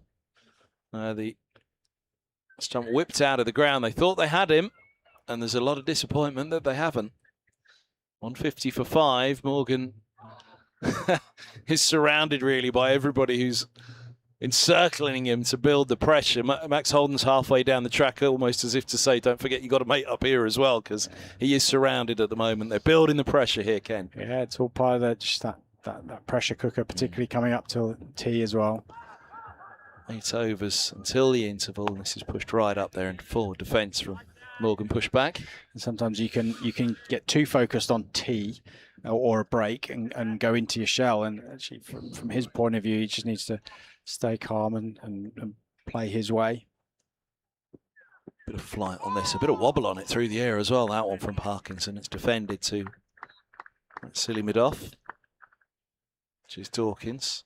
Yeah, I remember, again, going back to my early days, one thing that was introduced to me was, look, tee, it's a long way off. You can't focus on tee when you're too far out, as this is defended back into the offside. I think Ian O'Brien, former New Zealand international, was saying it's 10 minutes before an interval, because anything longer than that, you can go so deep into a shell that you make yourself. Yeah, and I think you actually almost potentially need to start taking those sorts of things away, because it gets you out of your bubble. Morgan defends this just fine, a mid-wicket, no run. That was the end of the double teapot from Parkinson, and it is like a day at the theatre out there at the moment. 150 for 5. Yeah, another good set for Parky there. He's, like I say, he feels like he's starting to settle into his rhythm a little bit, and he'll feel a bit hard done by there. He was potentially a stumping there. Lancashire, where he was playing against his old club last week at Blackpool, there was a couple of decisions probably didn't go his way. So he's not feeling the pressure right now, but you know he's on the board. He's got a wicket. He'll just want those wickets to kind of come. As long as you keep bowling well, it's the old adage: you keep bowling well, the wickets will come. As Eki continues, there's a ball that's gone down the leg side.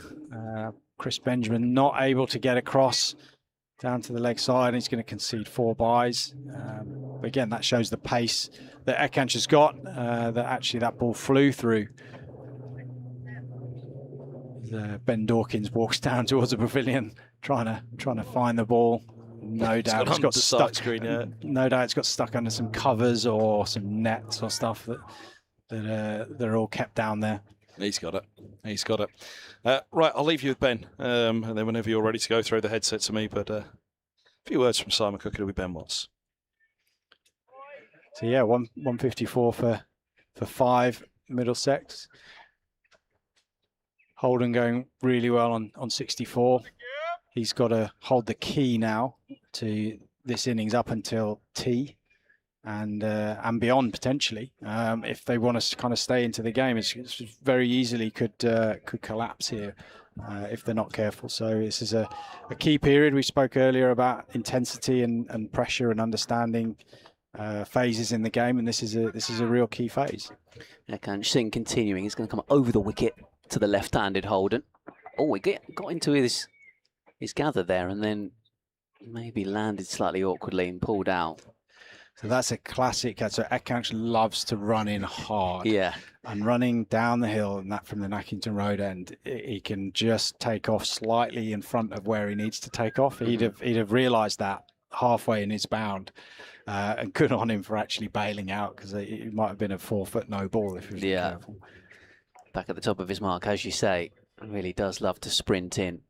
Wholehearted seam bowler Ekansh Singh on the stumps here. Holden hasn't offered that many chances, one of which was almost, as Kevin Hand described it earlier on, possibly the best cut, would have been the best cut you'd ever seen live, the one from Grant Stewart when he's dived to his right from gully. Big man to try and get down to that as well. Yeah, he's a big unit, Grant. So good effort for him to try and get something on that. And then the other one was the catch for Ben Dawkins at short leg, which, having had a look at it a couple of times on the replay, goes into the hands and it spills out, and he gets another hand on it to try and grab it at the second attempt. This one comes off the inside edge into the leg side. Compton moves around to do the fielding, and they take a single to move the score onto 155 for 5. Yeah, he seemed to go into the hands, kind of spill out. He scooped it with the right hand to try and grab it at the second attempt, and it went over his shoulder and away for a single. It's such a specialist position that the reaction time really must be is. so minimal. It's a quick reaction time. You don't know how quick the ball's going to come. It could come off the inside edge pad and goes quickly. It come off the glove or go slowly. It can go up in the air. We saw Eki with the ball going up in the air. Here he is again, Ekanch Singh. A little bit of width on this. Morgan toe ends it back to the bowler. Yeah, we saw earlier on about the ball went straight up in the air and Ekanch couldn't actually see it. Couldn't find it. So it's a position that it takes a long time to get confidence to be in there. That's the first thing. And then to start to understand the nuances about fielding in there. Where do you stand? How deep do you stand? Do you stand on square, behind square? Is it just in front, depending on the speed of the pitch? And is it left, leg spinner bowling? Is it off spinner bowling? How much is it spinning? So there's so much stuff in there that's... Ekanch Singh bowls wide of the off stump, let go outside the off stump. And yeah, it's normally the junior member of the team that gets the gig, unless you're Keaton Jennings. I think he's the only sort of senior man in the team I've seen fielding that position. Yeah, typically you do. You get the it's a rite of passage almost. It's typically the opening batter that gets shoved in there. Or you've got a senior player who really likes to do it. Dave Fulton used to love doing it and used to get stuck in at silly point. Matt Walker did it for as well at square leg or at short leg. So yeah, it can be a real specialist position as Ekanch comes in again. Oh, it's almost off the cut strip, that one. Short and very wide. And given as a wide. Yeah, signalled as a as a wide there. But it's also a position that can influence a game massively. Not only for you taking the catches, but also the runs that you stop. If you have an unbelievable presence there at silly point or short leg, it can put pressure onto the batter. And we know that if you're undecisive playing spin, that's when the mistakes happen. Singh to try again, bounding in characteristically. And on the button this time, around about fourth stump, defended away by Morgan. Into the offside, end of another over. We're looking at 6 more until the tea break. 156 for 5, 65 for Holden, 5 for Morgan. Parkinson to continue, one would assume. Yeah, he's going to go right the way to the break, I think. And if Ken can get another 1 or 2 before the break, that really sets up the day nicely. It's quite good at the moment. The seamers are having it. The frontline seamers are having a break, and if Ekanch can see his way through to completing his spell by tea, I think that will ensure that the Kent bowling attack can have a bit of a refresh and come out and hit Middlesex hard again, as we've got a bit of a delay. I think it's a sight screen delay or... yeah, this one down in front of us is quite sort of translucent a little bit if there's somebody behind it.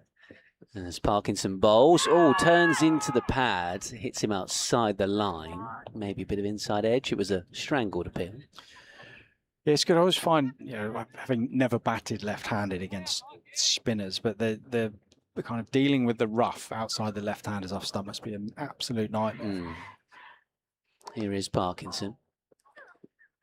Turns away into the onside here, does Holden. One that spins, one that hits it, one and spins, one that just misses it, goes kind of straight on. I think Holden will try and play as much of this on the back foot as he can, try and work it through square leg, just to try and get himself off strike. Because actually it'll probably be slightly easier for Morgan to face Parky as opposed to him out of this rough. Here is Parkinson. Turned away up towards long on for a single. Hassan is down there because, of course, in white ball cricket, we're seeing more so this kind of matchup theory about off spinners to left-handers and leg spin to right-handers. And I guess for you guys, how big has Jake Lintop been in your T20 campaign and that acquisition so far? Yeah, it's been good sort of coming in to help basically combat lefties in particular. Parkinson bowls. Oh, big drive attempted. Benjamin again keen for the stumping. Has he wiped the stump out again? That's the second time he's completely taken the off stump out of the ground, whipping off the bails. Back in the day when you just taught to take one bail off, Yeah. you know, Just make sure. Just take one, but no, just take the lot out. No, so yeah, it was. I guess part of the reason you went there was because of Rothesay not coming for the period of time. Yeah, so we had to kind of pivot a little bit, and actually you look at successful T20 sides, they've generally got one, if not two, leg spinners or wrist spinners. Parkinson bowls, stays deep in his crease, Morgan, but he plays this off the middle stump, hence the oohs and ahs as it's turned away to short mid wicket. It was a googly or a slider, just heading in towards leg stump. Yeah, so the idea was, well, okay, we've lost Masami, so we'll try and get another spin option as Parkinson comes in again. Slightly fuller ball. It's driven this time to Hassan at mid-off. No run. And that's the end of the over. 157 for 5. As Kench hands his cap to the umpire and he's going to... Because effectively you replaced him with two players, didn't you? An overseas and with Lintott coming in. Forrester. We actually replaced him with 3 players. So we had 2 spin options in Lintott and Bertie Foreman, and then Deanne as well to come in as a left-handed power hitter, because we lost that left-handed option in Mutasami.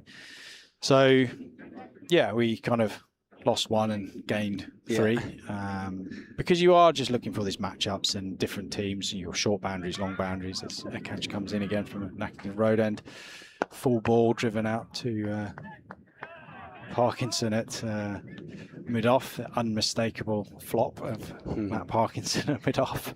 Yeah, because of course Bertie played the Sussex game, didn't he, where they've got a lot of left-handers in their team.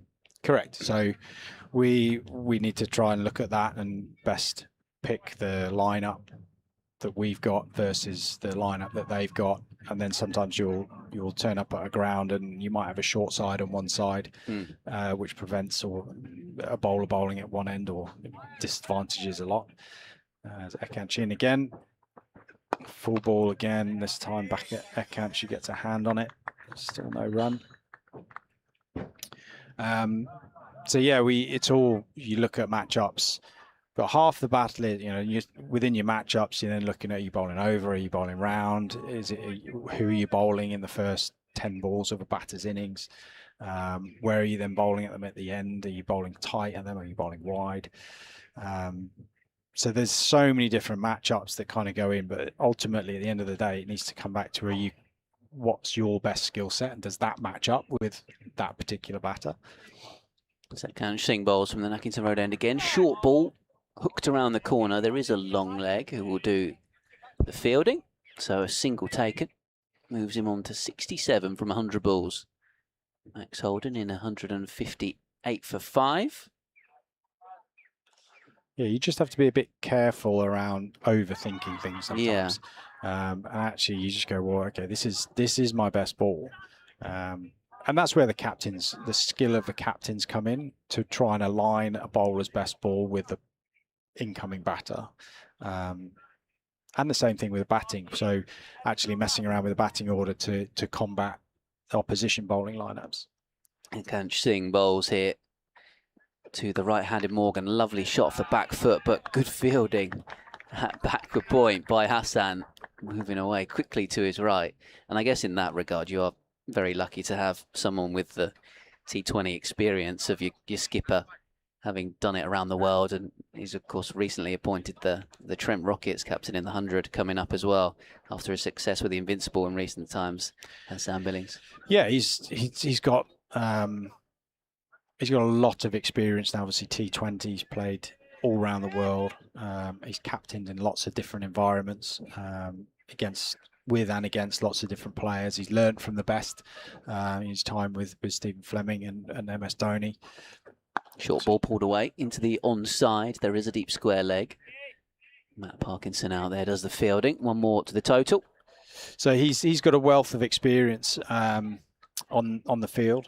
So he has his brain is wired in a way that seems to compute these matchups without needing the stats almost. Really? So because he's played Yeah. that much, he reads the game really, really well, and there's no surprise why he's one of the more successful franchise captains around the world. Been in good form with the bat as well so far. So On the this T20 year's been outstanding. It really has. Slight technical change for him as Ekanch comes in. Was a back of a length ball. Ekanch ends up on the floor. Daniel Bell-Drummond's fields and ends up on the floor. It's the end of the over. 159 for 5. Yeah, 4 to go until tea. Yeah, Sam's made slight technical change over the winter with his bat, just to kind of open the face a little bit more, which allows him to make cleaner contact. And I think it's definitely helped him through the winter and absolutely helped him through the blast stage so far. We've seen some good clean hitting. He hits in slightly different areas now. Still got his sweeps and his reverse sweeps, but his ability now to hit the seamers as well makes him a real force to be reckoned with. And I think the sort of number 4 position for him is a good position where he can get in and start to control an innings. Parkinson to continue with a couple of slips. One might argue that even more so you've got selection headaches when it comes to the blast, because at the minute your younger guys who are getting in this team are not getting a go in the blast team just yet, and I'm sure we'll be chomping at the bit to have a go as Parkinson bowls. Edged and taken, is it? Yes. Morgan goes outside edge to first slip. 2 slips in play for Kent, and it's Dudgeon who has taken the catch, and they get their 6th wicket on the stroke of T. Kent. And Parkinson 2 for 22, first ball of his 6th over, gets the breakthrough, and Morgan on his way for 6. Yeah, great bit of bowling, just a bit more flight, drew him into trying to force a drive out of Morgan, and he's just ended up edging that to into the midriff of Keith Dudgeon at first slip. Interesting move to move Silly Point to second slip. Don't know whether that made any difference in terms of opening that up, and he felt then he could actually hit the ball through there. Drew him in a little bit. So good bit of bowling, good bit of captaincy, and 6 down now Middlesex with a couple of overs to go before tea. Another left-hander coming in. Yes, I forgot they spin up, new man to the crease. See if he's going to be as attacking as Holden this close to tea.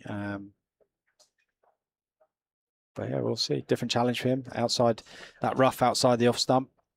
Definitely a challenge for both left-handers. We were particularly enjoying the battle yesterday between Zafar and Chris Benjamin, because I said when Zafar came on that Benjamin would look to be really positive against him, and he was, and got a couple of boundaries away early on, but after that it was very much just manipulating gaps and getting off strike and keeping the score ticking over, which he did really well.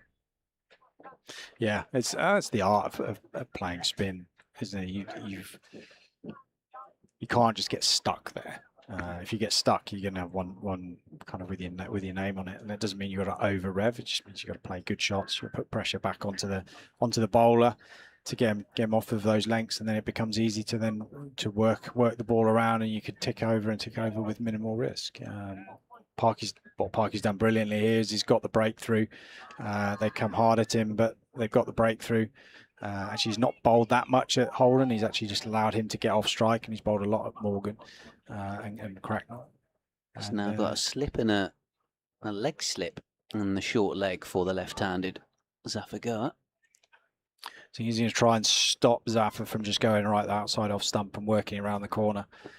Balls here on around about 4th stump before he comes to defend. That's for these next sort of few balls. That's exactly where Parky will want him to be playing. Forward defensive shot, trying to go a half prop forward, bring slip into play if the ball goes straight on. Short leg and fine leg. Bowls and defended away, back up towards a short mid wicket by Bell-Drummond in the captain fields.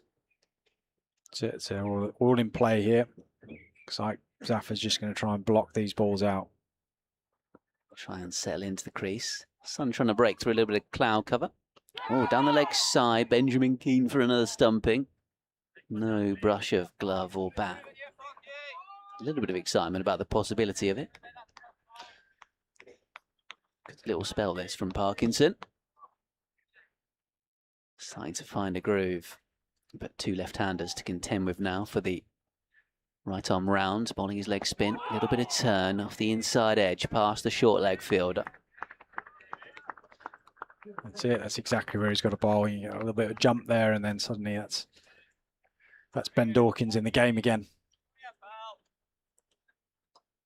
Might need another helmet coming out. Sam Northeast waving to the dressing room for another one to be brought out. Parkinson bowls. Oh, that one turned sharply into the pads. I think it's probably doing too much. Yeah, I think that's missing leg stump. That's the one that's just nicks the edge of that rough. And I think that's probably missing leg stump. This is where you need your TV screens. I think that's probably missing leg stump.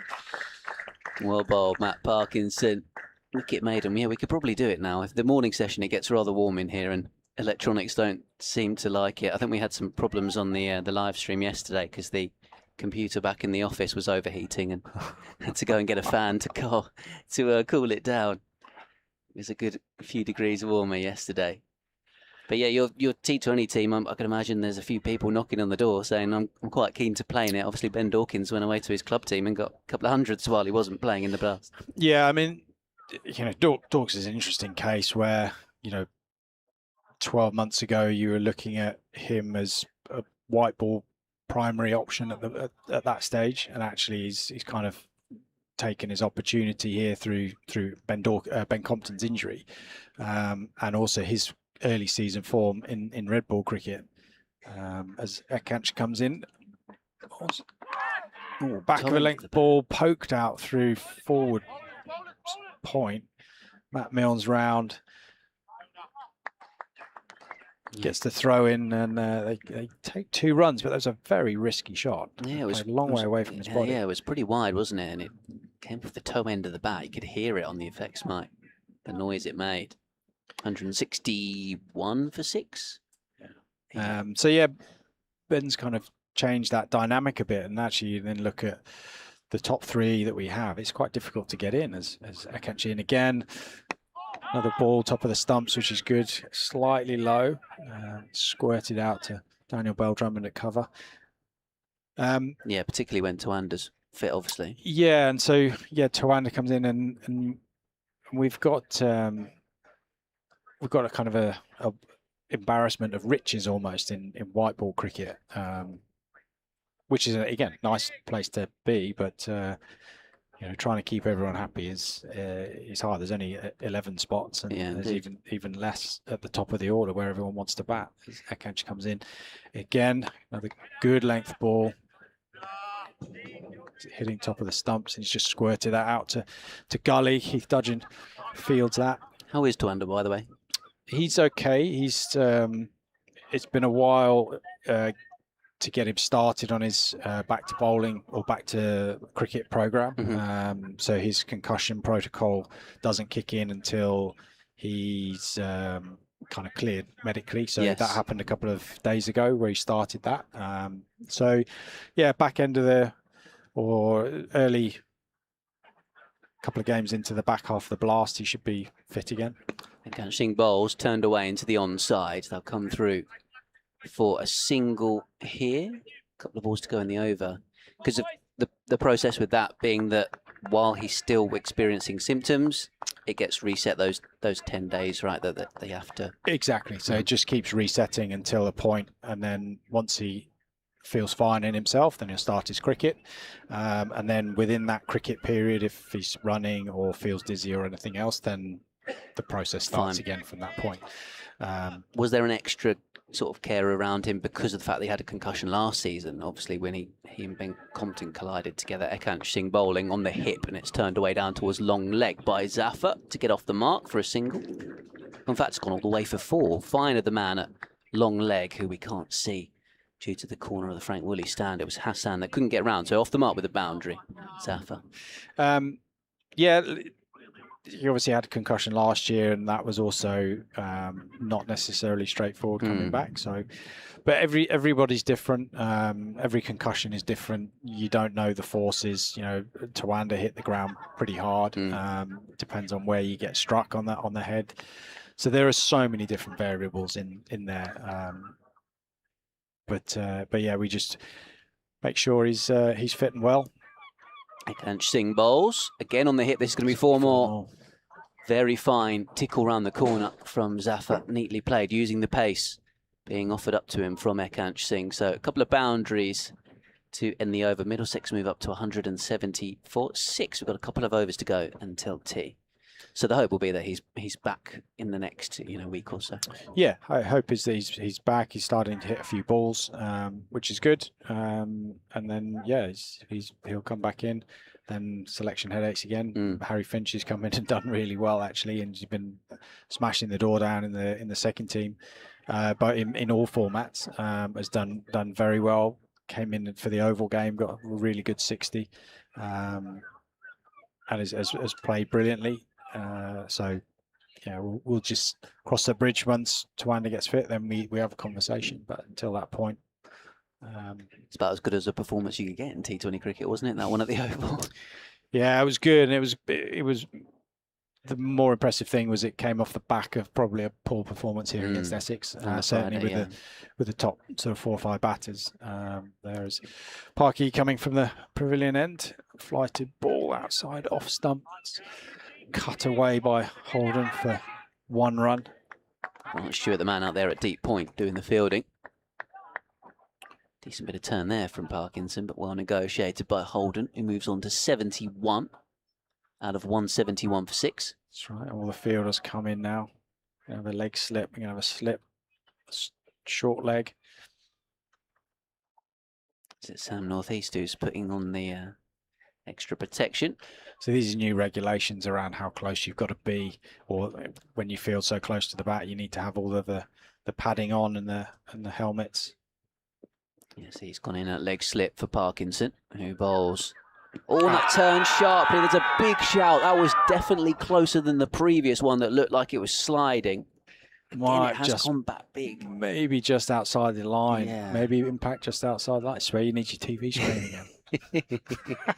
Kev, you're on duty. Kev, get the iPad out. Yeah, that's probably the only thing that can save him there, maybe, is impact outside the line. Yeah, I think you might be right. It definitely turned back sharply. Another good flighted ball from Parky, and he comes again. He's getting it to grip. Zafar Gohar says, I've had enough of that for now, and comes down the pitch and meets the ball and drives it back past a wide mid-off cover position. Kevin's found the replay for us from the previous delivery. Maybe. Yeah, I think you're right. Maybe just outside the line of off stump. Who'd be an umpire? I mean, that's hard. Yeah, really. It's a tough call. That's turned quite a lot as well. It may even be missing leg stump. Arguably, I guess, a harder job at county level than it is at even international level. You've got the benefit of having somebody upstairs to help you out. Down the pitch comes Zafar again, and he's smashed it back past the stumps. Very straight all the way for 4. So back-to-back boundaries in the last couple of overs for Zafar to go quickly on to 16 from 10 balls. Yeah, and he's started to throw a few punches back. Probably faced his first 6 or 7 balls where he's been quite defensive and just trying to see it out, and then just kind of worked out that actually that's probably not the best way to play, and maybe he's going to try and put the pressure back onto Parky here, see if he can get him to drop it a little bit shorter and get off strike by Parkinson bowls. Up it goes to short leg. Has he taken it? Well, he has taken it, but the umpire, unmoved, says that it's just been kicked up off the pad rather than any glove or bat. Ken were very excited there. Let's see if we can get a view of the replay, which of course the umpire doesn't have a benefit of. No, that's a lot happening now. Certainly out of that rough. Parky very, very good in terms of not dropping the ball short, still being brave enough to get it up there. I think it has just turned off the knee roll of the pad, to be honest. Knee roll. Parkinson in again. A little bit flatter that time. Pushed away out towards Stuart, a backward point. The big shout of no with regards to single. So end of the over. Frustration for Parkinson. Good applause, though, from the members away to our left for the efforts of the leg spinner. Eventful over. Again, really creating that theatre, certainly leading into the tea break, where they know that if you can go in 7 down into the tea break, that really does break the game open. Kev and I have sworn ourselves off the ice cream today, having had a busy tea break yesterday. It's always interesting when this happens, where you bring your fast bowler back for 1 over. Yeah, Hassan's going to come on here from the Nackington Road end to replace Akansh Singh. See if he can produce a wicket-taking delivery to try and knock over Holden on 71. Or indeed Zafar. So deep square and deep point go out, possibly to invite the single to say, want to bowl at the bowler rather than the set batter. Holden, thick outside edge, leading edge, down towards deep backward point. Milnes getting around the boundary to throw in and keep it to 1. Yeah, Milnesy, one of our better fielders, even though he's bowled 10 or 12 overs, is still pretty quick there to get around and make sure Zafar's still on strike. So you can big 5 balls this. It was a decent delivery. It was pretty much on the money. Straight back after straight back for a new spell from Hassan.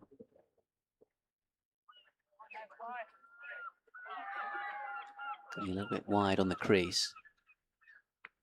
So he's going to bowl to Zafar here with a couple of slips and a gully. Point cover, mid on, mid off. Yeah, deep square and a long leg. Here. We're going to go short leg. Yeah, Akansh Singh's going to put one of the helmets on.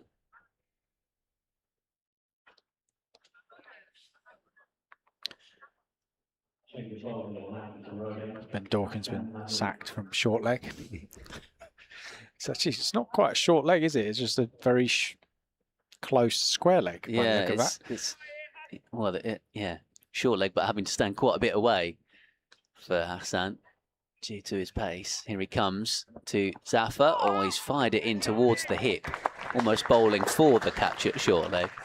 Really good take from Chris Benjamin, diving away to his right. Yeah, danger is when you get that short leg in as a bowler, you want the ball to go there, and you end up pulling a bit straight. And it invariably never goes there if you bowl straight, because it always goes down to fine leg. Yeah, good take by Benjamin. Yeah, it was good take. It's impressed me, Benji. Since his shoulder injury, he's come back and has worked really hard on his keeping. As Hassan's in Nackington Road and short ball. Well directed bouncer. Just evaded, still going through quite nicely. Went through at head height to Benjamin. But yeah, he's after his shoulder dislocation last year, his confidence in keeping and certainly diving, and that penultimate ball there where he's had to dive, that was the side where he dislocated his shoulders. He's got more and more confident with that.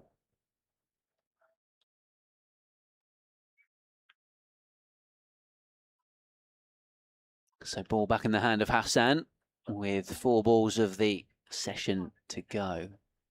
Sunshine over Canterbury as Hassan bowls. That one keeps a little bit lower, full skiddy delivery, which is fielded by Akansh Singh at short leg. Kept out by Zafar. Much better line. It's more an off stump line heading into middle, which meant the ball angles then towards Akansh at short leg, or what is this? It's a very square short leg. It's a little pat on the back from Daniel Bell-Drummond, who actually I remember the last time you were with, I think it was Matt Cole on commentary, was when Daniel Bell-Drummond, I can't remember what the game was, but you identified pretty early on that he looked like he was in the mood that day, and he batted with real swagger for his knock. As short ball, it's come off the helmet, has it? Dropped into the slip cordon, or off the shoulder. Must be a shoulder, back shoulder. Yeah. Down into the slip cordon. Yeah, I think he got 100 that day, Daniel, in the end, after those. It has hit the helmet, they're going to check it. Normally they go quite quickly for the helmet, if it's a helmet strike, but obviously it did just flick the back edge of his helmet. So we have the obligatory physio running out, and helmet check and a few questions, say the alphabet backwards and all the other stuff that you can never remember anyway. You suddenly realise you're permanently concussed. How old are you? You take a minute to remember. Where you last played. That's one of the favourite questions. Where did you last play? Most county cricketers can't remember the last game they played or where they were at, because the games are just thick and fast and they just all roll into one. Yeah. It's like when Kev asked me what I did last weekend, and it took me a while to remember. Yeah, so it would have been the Derbyshire game that you were last up here in the commentary box with us, and Daniel got 129 in that first innings. Yeah, he'd made a real conscious effort to play positively, move positively. He had it was the first game after we turned off all the social media, and he had a tough run. And he was just getting kind of stuck in the crease, and I watched him in the nets in the morning, and he was moving. He was making a real conscious effort to get at the ball and play the ball with his bat and not play it with his pad. And yeah, it was really, really good to see, and you could see the what it meant to him as well. Getting that 100 under, actually, again, really tough conditions. We batted really well. That could have been a game where we could easily have gone in at lunch 60 or 70 for 7, pitch nipping about a bit, and no, they all played really, really well in that game. I think Benji got some runs as well, but it all built around Deebs's 100. So concussion test sorted. 180 for 6 Middlesex, with a ball to go until the tea break. You've been listening to Kent Director of Cricket Simon Cook with us here on the Kent Cricket live stream and on BBC Sport Online, with a couple of slips and a gully. Hassan Mahmood to run in around the wicket here to Zafar Goa when the umpire gives him the all clear. Zafar ready now. And Hassan, the Bangladesh international, in and bowls on the stumps, turned away off leg stump on the bounce into the hands of Ekant Singh at short leg, and the end of the session. 180 for 6, the deficit 236. And I think so far what we've had over the day and 2/3 is, a competitive game of cricket on a pitch that has really offered that nice sort of balance between bat and ball. Yeah, and that's exactly what we were trying to create, is a balance between bat and ball. And sometimes, if it's not a bad pitch, if it's a really tough first couple of sessions, you want a pitch to be enough in it on day one to be able to compete with the ball, but not too much that you can't score runs and it's just a bit of a nightmare. Days 2, 2.5, pitch should probably be at its best, and then ideally it starts to spin on sort of day 3 and 4 to bring everybody into the game. That's your kind of utopia, is what groundsman is always trying to produce, and yeah, it seems to be spinning here. So it's the green tinge is going out of it almost hourly, and once I think a couple of heavy rollers on it, that'll come off even more. Yeah, hopefully it will turn out into a good pitch, which will produce a good game of cricket. And that's what be really good to have in Cricket Week, is to have an outstanding game of cricket with a Kent win come the end of day 4. Certainly so. Well, Simon Cook, so thank you very much for joining us and for your time during this session and coming up to join us on the commentary. Pleasure, anytime. Thank you. And we're going to take a little break on the stream and on the BBC Sport website and app, and we'll be back. Kevin Ham from BBC Radio London and myself, Ben Watts from BBC Radio Kent, in around about 20 minutes' time.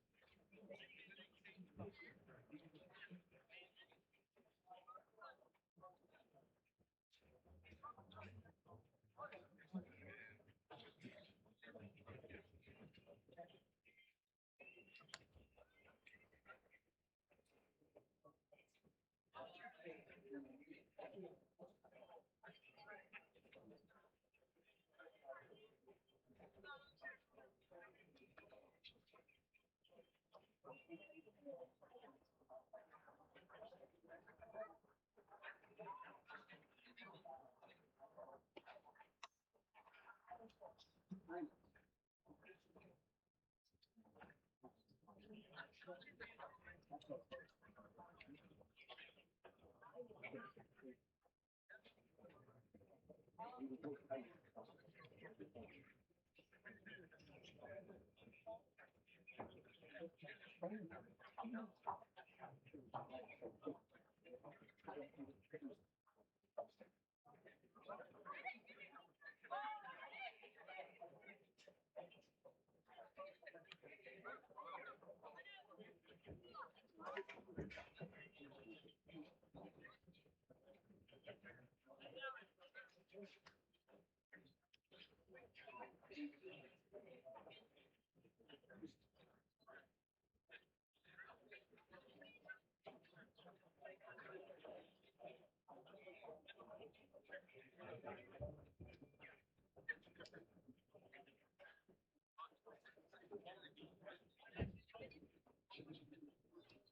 ladies and gentlemen, we are about to start the awards.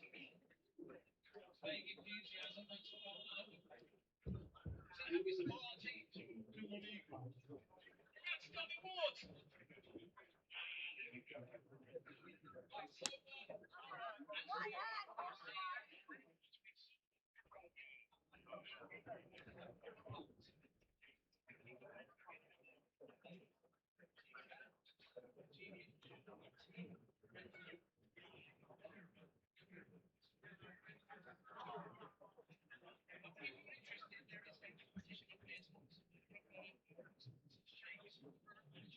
so,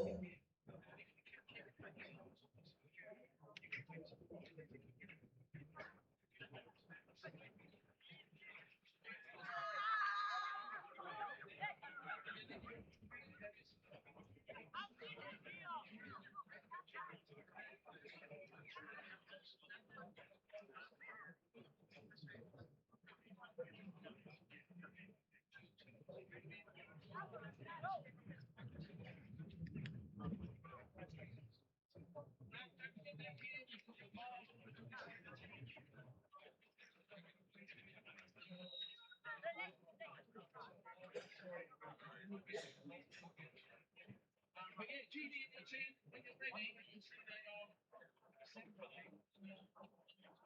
And then we're going to go under 8s, under 9s, and next. So if under 8s can get ready.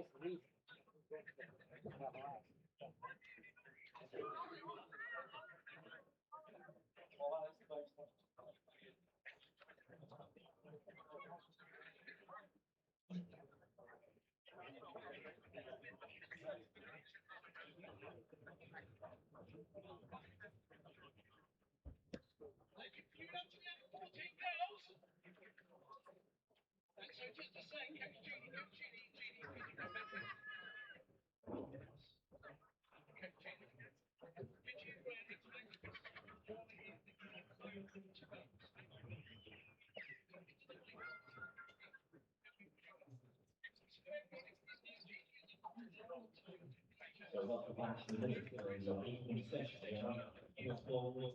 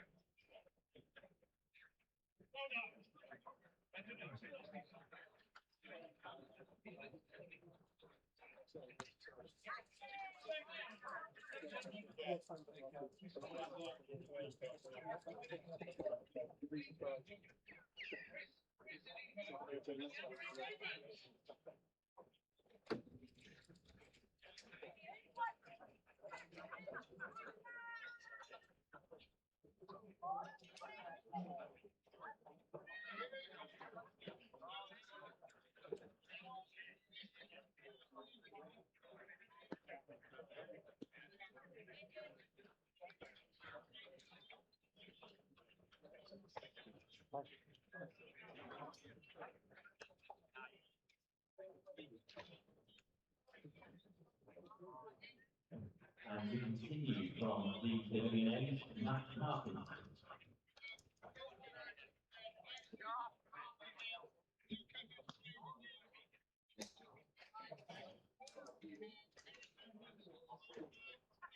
Welcome back. Final session of the day. Parkinson in and bowling and cut away out towards deep cover for a boundary to start off the session. On a very positive note for Max Holden for Middlesex. And there's a deep point fielder out there on the boundaries edge for Kent, but hit well in front of square, and Grant Stewart unable to get around straight enough to cut that off. So Parkinson goes again, same spot for Holden as well. Good usage of the feet to give himself room in the crease. So thump that away for back-to-back boundaries. Moves him on to 80. And he's batted extremely well today for the visiting side. Bill Drummond now sticks himself in at cover as one turns leg side and clipped away behind square down towards long leg. Ekant Singh doing the fielding down there, so a run taken. Sam Northeast will now stick a helmet on to go and field at leg slip, leg gully effectively.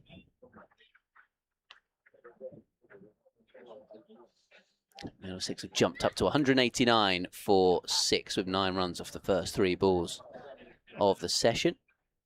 In fact, kind of decided against the leg slip for Zafar. Hassan just being pushed back a little bit at mid-on. Parkinson bowls and it's played in front of square. Matt Milnes comes in from deep square leg, about 10 yards or so to his right to pick the ball up and send it in. So 10 off the first 4 balls of the session. Parkinson to Zafar pushing forward in front. In fact, Holden now pushing him forward in front of his pads away to Northeast at short mid-wicket. Positive start to the session for the 2 left-handed batters against the leg spin of Parkinson, who was getting a bit of turn out the rough. That one steered off the back foot up towards pretty deepish mid-on by Holden. End of the over and a good start with 11 coming from it to the session for Middlesex. Ben Watts here from BBC Radio Kent. Kevin Hand from BBC Radio London. Oh, I thought you were going like your good start to the day, hoping it would be an omen for Middlesex, for Kent. You were manifesting.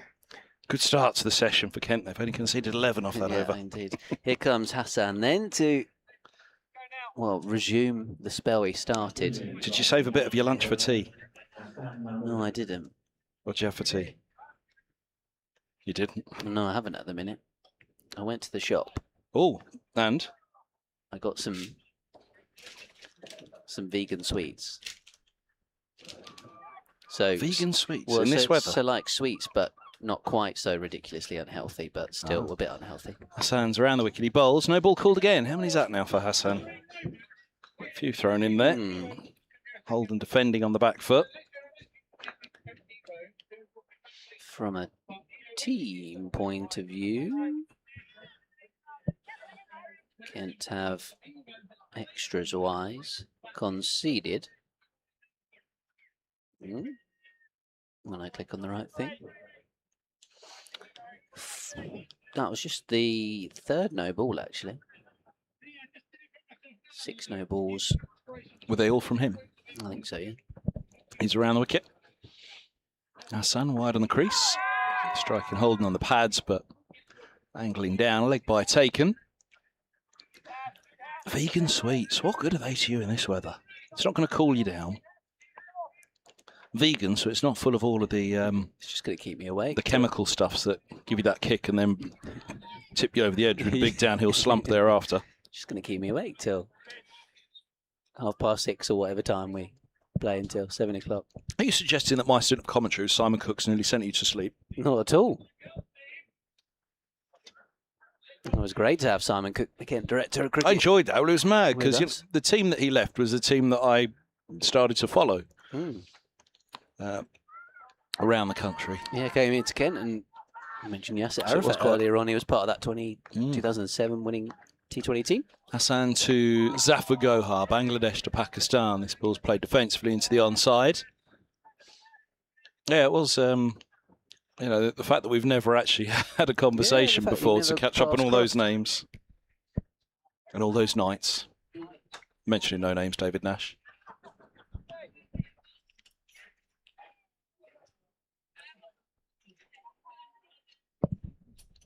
.194 for 6. Holden 82, Zafar 17. Oh, we can't open his sweets. There's Hassan, 2 slips and a gully in. Bowls. Zafar looks to uppercut through to the keeper. It goes. Have you done it? Yeah, I borrowed your keys.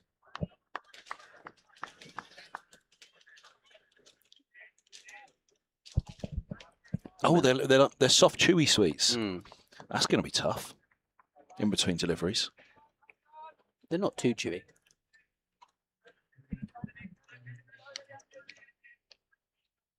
Everlasting gobstoppers. Be no good for cricket commentators, would No, they? I wouldn't. It wouldn't be ideal. Must be due another Willy Wonka movie soon. They churn them out every 5 years, don't they? The new Wonka. Here's Hassan in bowls and forward goes. Gohar, no run. What did you say? With a new Wonka, as in a different actor playing. Timothy Chalamet. Who can never say? Chalamet? Chalamet. Chalamet. Mm. Chalamet. I've forgotten about him. I was thinking of Johnny Depp. Oh, he's good. I'm looking forward to the third installment of Dune, which is as in D-U-N-E, which is out this year. We just got him in. Oh. Are you a nerd? Sci-fi nerd? Not totally. It's a little bit Star Warsy though. It's not Star Warsy enough. Here's Hassan in bowls. This ball's driven away by Zafar, just in front of point. He'll pick up 4. Lovely shot. Nice flow of the bat on that one. He's hit some good boundaries so far. Simon Cook was saying he's come in and counter-punched a little bit, and actually seems to have suited him best actually when he's looked to score, rather than just sit in and try and bat on this wicket. Ball 45 overs old almost now.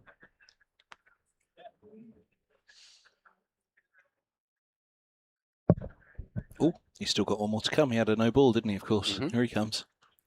Right arm around Nackington Road end. And he bowls now to Gohar, who defends to Bell Drummond at mid-off. 21 Gohar, 82 Holden. He's batted really nicely, Max Holden, hasn't he, today? Well, compared to the highest score of the Kent innings, Middlesex have the highest individual score of the match, but they're 198 for 6 and trailing by 218. Yeah, indeed so. Kent had a number of partnerships and contributors, but it's Holden who indeed has the top score in the game so far. Parkinson's going to continue. I quite liked the leg slip, but they've dispensed with it for the moment. And they've put a long leg there instead. As Parkinson from around the wicket bowls to Holden.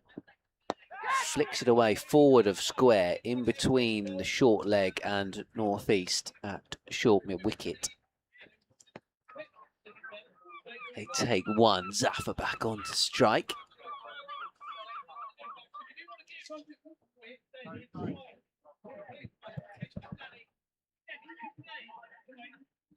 What are we listening to down I'm there? going to say, what is that noise I can hear?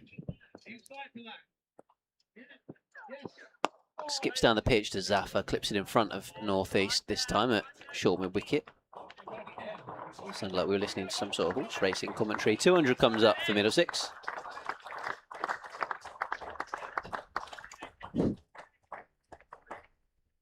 See, it might have stopped now. Parkinson, flash of orange on the boots, bowls to Holden. Deepish mid on, does the fielding.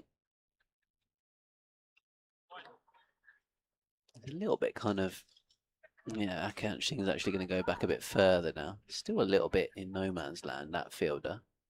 Because he's not all the way back. He's what? 10, 15 yards in from the rope? Zaffer takes strike, comes down the pitch, ends up jamming it up towards mid-on for a single.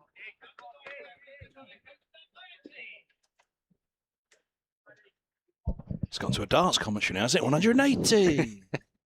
Is it Dave Bracegirdle down there? Is Parkinson bowling. Tosses this one up. Again, it's flicked past northeast at mid-wicket. He's had a busy over. The ball's been going past him left, right and centre. Another single to Holden, who has 85. 22 for... 23 rather for Zaffer, who will take strike for the final ball of the over. Singles off every ball of the over so far. Northeast has been dispensed with, his wire has been pushed back. Forward comes Zaffer to defend into the offside as Bell Drummond had plonked himself in at a more of a silly mid-on sort of position, and Northeast was an orthodox mid-wicket. End of the over. Shall we have a little check on the scores elsewhere? Oh, yeah. Feels like a while since we You haven't done an update in a while, have you? had a look at... No, I don't do them in the afternoon with the shared show on a Saturday. Saturday. Where's that? That's somewhere in between Hampshire and Somerset, isn't it? Saturday. Yeah, it's probably, yeah. Hassan to continue. Nottinghamshire 4-11 for 8 at Chelmsford, lead by 227 runs. Surrey 95 for 8 at Cardiff. Hassan around the wicket. Bowls, full. Particularly straight, but inside toe end of the bat from Holden will bring him a single straight of mid-on. Tom Norton got out. Dom Sibley, Sam Curran, Dan Lawrence, Ollie Pope. Since got Adam Thomas out as well for a fifer. So yeah, Glamorgan ripping through Surrey's batting lineup. What was the latest in the Hampshire have recovered a bit, having been 66 for 6.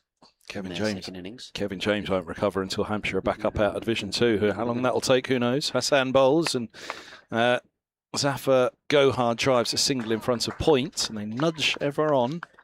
Hampshire lead by 169. They're 137 for 6 at Hove. Warwickshire have gone past Somerset score at Taunton. They're 259 for 6.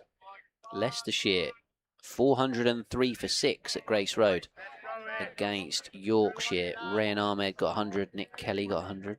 Joey Everson at the crease currently. The on loan Kent all-rounder.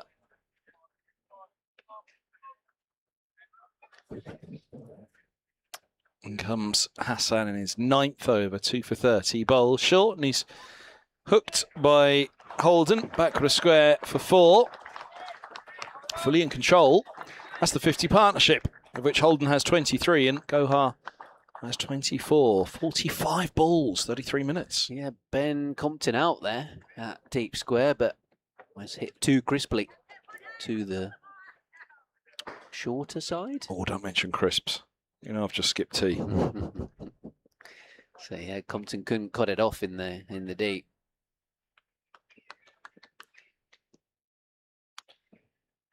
On comes Hassan again, and short again, pulled now in front of square for 4 more. Back-to-back boundaries, and Holden's on to 94. What an innings this has been. Yeah, it's been a super knock. Chanceless. No, a couple of chances. To Stewart, the one in the gully. Oh, yeah. Harsh, tough chance. And then Dawkins at short leg again. Tough chance, but went into the hands and then tried to grab it at the second attempt and ended up kind of scooping it over his shoulder. That's why it looked very bizarre. 2 slips and a gully. Crouching down as Hassan bowls the 5th ball of the over, which is dropped for a single. Oh, Holden's got to get back. There was never a run there. Goodness me. Madness moment that from Holden as he pushed it to Compton at cover. Good call from Zafar at least to send him back. Yeah, Chesterfield, Derbyshire made 364 all out. Lancashire 63 for 3 in reply, 140 behind. Durham 200 for 4 in reply to Northants 450 all out. And then Worcestershire 156 for 3, trailing Gloucestershire by 133 runs at Worcester.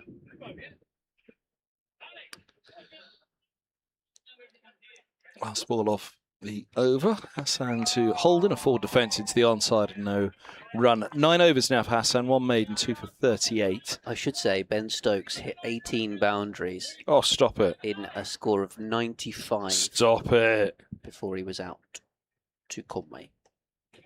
Oh, no one was listening to anybody else, let alone us, when that was on. Well, we were having that fantastic chat with Simon Cook. Everybody was watching. You'll have to go back on the stream and find it later, folks. Good chat that was Cookie. Enjoyed that. But you were all listening to or watching Stokes. Well, they weren't watching England because they're struggling. 120 for 3. Brooke and Root trying to dig England out of a hole. Much like Holden and Gohar here. Oh, Holden's doing a super job. Gohar supporting him as well on 24. Defends out towards mid-wicket. Parkinson trying to get one to turn back.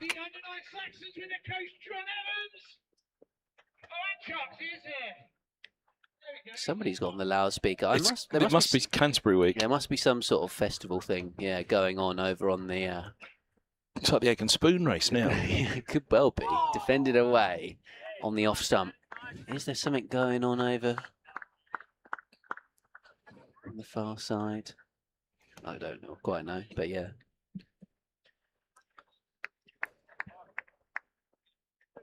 Maybe I'll text Liam. He'll have the schedule. Oh, that one keeps a bit low, scuttled through. Zafar went back and just about jammed the bat down on it.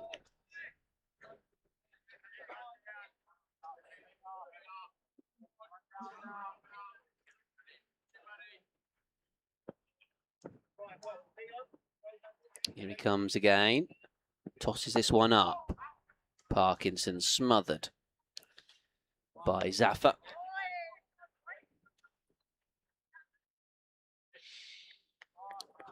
.213 for 6.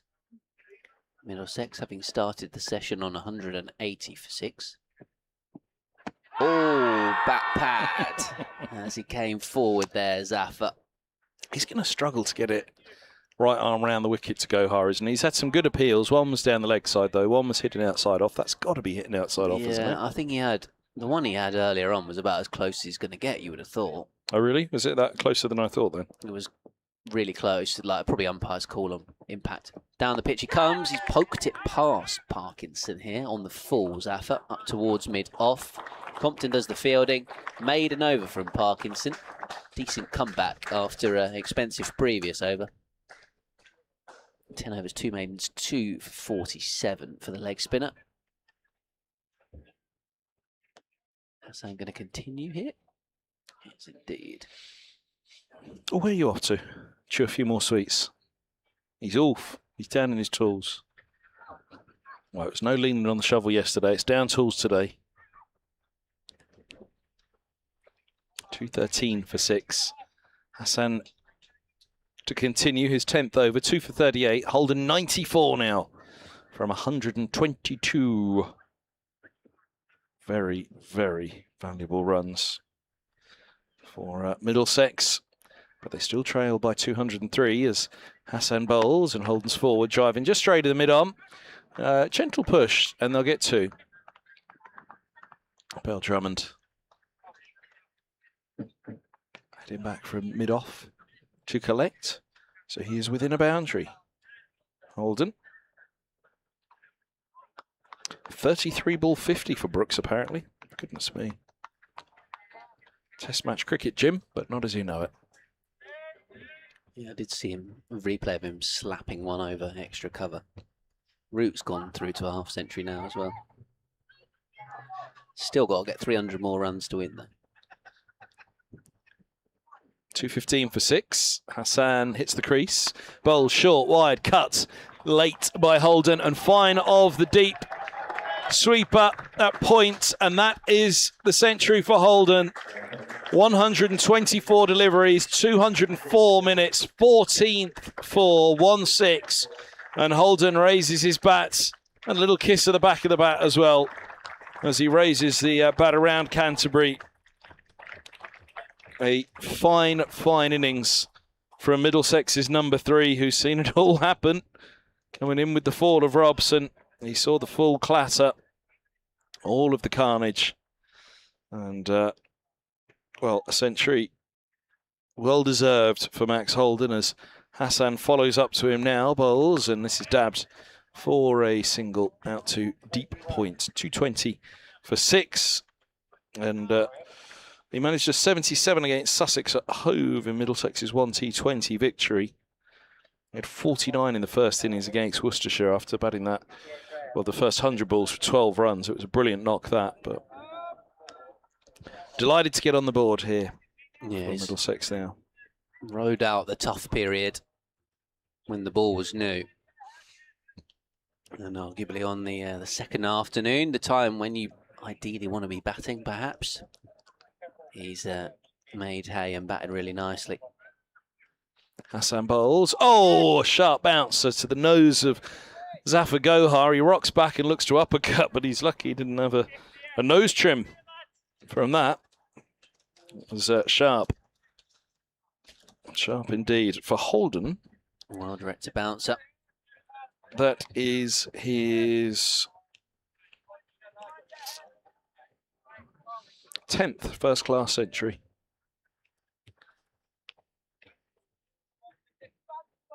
Average of 32 in first-class cricket, something you dearly love to significantly improve, as here's a all ball that jags back up the slope to Gohar, keeping a fraction low. Not quite sure he was ever right in position for it, but he does get the bat down on it. And the toe end keeps that one out when that was very close to getting through. 220 for 6 is the score here at Canterbury. We're still listening to the loudspeaker of one of the corporate tents, which must be on the wind blowing out to the middle as well, the noise. As here's a length ball to go straight from Hassan, and it's defended to mid on. 220 for 6 it is. And Holden will have strike on 101 with Gohar on 24. Oh, what are they coming off for? They've barely been on. Drinks break. 26 overs to go tonight. as well as this is going, bang, bang, and Kent could be batting again this evening, Ben, and, well, I don't think they'd enforce the follow-on at this stage, because I think that would open up the Middlesex victory to some extent. And also with this heat, you'd have thought they'd have got their bowlers off the field, but... Yeah, I think you're right. They want them. They don't want to bat last on this wicket, probably. Come out and bat after. Parkinson slipping a short leg around the wicket. Continuing to Holden.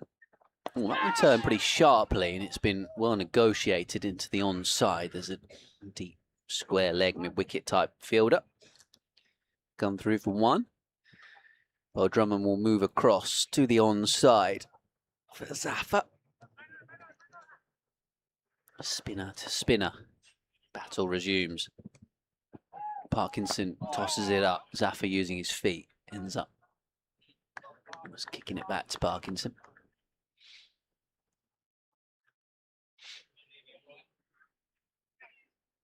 Two 121 for 6. Bowls. Zafar again coming forward. Smothers. There's a appeal for how's that, which is, well, not out in any form of cricket. There's Parkinson. Again, balls. Oh, Zafar stayed in his crease and it jagged back sharply.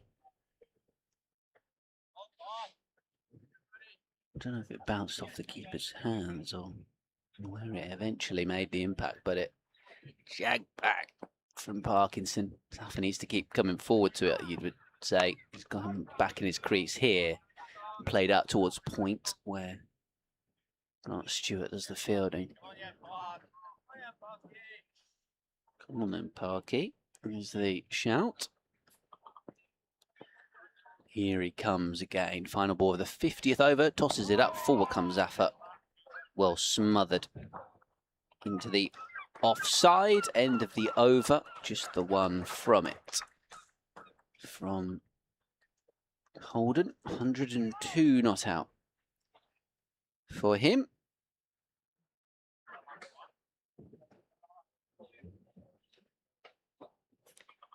Sorry, I've got 100 up now.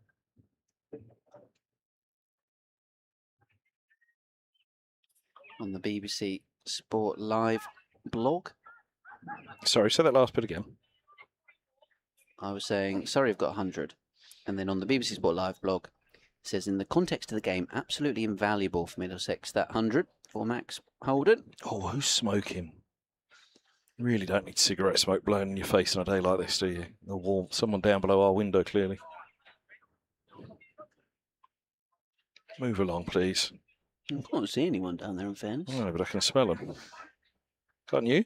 Yeah, I can smell it. I don't think it's necessarily coming from down below. Hassan bowls to hold, angled across the left-hander, dabbling at it through to the keeper. Might have to move the fans in the opposite direction. Yes, rearrange our slip cord in the commentary box.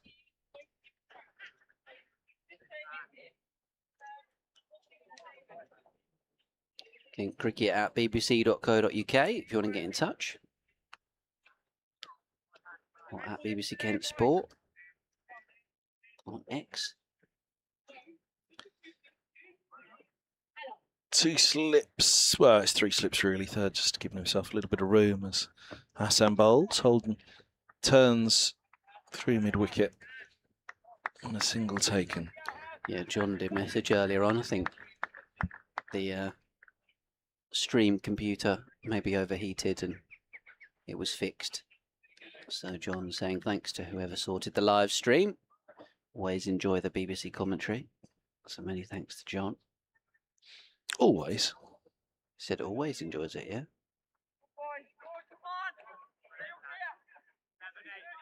Did you ever listen to a Durham commentary? Do I ever listen Martin, to it? has he ever listened to a Durham commentary? Right, okay. Martin Emerson as Hassan bowls. This is pushed for a quick single. Oh, yes, no, run out. If it hits, he misses. Was there time for the keeper to get up, for that throw to be held? Only one stump to aim at on the run for Is that Singh? I can't sing. Yeah.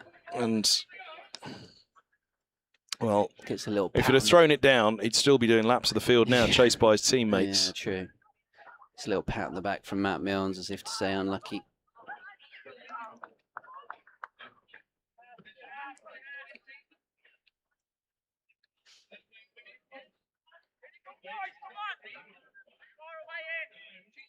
Yeah, I think you're right. It was direct hit or nothing. Hassan around the wicket, he bowls, and it's nicely played off the back foot by Gohar, and he works it wide of mid-on. Turning to 2. No run is the call for the third. 2-2-4 for 6.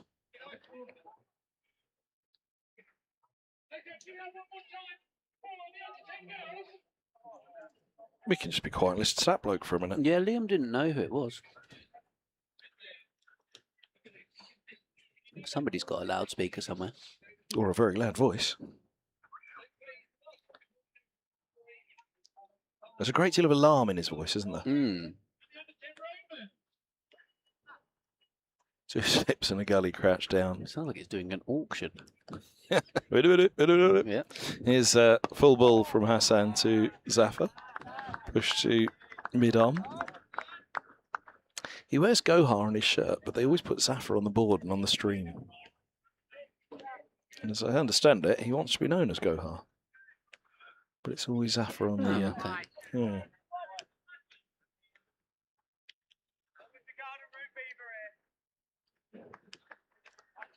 Jibber jabber in the field as Kent try to keep themselves enthused, focused. Yes. Hassan bowls to Gohar, traps down the bat, the ball bounces high up behind him, well clear of off stump and through to the keeper. He did charge around for a moment though, just to be sure.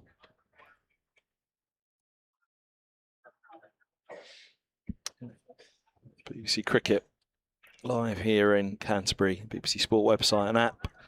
Commentary brought to you by myself, Kevin Hand, for BBC Radio London, Ben Watts of BBC Radio Kent.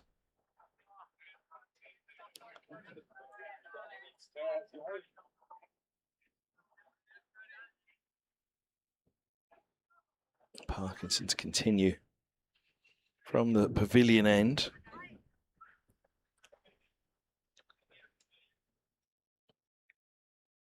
Bowles tosses this one up. Drilled down the ground. Up towards long on. Ekant Singh does the fielding.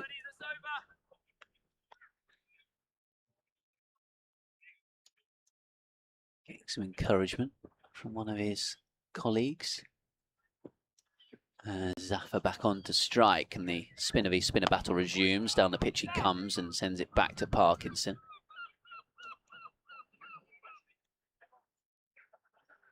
Ben Compton just doing some windmills or some sort of stretching. I would have said he was warming up to bowl, but he's not, because it's Ben Compton in the floppy hat at wide mid-off. Bowls here, Parkinson. Forward comes Zafar to defend into the offside.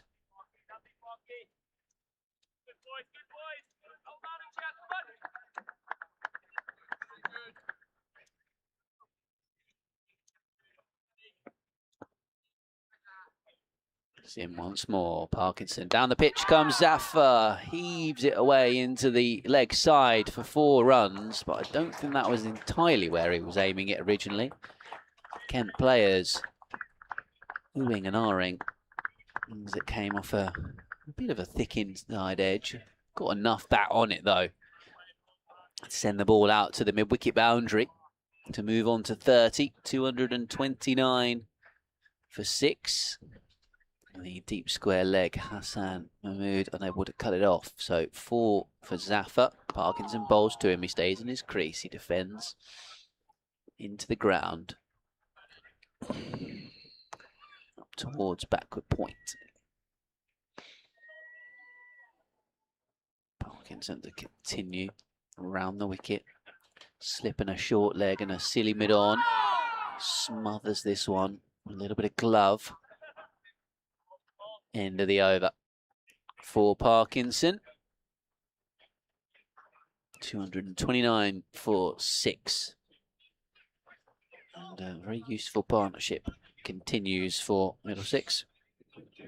Zaffagar with 30 of them. 104 not out for Max Holden. We're going to see Grant Stewart have a bowl from the Nackington Road Yeah, end change of here. ends. Swinging it in, but nipping it away with the slope or the seam, perhaps. What do we reckon? To the left-hander, yeah. Yeah, good shout. Well, he's not had his most prolific day against Middlesex, none for 8 from 5, but let's see. Ball 52 overs old. It's flown by today, hasn't it? Flown by. Let's see if the old bull has any life in it for... Yeah, Can we call him the old fella at 32? He looks older, doesn't he? He's always looked 32, I reckon. Even since he was 9. He's around the wicket now, bowls, and this is pushed back up the track to Stewart. Big chiseled jaw. Like Desperate Dan. He's got a jaw like Desperate Dan, hasn't he? Stubbled.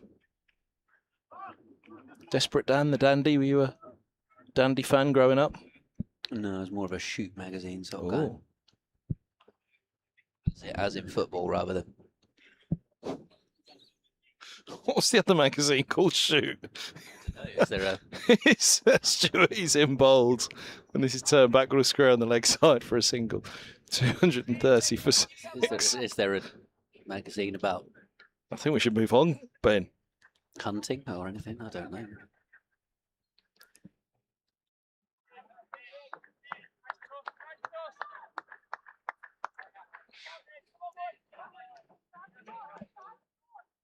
Two slips, Gully.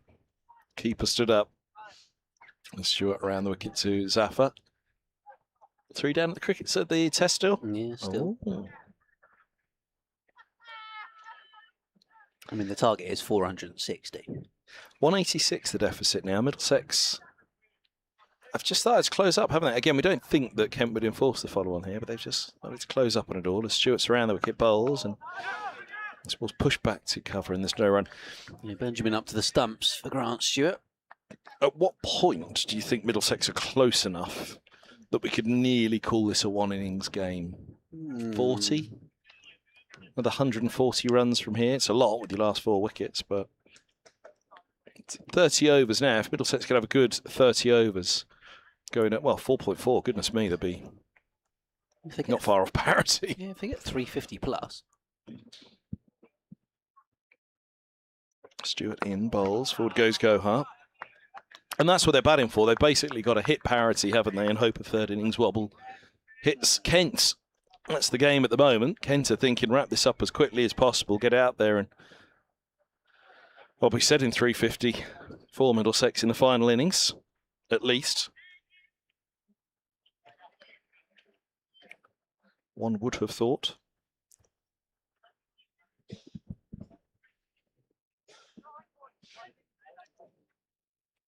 Here is Gohar defending into the offside, no run. Yeah, interesting here. Simon Cook describe how Kent essentially sort of went against their own principles and strategy by batting first. Saying normally they'd have looked to bowl first with a bit of grass. What was it, the 10 millimetres left on the pitch, and had a bowl first and then try and bat big in this innings. Forward goes Gohar again, defending to Stewart. Into the 53rd over. Stewart's none for 9 from 6 with 2 maidens, just the single off the over. Obviously the sun, and then you get the wear and tear. 6. 21 overs to bowl. I think he's doing it in between overs, trying to at least anyway, isn't he? It's not exclusively, but as soon as the over ends, he cranks it up over there, doesn't he? He's almost like the fella off the back of the lorry on a Saturday morning in days gone by. 5 for a tenner. Harry Finch is out there as a sub-fielder at the minute. He's more Beckenham than Canterbury, isn't he? He's fielding at second slip. Stewart's in, bowls, and forward goes Zaffa. Pushing back. More Tunbridge than Tunbridge Wells. Oh, dear. I hope it goes to a 4th day, this, because I've had 2 days to wind you up. It's not the same. I've got to have at least a day at Mat. Yeah, you have. I've got to have 1 day at Mat, full day at Mat. At least one full day to get your jabs in person. Stuart bowls, and this is pushed back up the track, and there's no run. Mind you, you're Tunbridge Wells, so I was talking you up there for once. That makes a change. I have lived in Tunbridge as well, to be fair. I can tell. Tracks. What are you up to this evening? Home to bed again? Bit of TV? Bit of Love Island? Might go. Well, it depends what time. Here's Stuart in bowls, and this is bumped back by Go Hard. There's no run. I've got you down as a Love Island man. No, not Love Island. Depends what time we finish. Might see if my lot are still in the pub after their game of cricket. Oh, If I pushing the boat out It tonight. depends what time I get there, to be honest. They'll probably have left by the time we finish. Stewart's in bowls, and this is pushed away out to deep.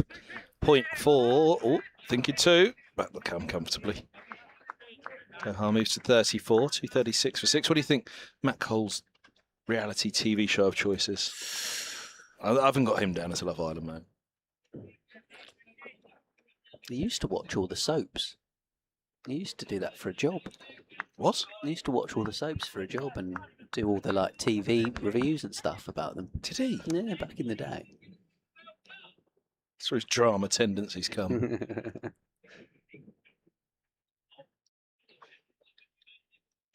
Stewart's around the wicket, he bowls, and Gohar pushes back up the track. No ball called for the Nackington Road end. 178 behind now. Where did you go for dinner yesterday? Very nice. I had a big load up at the supermarket. Mm. It was back to the hotel room Fair. and devoured it over the space of 6 hours while watching back-to-back World Cup games. Good work. If you can get it. Here's Stewart, bowls, and forward goes Gohar, pushing back. Somebody's out. Have you seen the... Oh dear. Bold. Or edged. Yeah, edged to slip. I'm not quite sure why it was needed, but clearly it was. Sushi now, but like a taco. So rather than wrapping it up into a roll, it's like a taco, and you lift it and eat it that way. Oh. Teriyaki chicken. Oh, very nice. A couple of those for dinner last night. Oh, full ball dug out by Gohar. Well played. Slip. Second slip indeed goes to his left. Is Parkinson in there, is it? No, it is Finch. Yeah, It was Finch. along the floor though. It was trapped down that bat, so the ball bumped down into the ground as well. Finch on as the sub fielder. Yeah.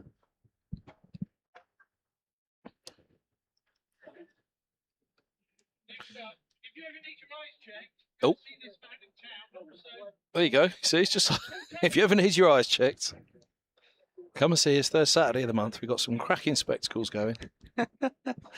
5 of them for a tenner as well. Actually, this is great. And so let's just shush and listen to him. Last but not least, They're selling fast. Come on, folks. there's definitely some sort of auction going on. Well, it was if you need your eyes checked, come and see this fella in centre of town. I don't know about my eyes, but my ears certainly don't believe it. Are you turning him up or down? Up. Oh, good, good. I was about to say, I was just starting to get into this. You stop talking now. Oh. So we're going to go for a quick break now. We'll be back with the support awards in about 15 minutes. Parkinson bowls as Zappa comes down the pitch, smothers the ball. He's taking a quick break. I don't know what he was taking a quick break I feel from. like I'm at Butlins in Bognor Regis. Come on, everyone! Come on, everybody. Get involved in the aqua aerobics. I don't think that's what they do in Bognor Butlins. It's fired in by Parkinson. Again, padded away. Is it? What is it? What's the Isle? It's the Isle of Wight Festival. They call it the Big Weekender or something now, do they? Is the Isle of Wight Festival this weekend? I heard that was. Could be, yeah. Keep seeing it advertised in different places. Parkinson bowls. Kept a bit low. It spun back down the slope. Don't they take these around all the holiday camps in the winter as well? When they don't have the kids there. Big Weekenders. Oh, okay. So you always hear it advertised? Here comes Parkinson again. Cut away out towards point. There is a fielder there. Matt Milnes throws it in. Margate feels like it should have a Butlins. Okay. Does Margate have a Butlins? I don't know, to be honest. Bowls clipped away towards deep square. It's got Dreamland, but I've never actually been. What's Dreamland? What's Dreamland? Is it a holiday camp or just a fair attraction? It's like they do Fairground. concerts and stuff there, but it is like a fairground. Vintage star rides, mega music acts and more as it's defended back up the pitch. You're pretty close to the beach as well. The scenic railway. Is there a scenic railway? Certainly the Turner Contemporary and all the arty things that you can do in Margate. Rides, amusements, roller and VR open all day. Margate Dreamland. It's nice though, Margate. What's Dave Fulton country? Is that Whitstable? Ooh. Is it Whitstable Bay? Is that right? Yeah, quite possibly. Isn't that Fulton? I think it is. Yeah, because is it Whitstable that he used to coach at the football? Is he giving it up? Was he sacked? Well, I think Was he sacked? Well, no, I think his boys were juniors, weren't they? And I think they're probably too old now. Stuart's in bowls, and this is pushed away by Gohard's cover, and there's no run. So we only coached them so he could pick his kids. That's not what I'm saying. I know he's involved at Whitstable Cricket Club these days. He's still doing football coaching. Or was it a Canterbury team that is football?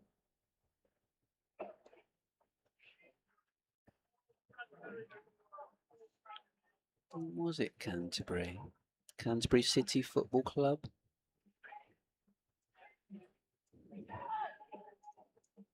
Yeah, at one point he was chairman of Canterbury Youth FC. Here comes Chairman Fulton. Forward goes Safa Gohar pushing to cover, and there's no run. 240 for 6. There's a quote here. Is he tuned in right now? Have we got a message from him? Canterbury has been crying out for a joined-up approach to its football. Is this a statement from Fulton? Yeah. New pathway for Canterbury footballers. This was 5 years ago. Who wrote it for him, do you reckon? It was before ChatGPT and whatnot. AI.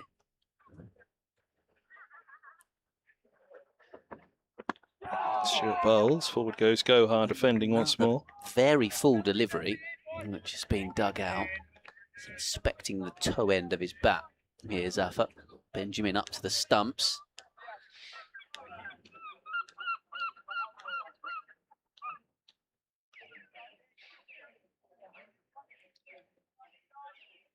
$240 for 6 here at Canterbury. Stuart in his 8th over, none for 14.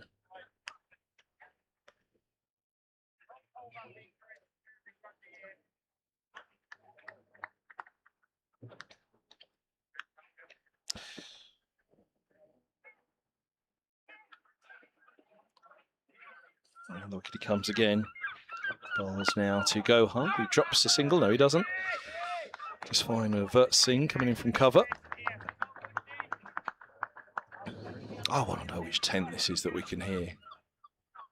And it should be that big old tent on the far side, shouldn't it? But the music's booming across. Can't be that one. How's your team doing? Is that what you're doing? Yeah, they're doing okay. Ball by ball? Are you going ball by ball? No, not quite. That made me too nervous. They're 110 for 2 in the 27th, chasing 153 to win in 40 over game. And there's a full ball to go. Harry pushes a single out to deep point, and there's no run. Who's the team? Shibboleth Cricket Club, which is a little village just outside Tunbridge. They play in the Kent County Village League Division 3. So it's proper village. Proper village. Proper village. Proper village. Especially when I'm playing.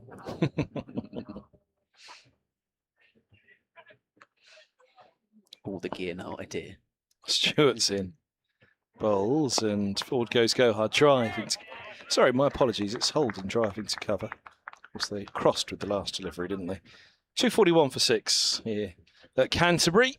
Live cricket from the BBC, live on the BBC Sport website and app. With myself, Kevin Hand, BBC Radio London, and Ben Watts of BBC Radio Kent. Drinks coming out for the two batters. How big is this partnership now? When did the last wicket fall? It should be on this big scoreboard. I mean, it's in the 80s now, isn't it? In fact, Yeah, it's there you 81. go. Last wicket, 159.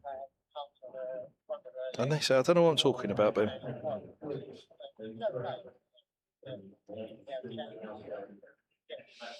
Yep, 81. This is a really good effort from these two and changing the complexion of this game, really, because, goodness me, it was inescapable at the start of this innings, wasn't it? They were all over them either side of lunch when the deploy went. There was the worry, and I think Simon Cook said it as well, Middlesex will be wary here because it could turn into a full-blown collapse. But Max Holden, 107. Yet another of Holden's finest hours, I'd suggest this is. It's got to be up there. He had a similar effort to this in the second innings of opening game at Lord's last season against Lancashire. Middlesex had him 8 down, saving the draw, having been in front for most of it, Lancashire at Lord's that game. Parkinson continues. Zafar comes down the pitch and smothers it. Parkinson into his 15th over now.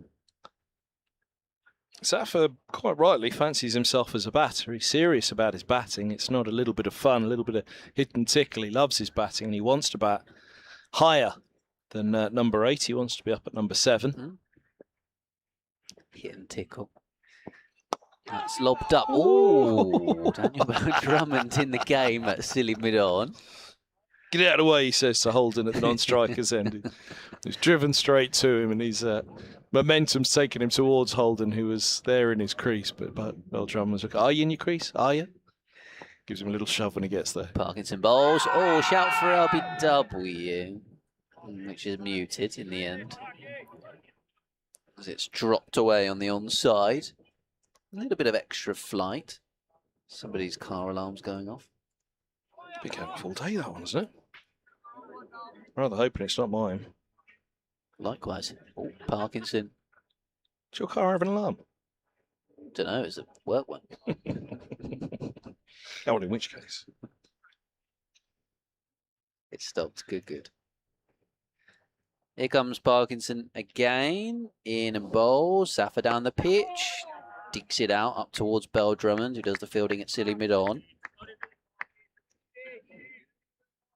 4 dots in the over so far. Zafar's been out there for 79 balls now. Just reaching the point where I'm having ice cream regret, Ben. Ooh. Parkinson with a flatter one. Driven up towards wide mid-off. Do you want any of my vegan sweets? No, thanks. It's not that much regret. Yeah. Ice cream regret that I didn't have any, as opposed to ice cream regret that I had too much. Yes. Like yesterday. The opposite of yesterday. Yeah. Parkinson bowls from around the wicket. Oh, that grips and has gone through past the keeper. Maybe off the back thigh pad. Grant Stewart does the fielding. It's gone all the way to the bowler's end and Bell Drummond has been caught in the finger. Umpire's given nothing there. Oh, he's giving nothing here, umps, is he? As in, he's not given buys, sorry. I know what you mean. So Zafar's getting runs for that. So, did he come off inside edge? Did he glove it? Must have been a bit of inside I think it was inside edge, yeah. yeah. So that partnership ticks to No, it's got Oh, to be more mate's than back that now, again. hasn't it? Has it gone 243. Yeah, to 84? He's back. What's he selling now?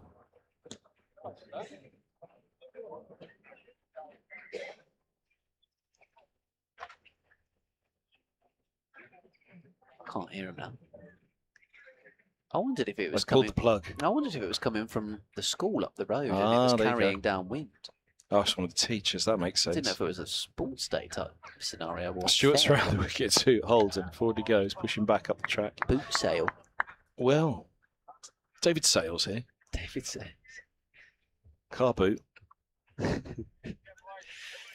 Jumble. Jumble sale. What was the other one? Car boot, jumble, and I can't remember. Knick-knack.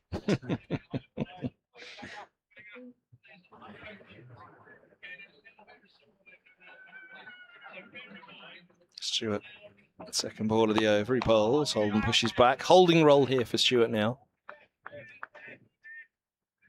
He's the first name on the team sheet every time Middlesex Well, yeah. play Kent, isn't he? Stewart. Stuart. We got to the bottom of that yet. Stewart. As per the Kent pronunciation guide.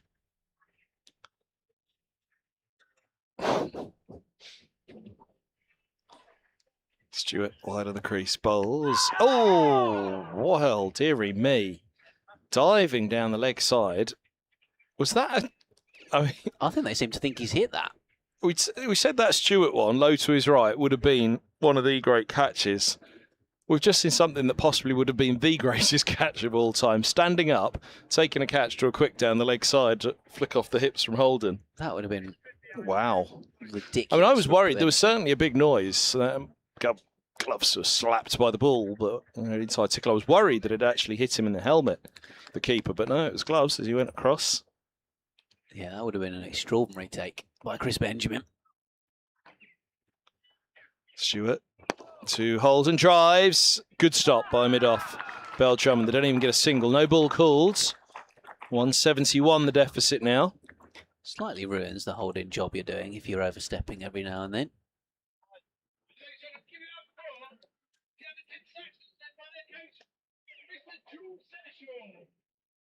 I think I heard give it up for the under-10 Saxons and their coach, Mr. George something.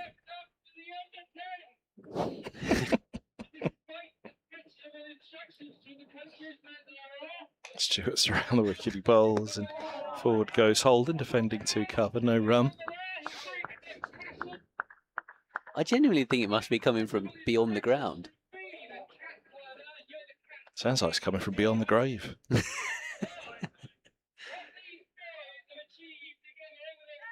Haunted by the 1930s announcer. It's like a Doctor Who episode, isn't it? A mysterious voice coming through the tannoy at a sports ground.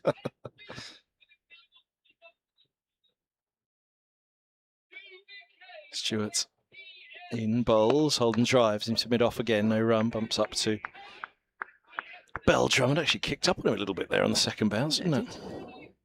Saved him bending down. Fortunately, he hadn't. Could have gone over his head, that one, didn't it? The old Tim Flower.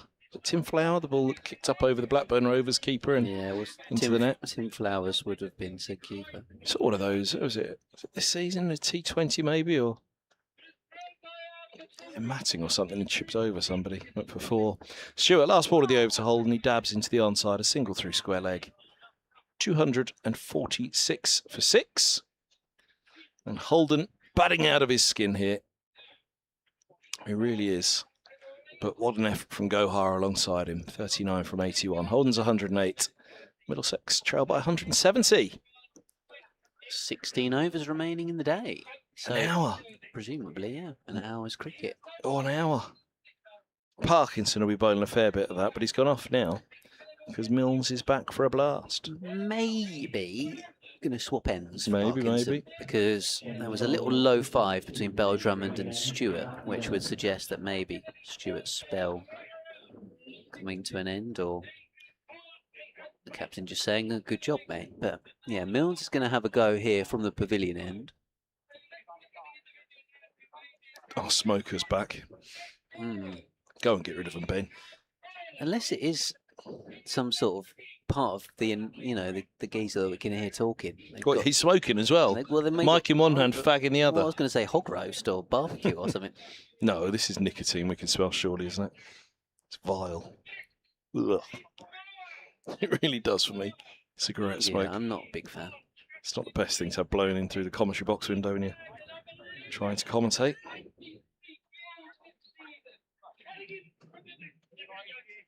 You're having a look out the window. If it's one of the players, don't name who.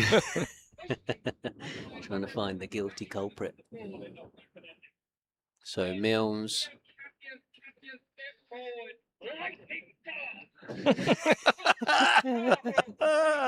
Here comes Milnes with a slip in the gully. Bowls to Holden, tucks him up, out towards short mid wicket.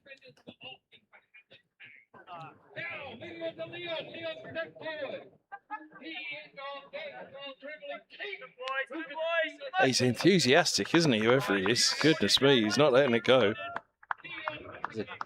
He's paid by the decibel by the sounds of it. 1,000 or so people that can hear him. Maybe he's unaware of the extra audience he's got here and however many people that are listening to us. Milnes bowls down the leg side. Tumbling stop from Benjamin.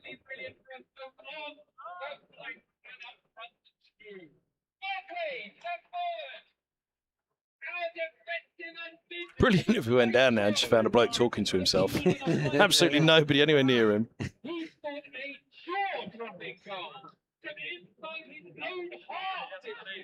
He scored a jaw-dropping goal from inside his own half. There you go. It might be some sort of awards night. Canterbury Week, is that? Would they be having an awards thing at Canterbury Week? I don't think so. Clipped away by Holden out towards deep square leg for a single. Finch is the sub-fielder out there. Oh, just seen a lad, by the way, playing a bit of Wimble cricket on the top of the mound, hospital side of the ground. He's come down the wicket and slapped it through the covers, and it's ended up in the white seats.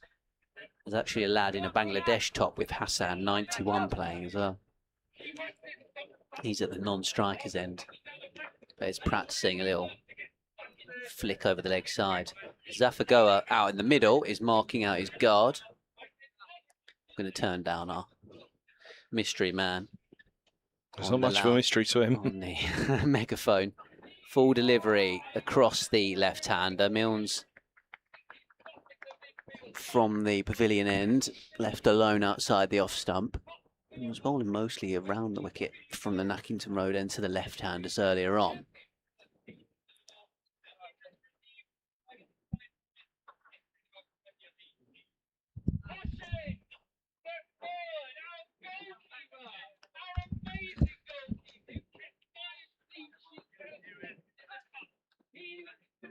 Here he comes again, Milnes bowls. Full delivery, driven firmly up towards Grant. Stewart picks it up on the bounce at mid-off. Throws back into the wicketkeeper.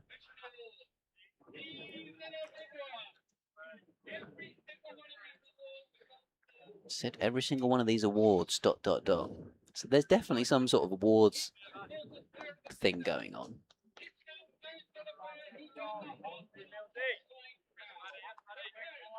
I'm going to go check my phone in a minute. It's been on charge. See if somebody's got any clue what's going on. Milnes bowls edged, short of first slip. I mean, well short.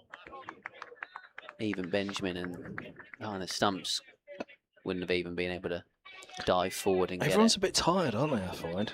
It seems all a little bit, oh, come on, let's get this over with and come back tomorrow. Everyone's ready for bed, aren't they? Got 15 or a overs barbecue to go. Who's it going to be from the Nackington Road end? Sure, it is going to continue. There I was, taking him out of the attack. Oh, the music's going.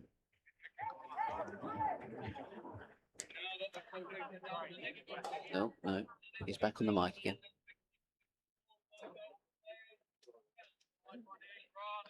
Bring back the jazz band, that's what I say.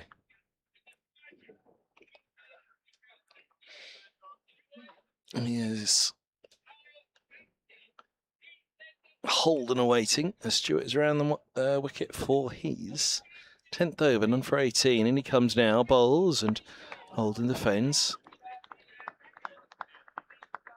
Yeah, Liam's of the same opinion of me that we think it might be coming from the girls' school. Oh dear. Definitely a microphone coming from the Nackington Road. There's some sort of awards at the end of a sports day or fair or something or other. I don't know. Can't we tell him to settle it down a little bit? Make a polite call to the school. Here's Stewart onto the legs of Holden, who's clipping out to deep square. Back they come for 2. He's on to 111. Nelson on the board. What Come on, day Ben, is it? feet up, but Nelson on the board. What day is it? The 20th. And I'm looking on the school website. They've got upcoming events, although Ooh. today is obviously the day of the event, so. 167 the deficit. Middlesex nearly there to avoid the follow-on, which, again, we only here think we is go. nominal. No. Stewart bowls, Holden drives up to mid-off, no run again. 111, 149th delivery that Holden's faced. 48th, my apologies.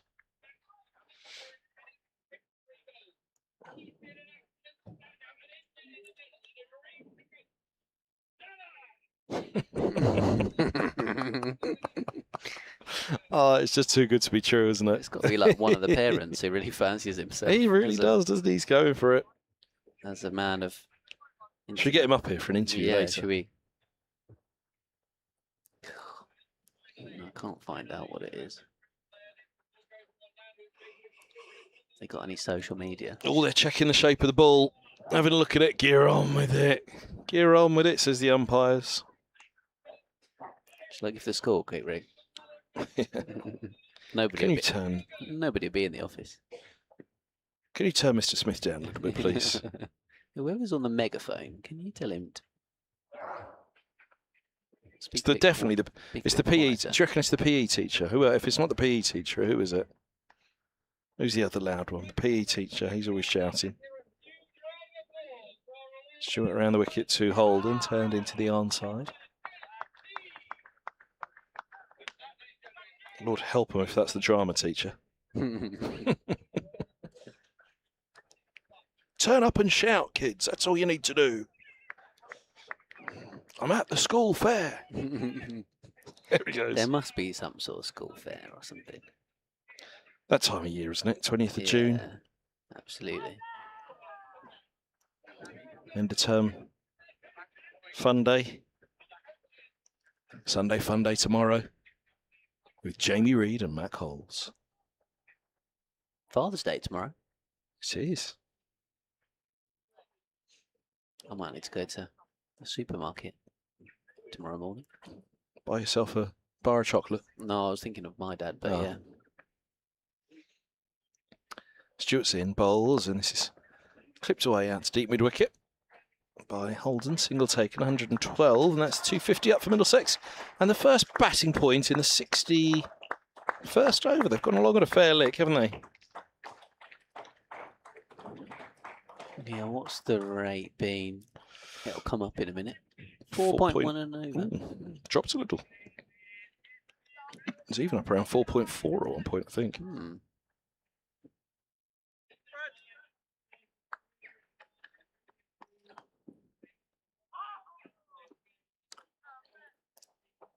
Stewart, right arm over to go hard, dug out to mid-off. They are frustrating them as best they can, aren't they, Middlesex?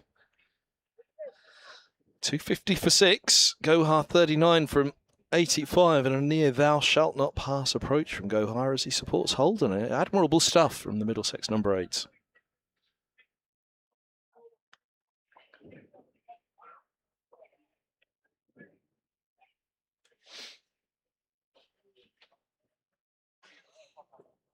So Mills to continue from this pavilion end.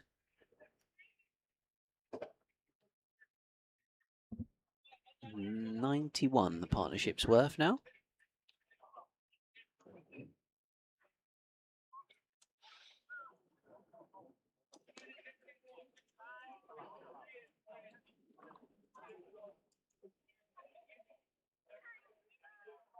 What's the chat? Milnes and who's that? Having a word with him. Parkinson.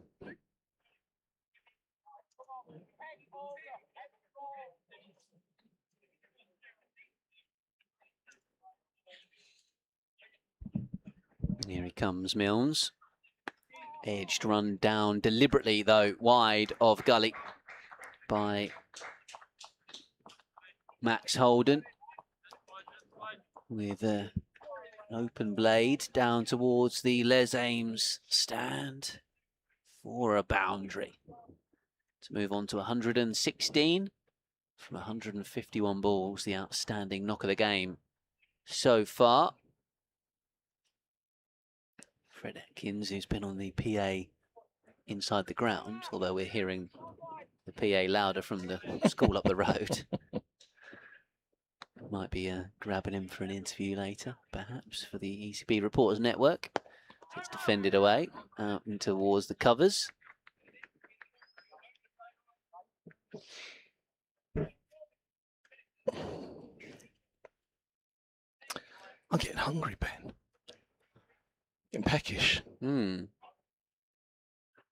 Should have gone for tea, shouldn't we? Yeah. Well, I mean, I've been nibbling away on my sweets.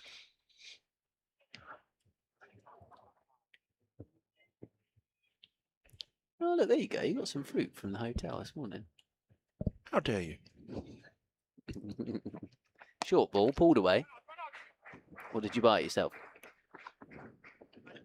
Finch does the fielding out there at deep square leg. They come back for a couple. There you go, you got that in the end. Went and bought myself some pineapple and I've been slicing it up this afternoon. Yeah, the whole one.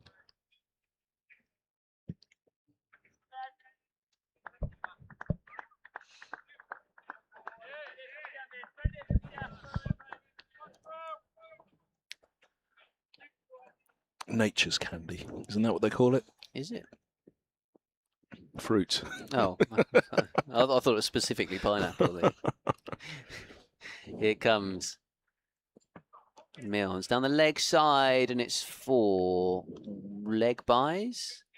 Leg buys? Umpire. He's asking, did you hit it? Buys. It is buys. He's asking, did it come off the body at all? Partnership is 101 between Zaffa, 39 of them, and 51 from Max Holden. Really good stuff from Middlesex this evening. And Kent at the minute just looking a little bit flat and a little bit quiet out there. And to be honest, although Kent obviously ends up getting 416 all out, you felt like all the way through the Kent innings, the ball was doing a bit for Middlesex. It doesn't feel like it's doing anything for Kent at the minute, as this one's slid across the left-handed Holden and through to the keeper. It's arguably the sort of most comfortable partnership has looked in the game.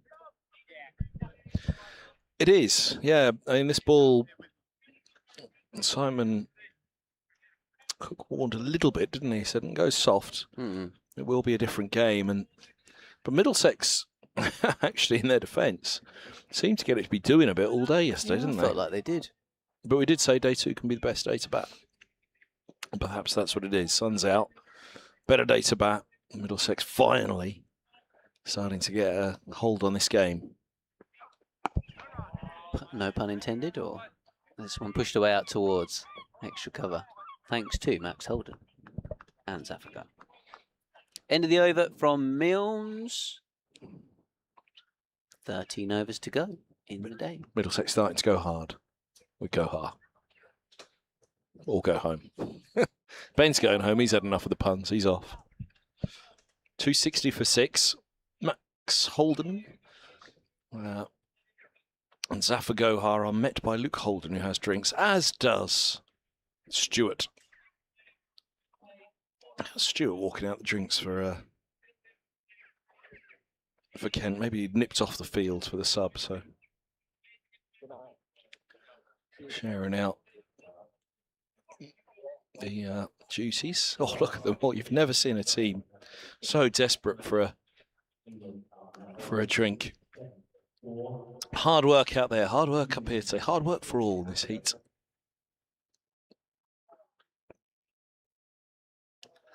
Even the umpires. Great relief.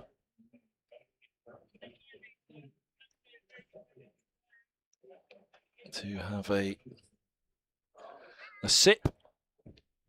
So 260 for 6 it is. Holden 118, Zaffa 39. And there's Fred on the PA. Welcome relief, a proper PA, proper sound system. None of that shouting. So 13 overs remain. So we hit 6 o'clock. Oh, it's going to be a late finish today, isn't it?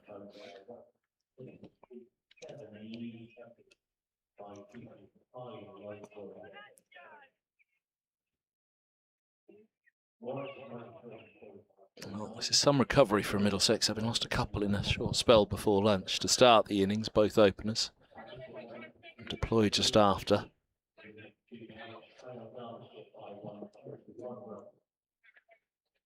It's been hard going, but gritting it out, Max Holden, and reaping the rewards now. 118 from 156. Zappa 39 from 85.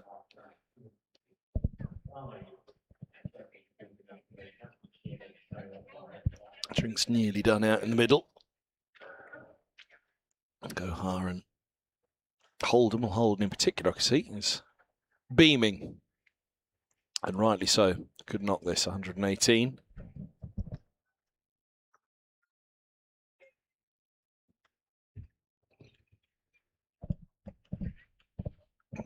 Even looks hard work for the 12th men. Walking back off the drinks. They're ready to go and put their feet up for the day. An hour away nearly. 13 overs still to go. At 6 p.m. Take it slow. There's the message in the middle. Apart from our mate on the PA who's back. He's not taking anything slow today. He'll still be coming down this time next Saturday, won't he? Oh, was that a big thank you? I think that may have been a big thank you. Thank you very much, everyone.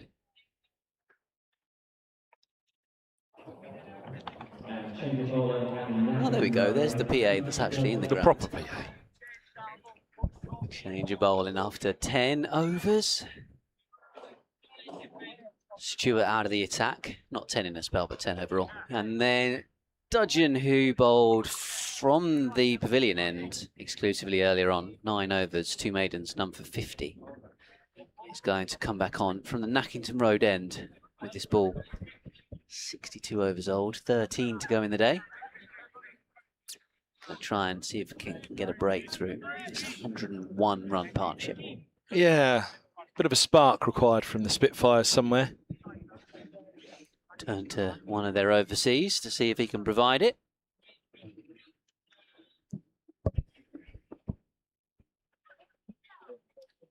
Dudgeon from the Nackington Road end, slipping a gully, his right arm over the short extra recovery, bowls outside the off stump to Gohar, left alone.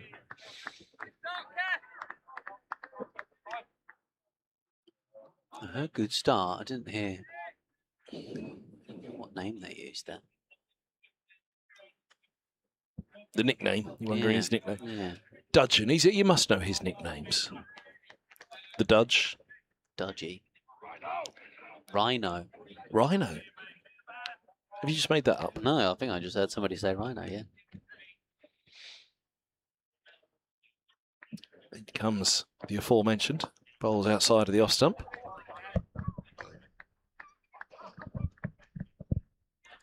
$260 for 6 it is. Gohar leaving well alone again. Batted beautifully, hasn't he, Gohar? He's done really well. 39 off 87 balls. Can't think of too many chances, though, that Kent have had against him, other than the one from Parkinson that ripped back, and it's an LBW shout, but was asking a lot for that to be given. 3 slips, all of them staggered. As here is Dudgeon to Gohar, defended into the offside.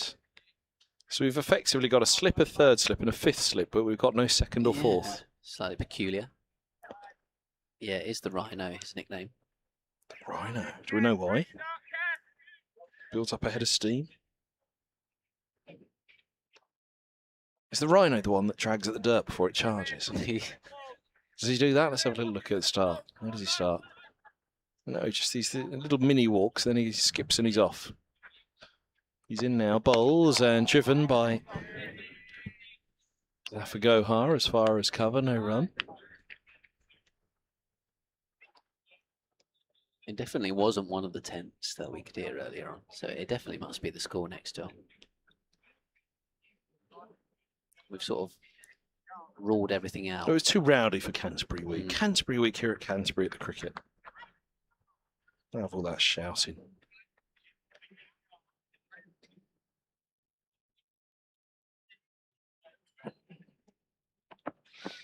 Length ball inside the off stump, left alone again. Jibber jabber in the field. Just trying to lift themselves now after the drinks break for one final push.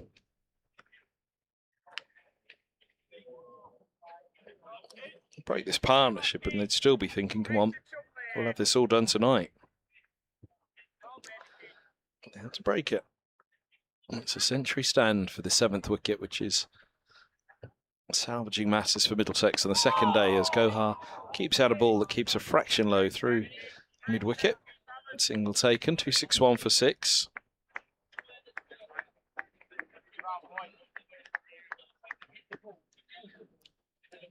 End of the over, 63 bowled, 12 remain of day 2.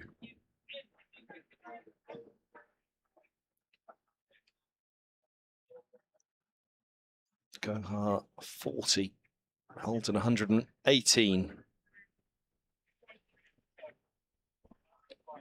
Middlesex trailing now by 155.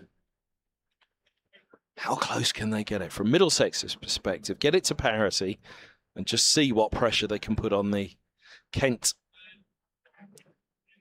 second innings. And when I say parity, again, 30 runs, 20 runs, 30 runs away, another 100 from here. Just starts to shift a bit of the pressure.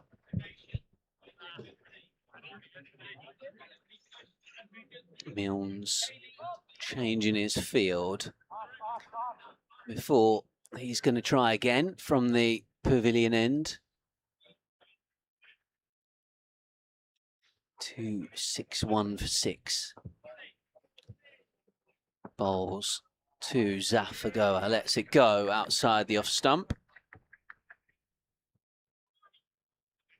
I've stopped looking at my team score, it's getting a bit nervy.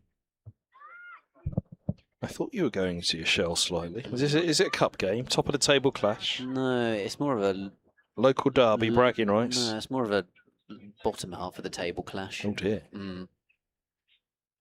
Wooden spoon. We need 16 off 4 overs to win.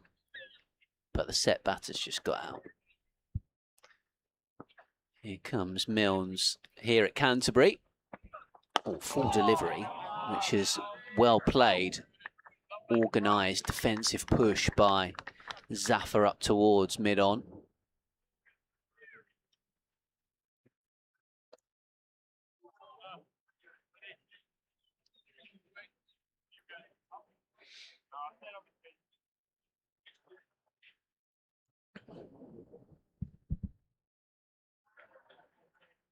Deficit 155, so not far away from sort of officially avoiding the funnel. As Milnes is in and bowling. Pushed away out towards backward point. Beau Drummond dives to field it and then rolls it to gully. Again, they've got a slip and a gully and a point and a cover, mid-wicket, mid-on, mid-off.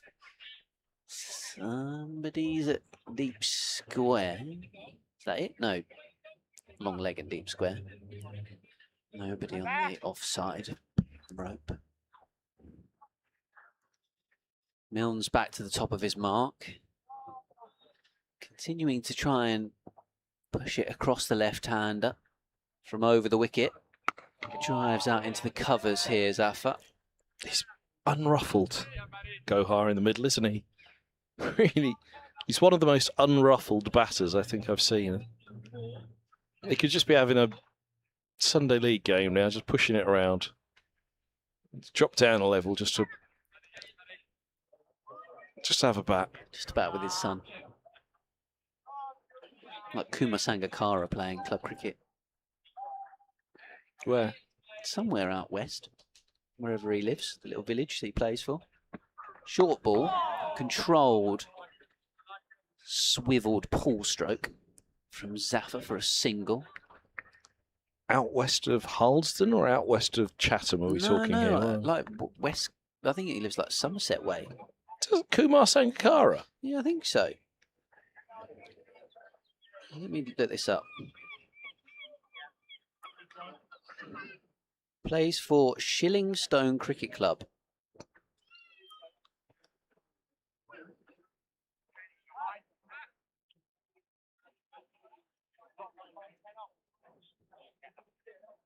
Where does Shillingstone play? Yeah, Bournemouth Echo, so it's like Dorset way. Oh, okay. We say out west, that's kind of down south for us. Southwest, yeah. You're kind of out east, and that's down south. Yeah. Out west is Somerset. Yeah. Yeah, I guess it is. Short ball from Milnes, down the leg side. Won't be given as a wide, but maybe could have been. Wonder if I can find Kumar Sangakkara's play cricket details. Here we go. There he is. That didn't take long. So have you read about this then, that he bats with his son? Yeah. I'd read about him playing. I don't know if he necessarily plays with his son, but I read about him playing. He's played 2 games so far this season. He got 168 not out the other day. Oh, how annoying would that be for the opponents? Kumar Sangakkara coming in at number 4 in a village game. Oh, 16 fours, 11 sixes in 117. That's like the old not. P teacher in Kes, isn't it? You ever see Kes? Kes, not Kes. Kes. That's ridiculous. He bowled a bit as well. What does he bowl? He got figures of 2 for 29. Slip in a gully. There's a leg gully as well for Holden now as in comes. Oh, a short ball from Dudgeon to Gohar, who gets up, I think, yep. It's hit him on the helmet. That's got big, and it must have hit him on the grill. The sound was tinny, wasn't it? Mm. And sub it'll be for Gohar. Concussion check it'll be for Gohar. What was the other game he played so far this season? I don't think he batted in the other game he played. Got 100 last season. 100 the year before that. He's only got 100 per season that he's played. I did get 550s last year. It's not a bad ringer. Captain's like, oh, we've only got 10 this week, lads. Should we give Sanga a call? See if Kumar might be free this weekend. The president of the MCC a couple of years back. Sangakkara? Yeah, it must have been. What division do they play in? Dorset Cricket League, County Division 1. Oh, there you go, Division 1. I think it is still. Is it a village league? I think it is still a village league. Big up Shillingstone CC.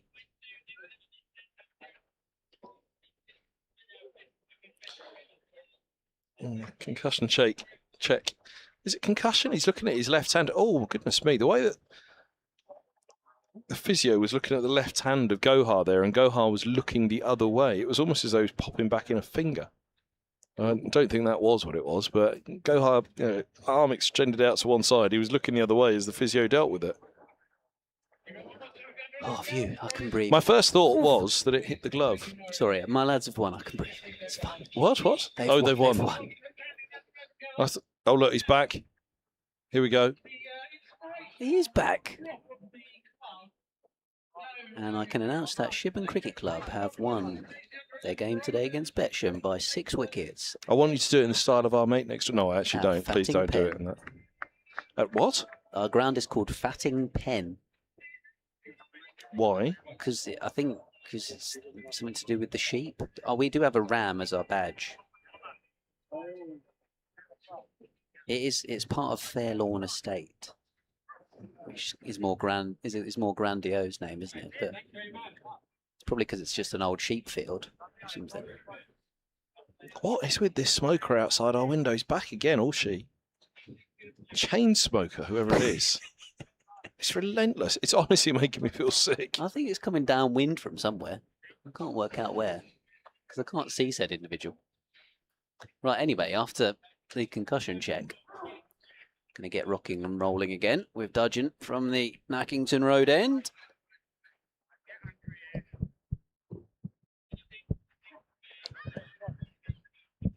They're sending back a fine deep third, which is Bell Drummond, with the suggestion that he's going to bump him, and Zaffa likes the uppercut.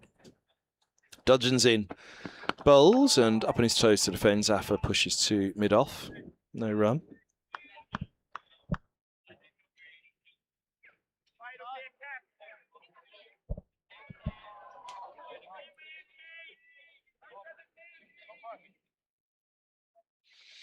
Now what are they up to? Moving deep square a little finer out there. A rather lethargic finish to the second day. Who won the rugger today? It was the club rugby final, wasn't it? What was it? Northampton beat Exeter to win the Prem Rugby. Dudgeon Bowles up on his toes, go hard defence, pushing back. 26 points to 17 at Twickers. I really dislike how Twickenham now has a sponsored name. Does it? What is it? I'm not going to say it. I don't like it. I refuse to call it anything other than Twickenham. Some sort of investment bank or something that has other sports stadiums named after it as well. Around the wicket comes Dudgeon. Bowles, short. Gohar goes up in the air. Oh, backtracking square leg. Didn't get it. It didn't get it early enough, and backtracking it goes down. It probably should have been a catch. Yeah, he was slow to it. I think he didn't pick it up again. I think he has seen it late.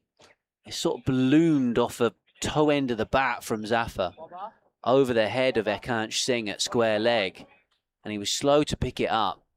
He was a little bit slow to kind of backpedal and ended up just sticking a hand out, stretching a hand at it. His weaker left hand, and it was a little bit of a tame drop in the end, really, from Ekansh Singh. Yeah, it was a desperate dive backwards in the end, one-handed to try and get to it, wasn't it? Zaffa's 100th ball, and the first time he's really offered up a chance, to be honest. Well, the short one seems to have got something going here as Dudgeon's in. Bowls to Holden, and the cry is catch as he hooks. Backward a square for 4. Hand over the face again for Dudgeon, but it felt like Holden was in control of that as opposed to the youngster wasn't on the ball for that one. Yeah, I think... But Dudgeon looks disappointed. I think he was in control, albeit it did go in the air over the top of square leg. So Ekansh Singh is moving himself a little bit deeper in that position. They've got Singh at square leg. They've got another man at deep mid-wicket, and I think they've got a long leg as well. So there's a number of fielders out there for the short one. Short again. No ball called as well. Backward a square it goes. They are below the follow-on target now. Well done to Middlesex. Or beyond the follow-on target. Well done to this pair in particular. Well, it was a serious doubt, wasn't it, at one stage? Of 111 now. And particularly Max Holden, 124 not out. He's batted superbly well. Magnificent Max. Has been today, and go Zaffa Gohar has batted very nicely indeed. And comes Dudgeon. Oh, bumper again, hits him. Ducked into it. Yeah. Now, where did it hit? Shoulder, I think. Nasty one, painful one.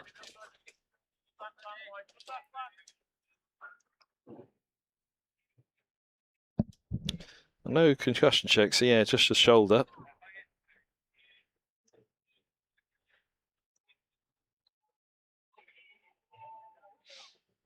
.270 for 6 it is. Oh, there we go. It's getting lively next door. Got the music coming out now on the old loudspeaker. Indeed. World Cup started today. Started early. Netherlands 1-0 up.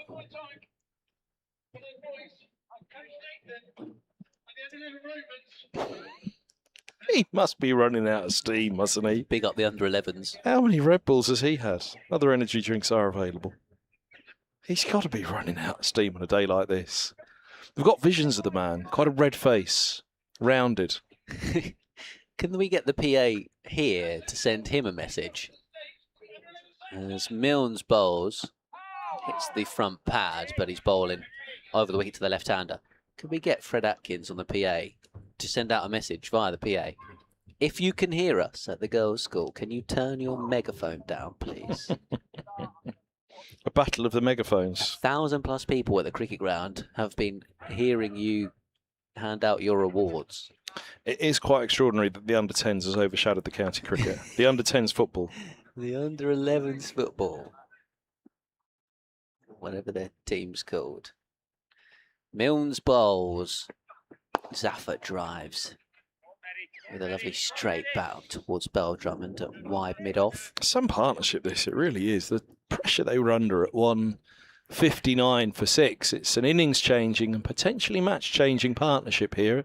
Kent will hope to come back in the morning and say, right, we lost our way yesterday, but let's get back at it. I don't think they particularly lost their way, but it feels like they've lost a bit of energy out there. It feels like there's a lack of zip that was there earlier when Milnes was charging him, when Hassan was charging him. As you say, it might just be day 2. Best day to bat. Ball's coming on nicer. Milnes bowls. Holden just fiddling this one out towards deep point. It's Parkinson with a couple of wickets as well. It's definitely not nibbling around like it was yesterday and swinging. The fact that it swung all day yesterday for Morgan. Yeah, the two right-handed batters dismissed by Matt Parkinson. Kent have decided that with two left-handed batters against the leg spinner to go with Seam, Milnes and Dudgeon operating at the moment in tandem.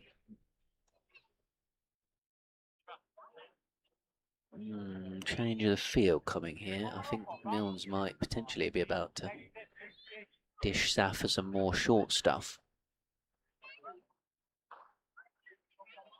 Dawkins looks like he's going towards gully. Dudgeon's gone back to third man. There's a deep point. There's a deep square leg. And a leg gully as well, which is a bit random. There's a leg gully and there's a long leg. Northeast at square leg. Drummond at mid-on. Parkinson at extra cover. Milnes comes in and bowls. It's full and driven. And with the double bluff. Ben Compton's out there at deep point and moves around to a sort of deep cover position to do the fielding. Couple of runs for Zaffer. Moves to 44.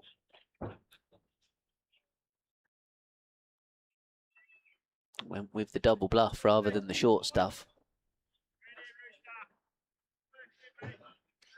Mad Dog Milnes. That's when he needs to get him angry. Mad Dog and Rhino. Really? It's a bit more inventive than the usual, sir. No, it's good. I like it. Mad Dog and Rhino. Here he comes. Bowls. Short ball. There's a strangled appeal for a bit of glove to the keeper, which was not very convincing. I can just imagine the umpire saying, come on, lads. Give it a bit more welly if you really think it's out. 273 for 6. 9 overs to go tonight. Well, at 4 and over, they're not far off a deficit in double figures by tonight. Far enough away, though, for Kent to still be enthused. Milnes bowls, short ball, Zaffer on the pool. Up towards Ekansh Singh at deep square. Don't know who I'm going to speak to tonight. Not really been a standout individual. Go back to the batting. Who was Parkinson hitting the 6 to get the extra? Well, they did keep it going for a long while this morning, didn't they? I mean, they took it up, and it was quite crucial that it put that little bit of pressure on Middlesex just before lunch. So, yeah. Go back to the start of the day. Who was it?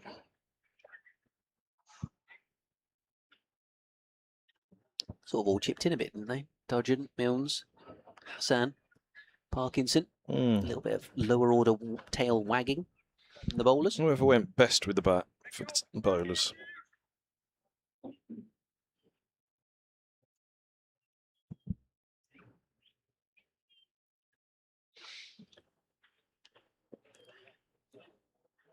So it will be Dudgeon around the wicket. His 12th over, none for 58. A draining day at Canterbury as Dudgeon bounds in. Bowl short. Gohar hooks. And that will be 4 more. 282 for 6. Let's pick the gap behind square. Ekant Singh can't cut it off. Gone too early. 278 for 6. Deficit 138 now. What price a Middlesex lead? We'd have seen that coming. Not I. It was trouble out there and it didn't feel like there'd be much recovery in this, but recover it they have.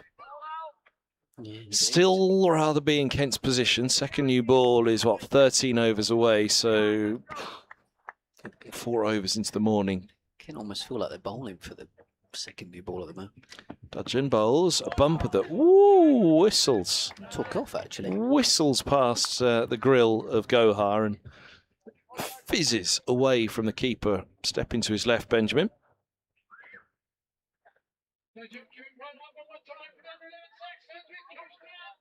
One more time for the number 11 Saxons. The under 11 Saxons. James Rue's just been given out on review, despite the ball not actually hitting his pads. It's hit him in the box. How's that out? Dudgeon's around the wicket, he bowls. Leg side, it's away from the keeper. And it's away for 4 leg byes down the leg side. 134 the deficit, 282 for 6. Well, Middlesex, what are their own aspirations here? When they come back in the morning, first thought is survive that second new ball as best you can. James Rue out box before wicket, apparently. I don't know if I've ever seen that LBW review and it's not actually hit the pads.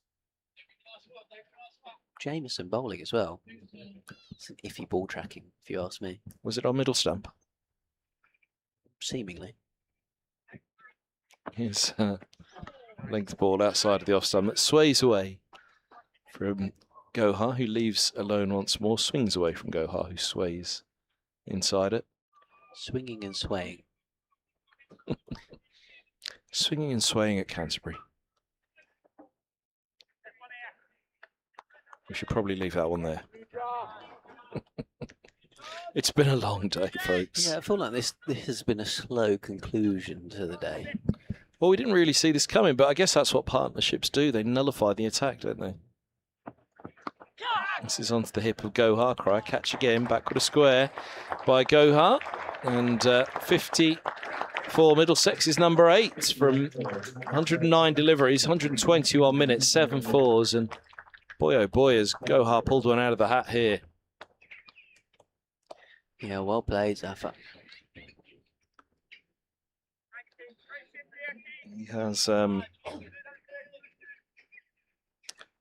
given Middlesex a chance to get back in this game, which when deploy fell just after lunch, and indeed when these two came together on 159 for 6, it seemed a long way back. Dudgeon's in, bowls, and another really well-directed bouncer, which Holden leaves alone this time, just outside the off stump. Through it goes to the keeper. End of the over. 8 to go today. Half an hour, Ben. We can do it. We can do it. Come on. 283 for 6. Have a watch of that dismissal on the today at the Test highlights on BBC Two later. Oh, I thought you were telling me to get up and have a look now. How's that? Was it gone? How's that hitting the stumps? I thought you just told me it was hitting middle stump. What's going? Surely it's going over the top of the stumps. You said, was it on middle stump line? Look at this. Look at this. That apparently is hitting the stumps. Yeah. It's hit him in the box.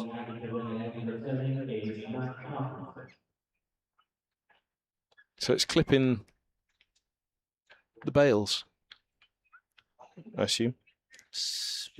Apparently. Matt Parkinson.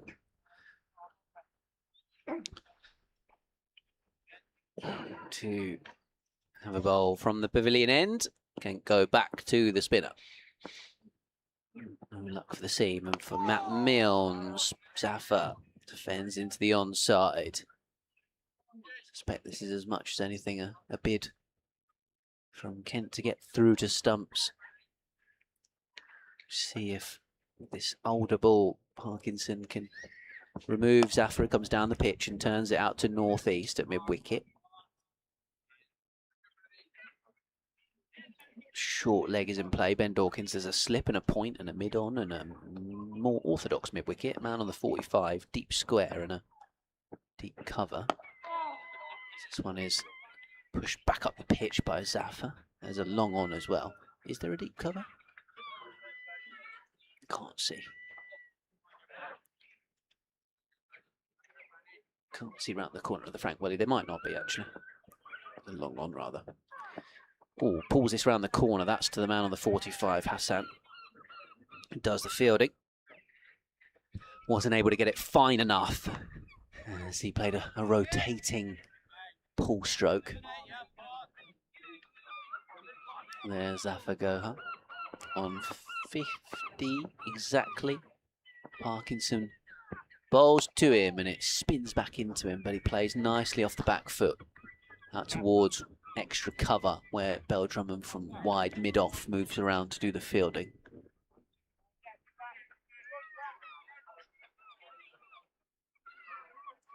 Pushing Compton out a deep point here for Holden.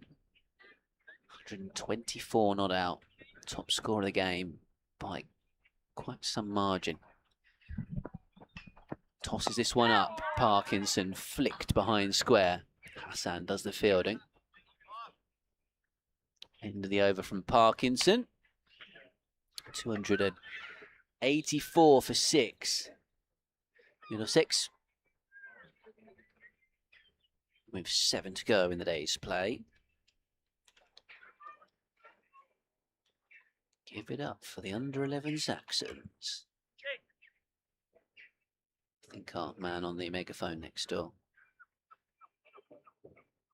has finished. I can hear some music booming there.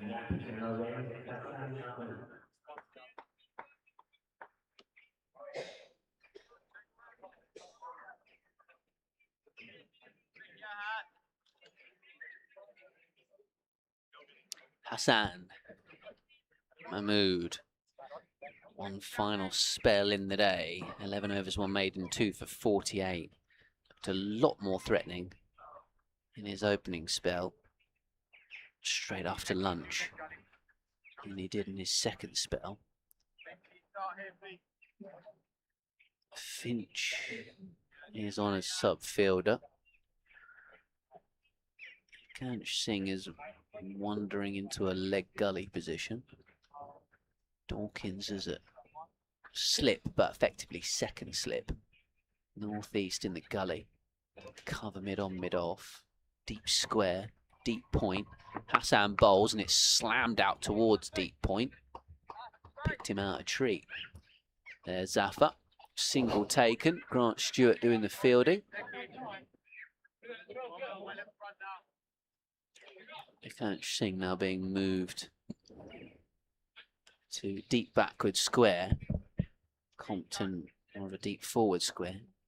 He's going to try a bit of short stuff here, Hassan. Yes, could go one or two ways here. It could leak some late runs, or can he blast through? Can he break this partnership? Bowls to Holden, angles it out towards third man, and they'll get 2, in fact, pretty comfortable too. Grant Stewart doing the fielding. Holden moves to 126. 52 for Zaffa.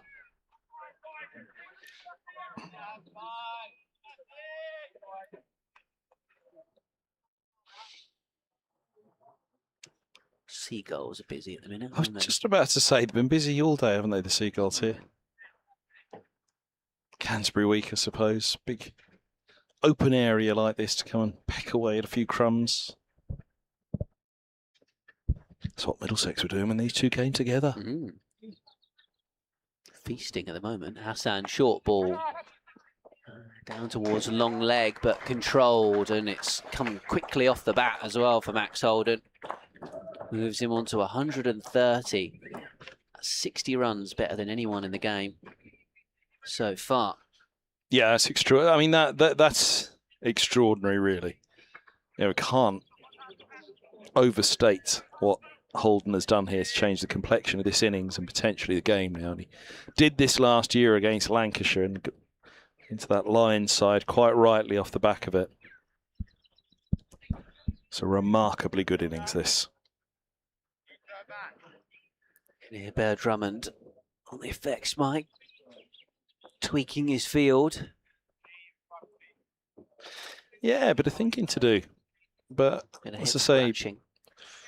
well, they're only 10 overs from the second new ball, aren't they? And 6 overs left tonight, so a quick blast in the morning and the new ball's available. Deficit 125 though, as this one's a shorter one from Hassan. That popped a little bit. Into the pitch. You've got a good chance of, you know, getting up towards parity and making it a one innings game, as you said, Kevin. Well, they'll be there or thereabouts sometime around lunch tomorrow, won't they? And then with 5 sessions left of the game, 1 innings match, 2.5 sessions each. If Middlesex can get a start to the Kent innings second time around, as Kent got to the Middlesex innings, All three it results could be a good game. Possible. As Hassan bowls, goes past the outside edge, and it feels like a while since that's happened. A rare full stroke from Max Holden.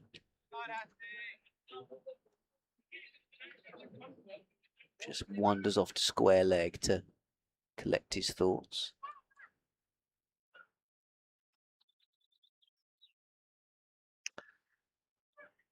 Birds tweeting away pleasantly. Is it summer solstice today? Good question. I think it is. Today or tomorrow, it must be. Tomorrow? Sad day, isn't it? Here comes Hassan on the stumps, defended away by Holden. End of the over. 130 for him, 291 for 6.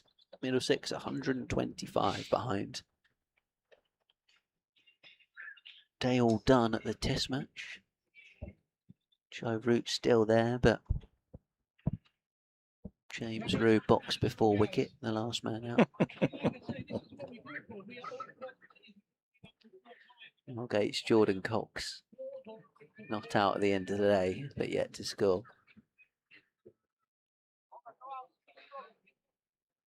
Parkinson here at Canterbury on BBC Sport Online, BBC Radio Kent, BBC Radio London, Kent live stream. Into bowl. He's around the wicket, bowls now, the bit of flight, and all rolls up the pad and towards short leg, oohs and ahs, including from the commentary box, to be fair. It was close once again. I think that's going to be interesting, isn't it? The way that Gohar and Parkinson may affect the game in the final 2 days. Could be a bowl off. As this ball's short and Gohar shovels him into the onside out to deep mid-wicket for a single. 124 behind now, Middlesex with 4 wickets standing. Could be a bowl off between the two. Megaphone man's back again.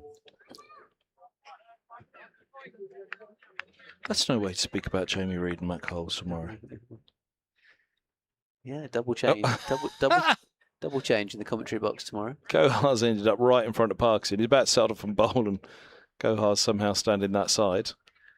Parkinson will try again. He's around the wicket, bowls to Holden. Cry catch it as it's pushed forcefully to mid-wicket, but all along the floor in the end. It's Parkinson's nickname. Very good something I just heard.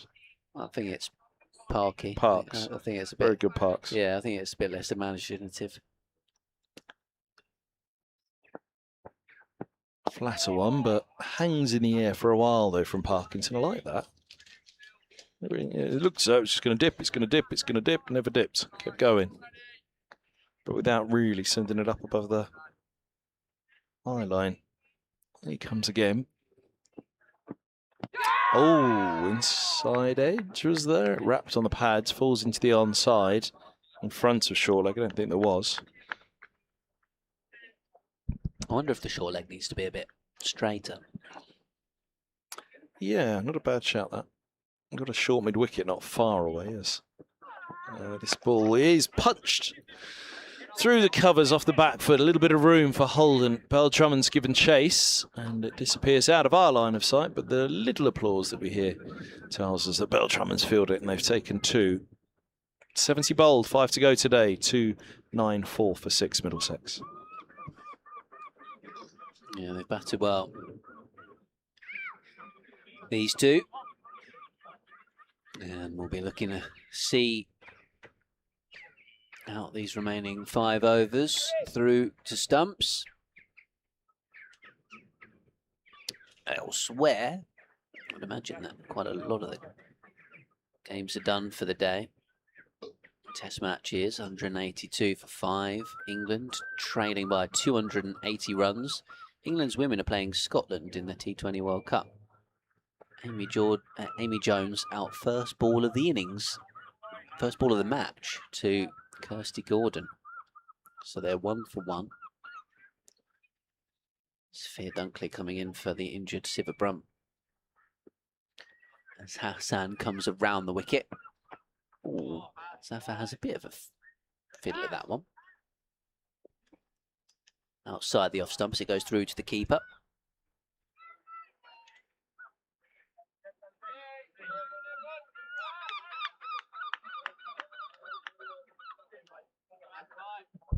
Laughing Seagulls having a time of it. Essex 13 for 2 in their second innings, trailing Notts by 260 runs at Chelmsford. Another good day for Notts, the Division 1 leaders. Safa's doing his shoelaces up. Surrey are 56 without loss after being asked to follow on by Glamorgan.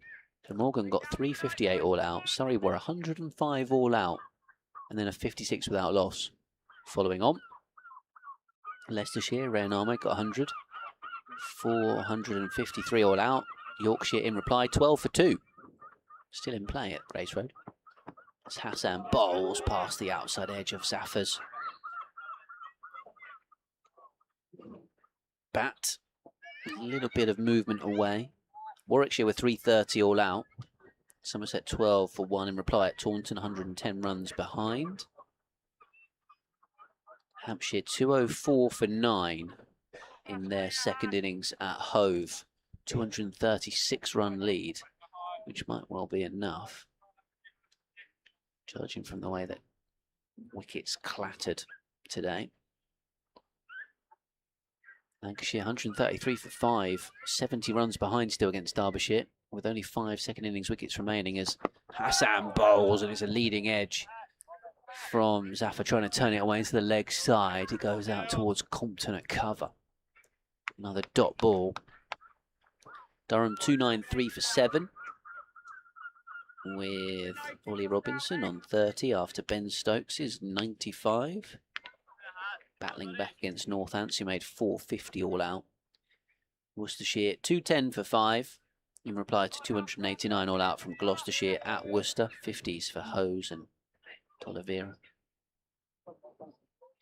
And here, of course, a deficit of 122 as Hassan bowls on the stumps. Gohart steers it into the point area where North East moves around from gully to do the fielding and then take a run. 2 to go in the over, 4 to go in the day.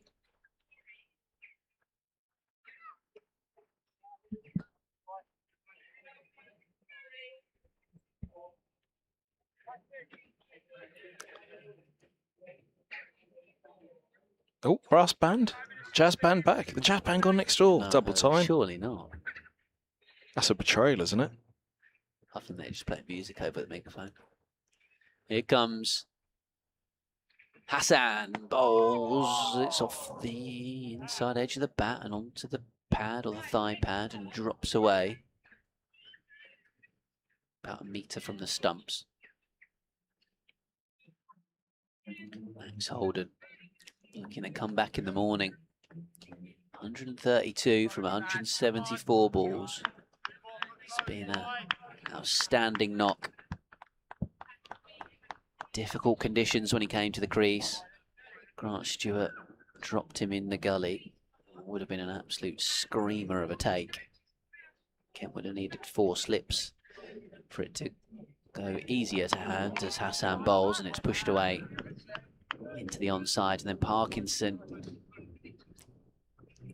thought he might have had him. Ben Dawkins, the inside edge went into the hands, and then he tried to grab it at the second attempt, and it scooped out. Zafar only having one chance, really. The short ball from Dudgeon that ballooned to Ekant Singh at square leg, but he didn't really pick it up, and backpedaling, he shoved a hand at it and dropped it. A couple wickets apiece for Milnes, for Hassan, and for Matt Parkinson, who has ball in hand from the pavilion end. The Netherlands are 2-0 up now. They are. Big bad Brian Bobby. With a brace. Very good. Here comes Parkinson. He's around the wicket, bowls down the track. Comes Holden and slaps the ball straight of long on. Set back. It was a low trajectory. Milnes giving best chase as he could.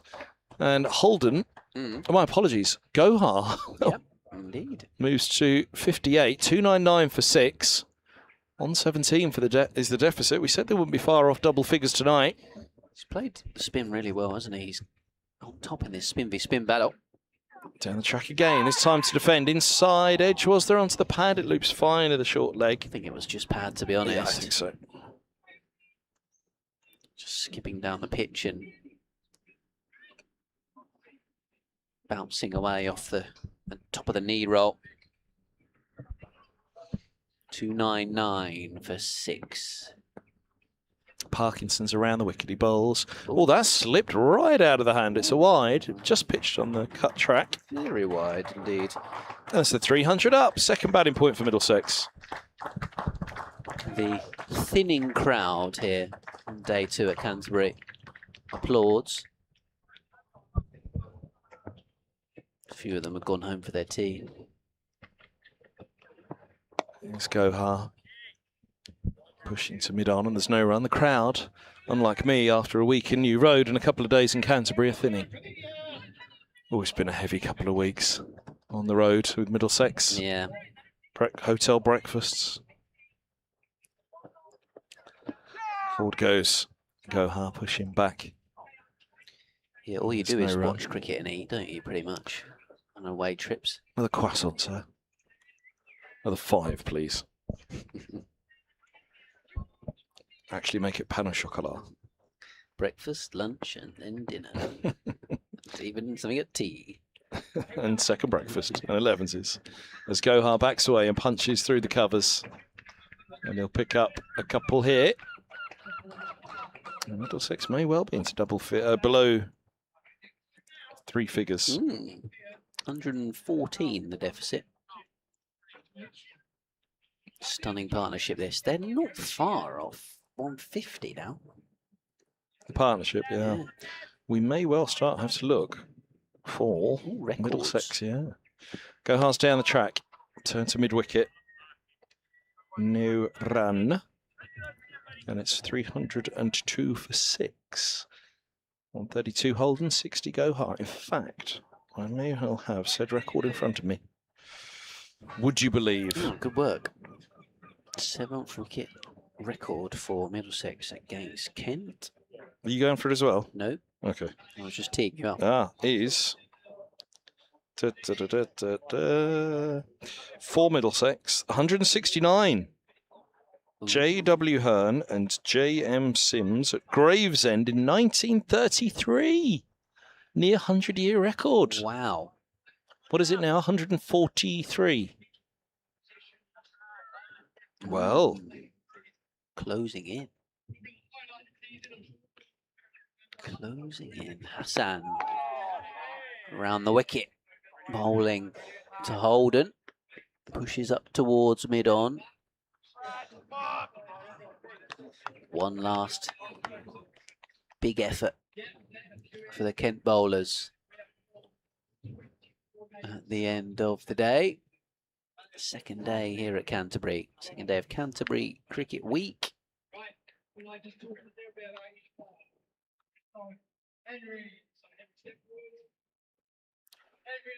Bangladesh international back to the top of his mark. He's at it again on the megaphone. Henry, step forward. Hassan bowls, defended away by Max Holden. Dear Lord, Henry, would you please hurry up and step forward? For the love of everything that is. Oh dear. Where are England's women playing Scotland? Is it at Old Trafford? Headingley.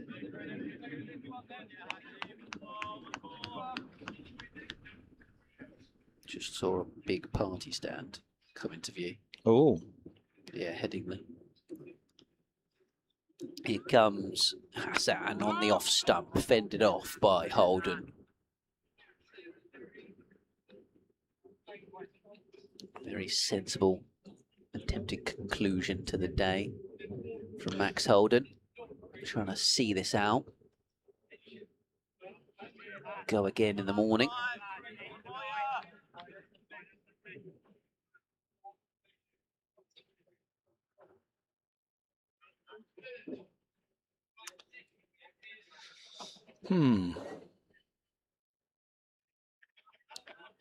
Just the one slip for Kent as Hassan comes around the wicket. Oh, that was a bit of low skid and swing. Mostly after it got past the bat, but trying to get a bit of reverse going, Hassan.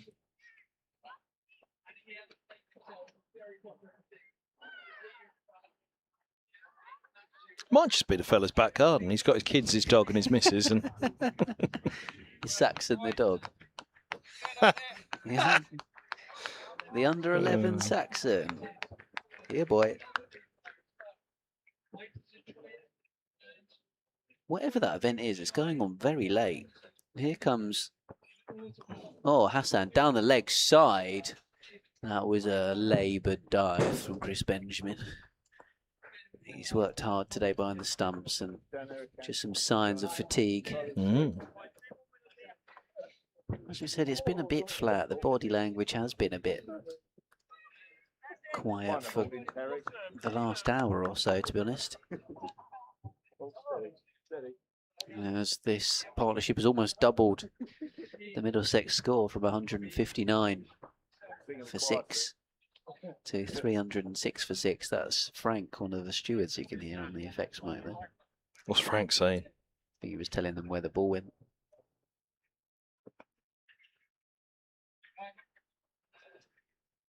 Hassan bowls, on off stump.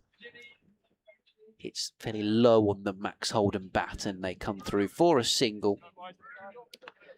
That will ensure that Holden retains the strike for the penultimate over of the day at 12 minutes to 7. Yeah, you wouldn't want theatre tickets tonight, would you? 307 for 6.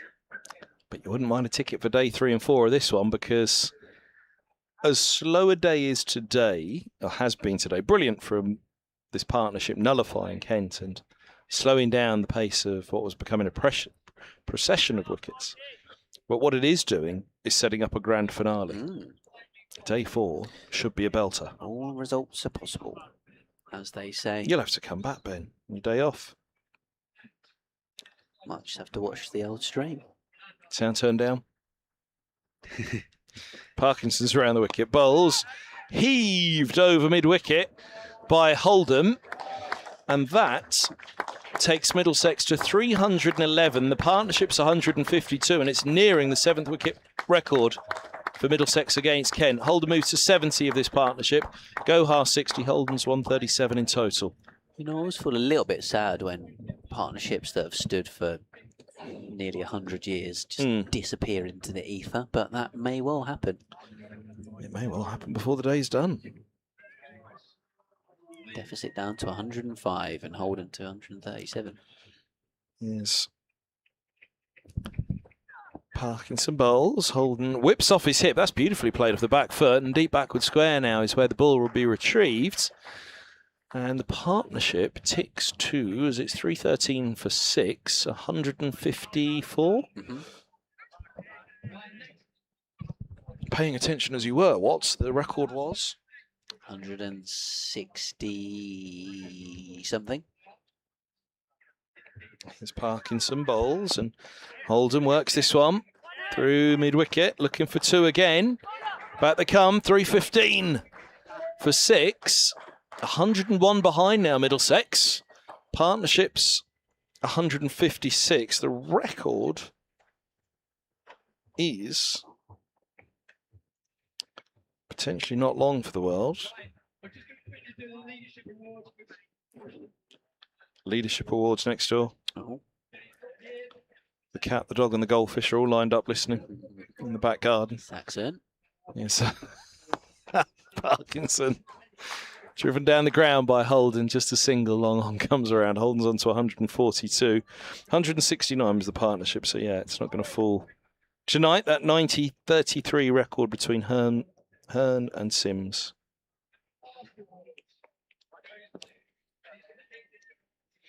It'll be the most recent record to fall in the fixture between these two since 2009, when Milan and Dexter set the 4th wicket partnership at Uxbridge, 202. They might have faced Titch Freeman, those two. There's Milan and Dexter. This ball's turned to mid-wicket. Holden's got to get back with a dive. He does, and a stumble. Oh, that was awkward from Holden. It's almost as though he tripped and then jarred the bat, but he looks all right, I think. Yeah, I think he's okay.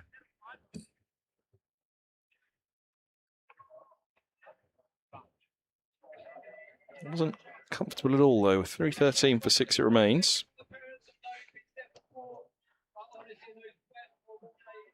When did we say Titch Freeman played for Kent? There's a full ball clipped to mid-wicket. Rum.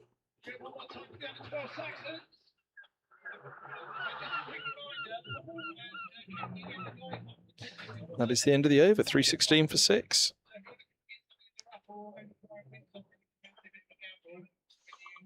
Pick up the Saxons. He's still going. Megaphone man next door. Megaphone man. Isn't he one of the baddies in the new He-Man movie? Have you seen it yet? No. He-Man fan? Did we have this conversation yesterday? Yeah, I think you did ask me. No, I haven't. What was the answer? I haven't seen it. Were you a no. He-Man fan, though? No, I haven't seen it. No, but when you were a kid. Oh, you haven't seen the cartoon either? No. Castle Grayskull means nothing to you. The Sword of Power. Hassan around the wicket on the stumps. Angled towards gully where North East does the fielding. Final over of the day's play underway. Sphere Dunkley's having a good game so far in the power play. England's women, 47 for 1. Dunkley's giving it a bit of slap and tickle. What was the phrase you used earlier? Something and tickle? Hit and giggle. Hit and... You said something and tickle. Hit and tickle. Hit and giggle it should be, shouldn't it? Yeah. 51 for 1 now. Dunkley's We're up to mixing our 43. metaphors. Yeah, I think we are a bit. Hassan bowls wide of the off stump. Oh, we're still in employ. Dunkley. Now, anyway. Dunkley 43 off 25. Hassan with 4 balls to go in the day. 142 for Max Holden. Oh, you're getting like the fella next door. 142. 142. Going on darts. Announcer. 6 divas. Zafar Gohar. 6 and 0. Oh, bingo caller now.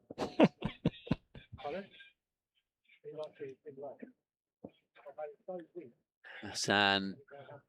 316 for 6. Middlesex bowls on the stumps, and Holden jams his bat down on the Yorker, steers it up towards mid-on, and he comes through for a single, which might get him off strike for the remainder of the day. His work might well be done. And 143 to his name.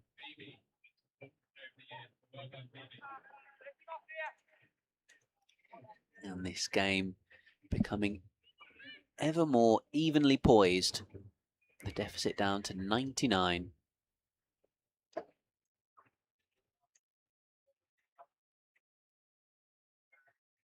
Kent 416 all out earlier on. Kent just changing the field. North East is going to go to leg gully. Pearl Drummond to gully. Compt moving round to cover. There's a mid-on, mid-wicket hybrid. There's deep point and a deep square and a long leg. Suggests it might be short from Hassan to Zafar. In and bowls, short and cut. Slapped out towards Grant Stewart in the deep on the offside. And Matt Milnes is down at third man as well, so it's an extra fielder behind square that I hadn't noticed. Really good work from this pair.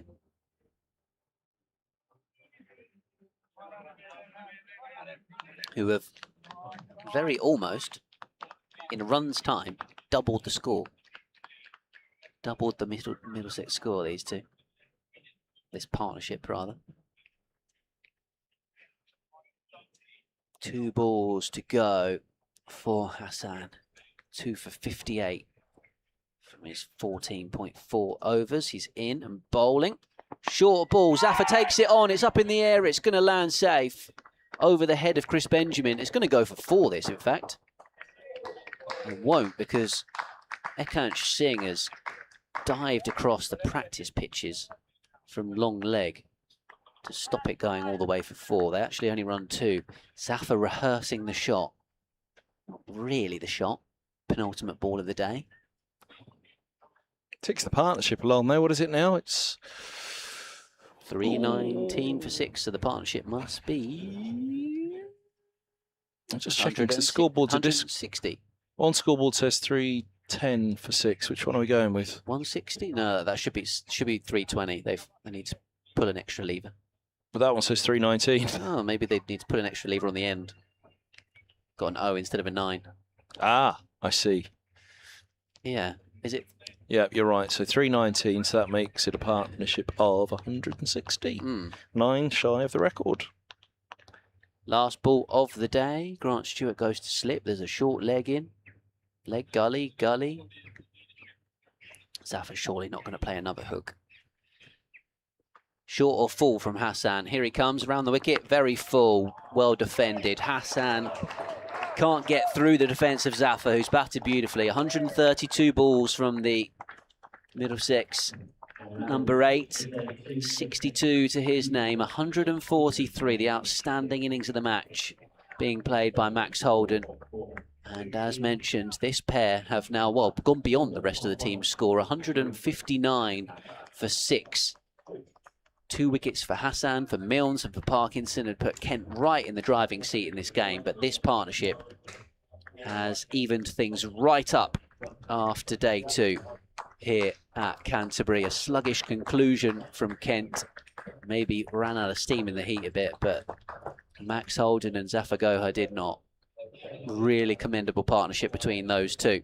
And Middlesex, as a result, will come back tomorrow morning to resume their first innings on a 300 for 6, 97 runs behind. There's the applause for Max Holden from his colleagues at the very top of the dressing rooms, away to the left of our commentary box. Holden will resume on 143 tomorrow morning. Zafar on 62.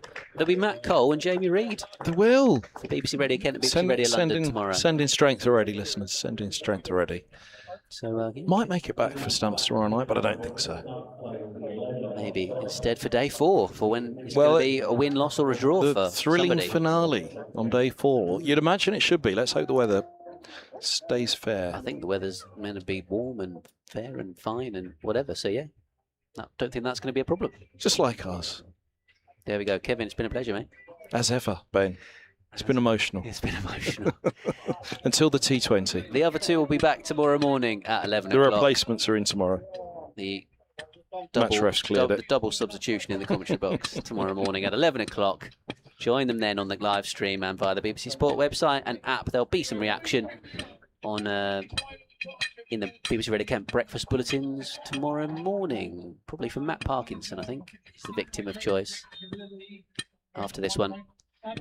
Might even stick a video up on at BBC Kent Sport, depending on my technical skills tonight. Thanks, folks, for tuning in, and good night for now.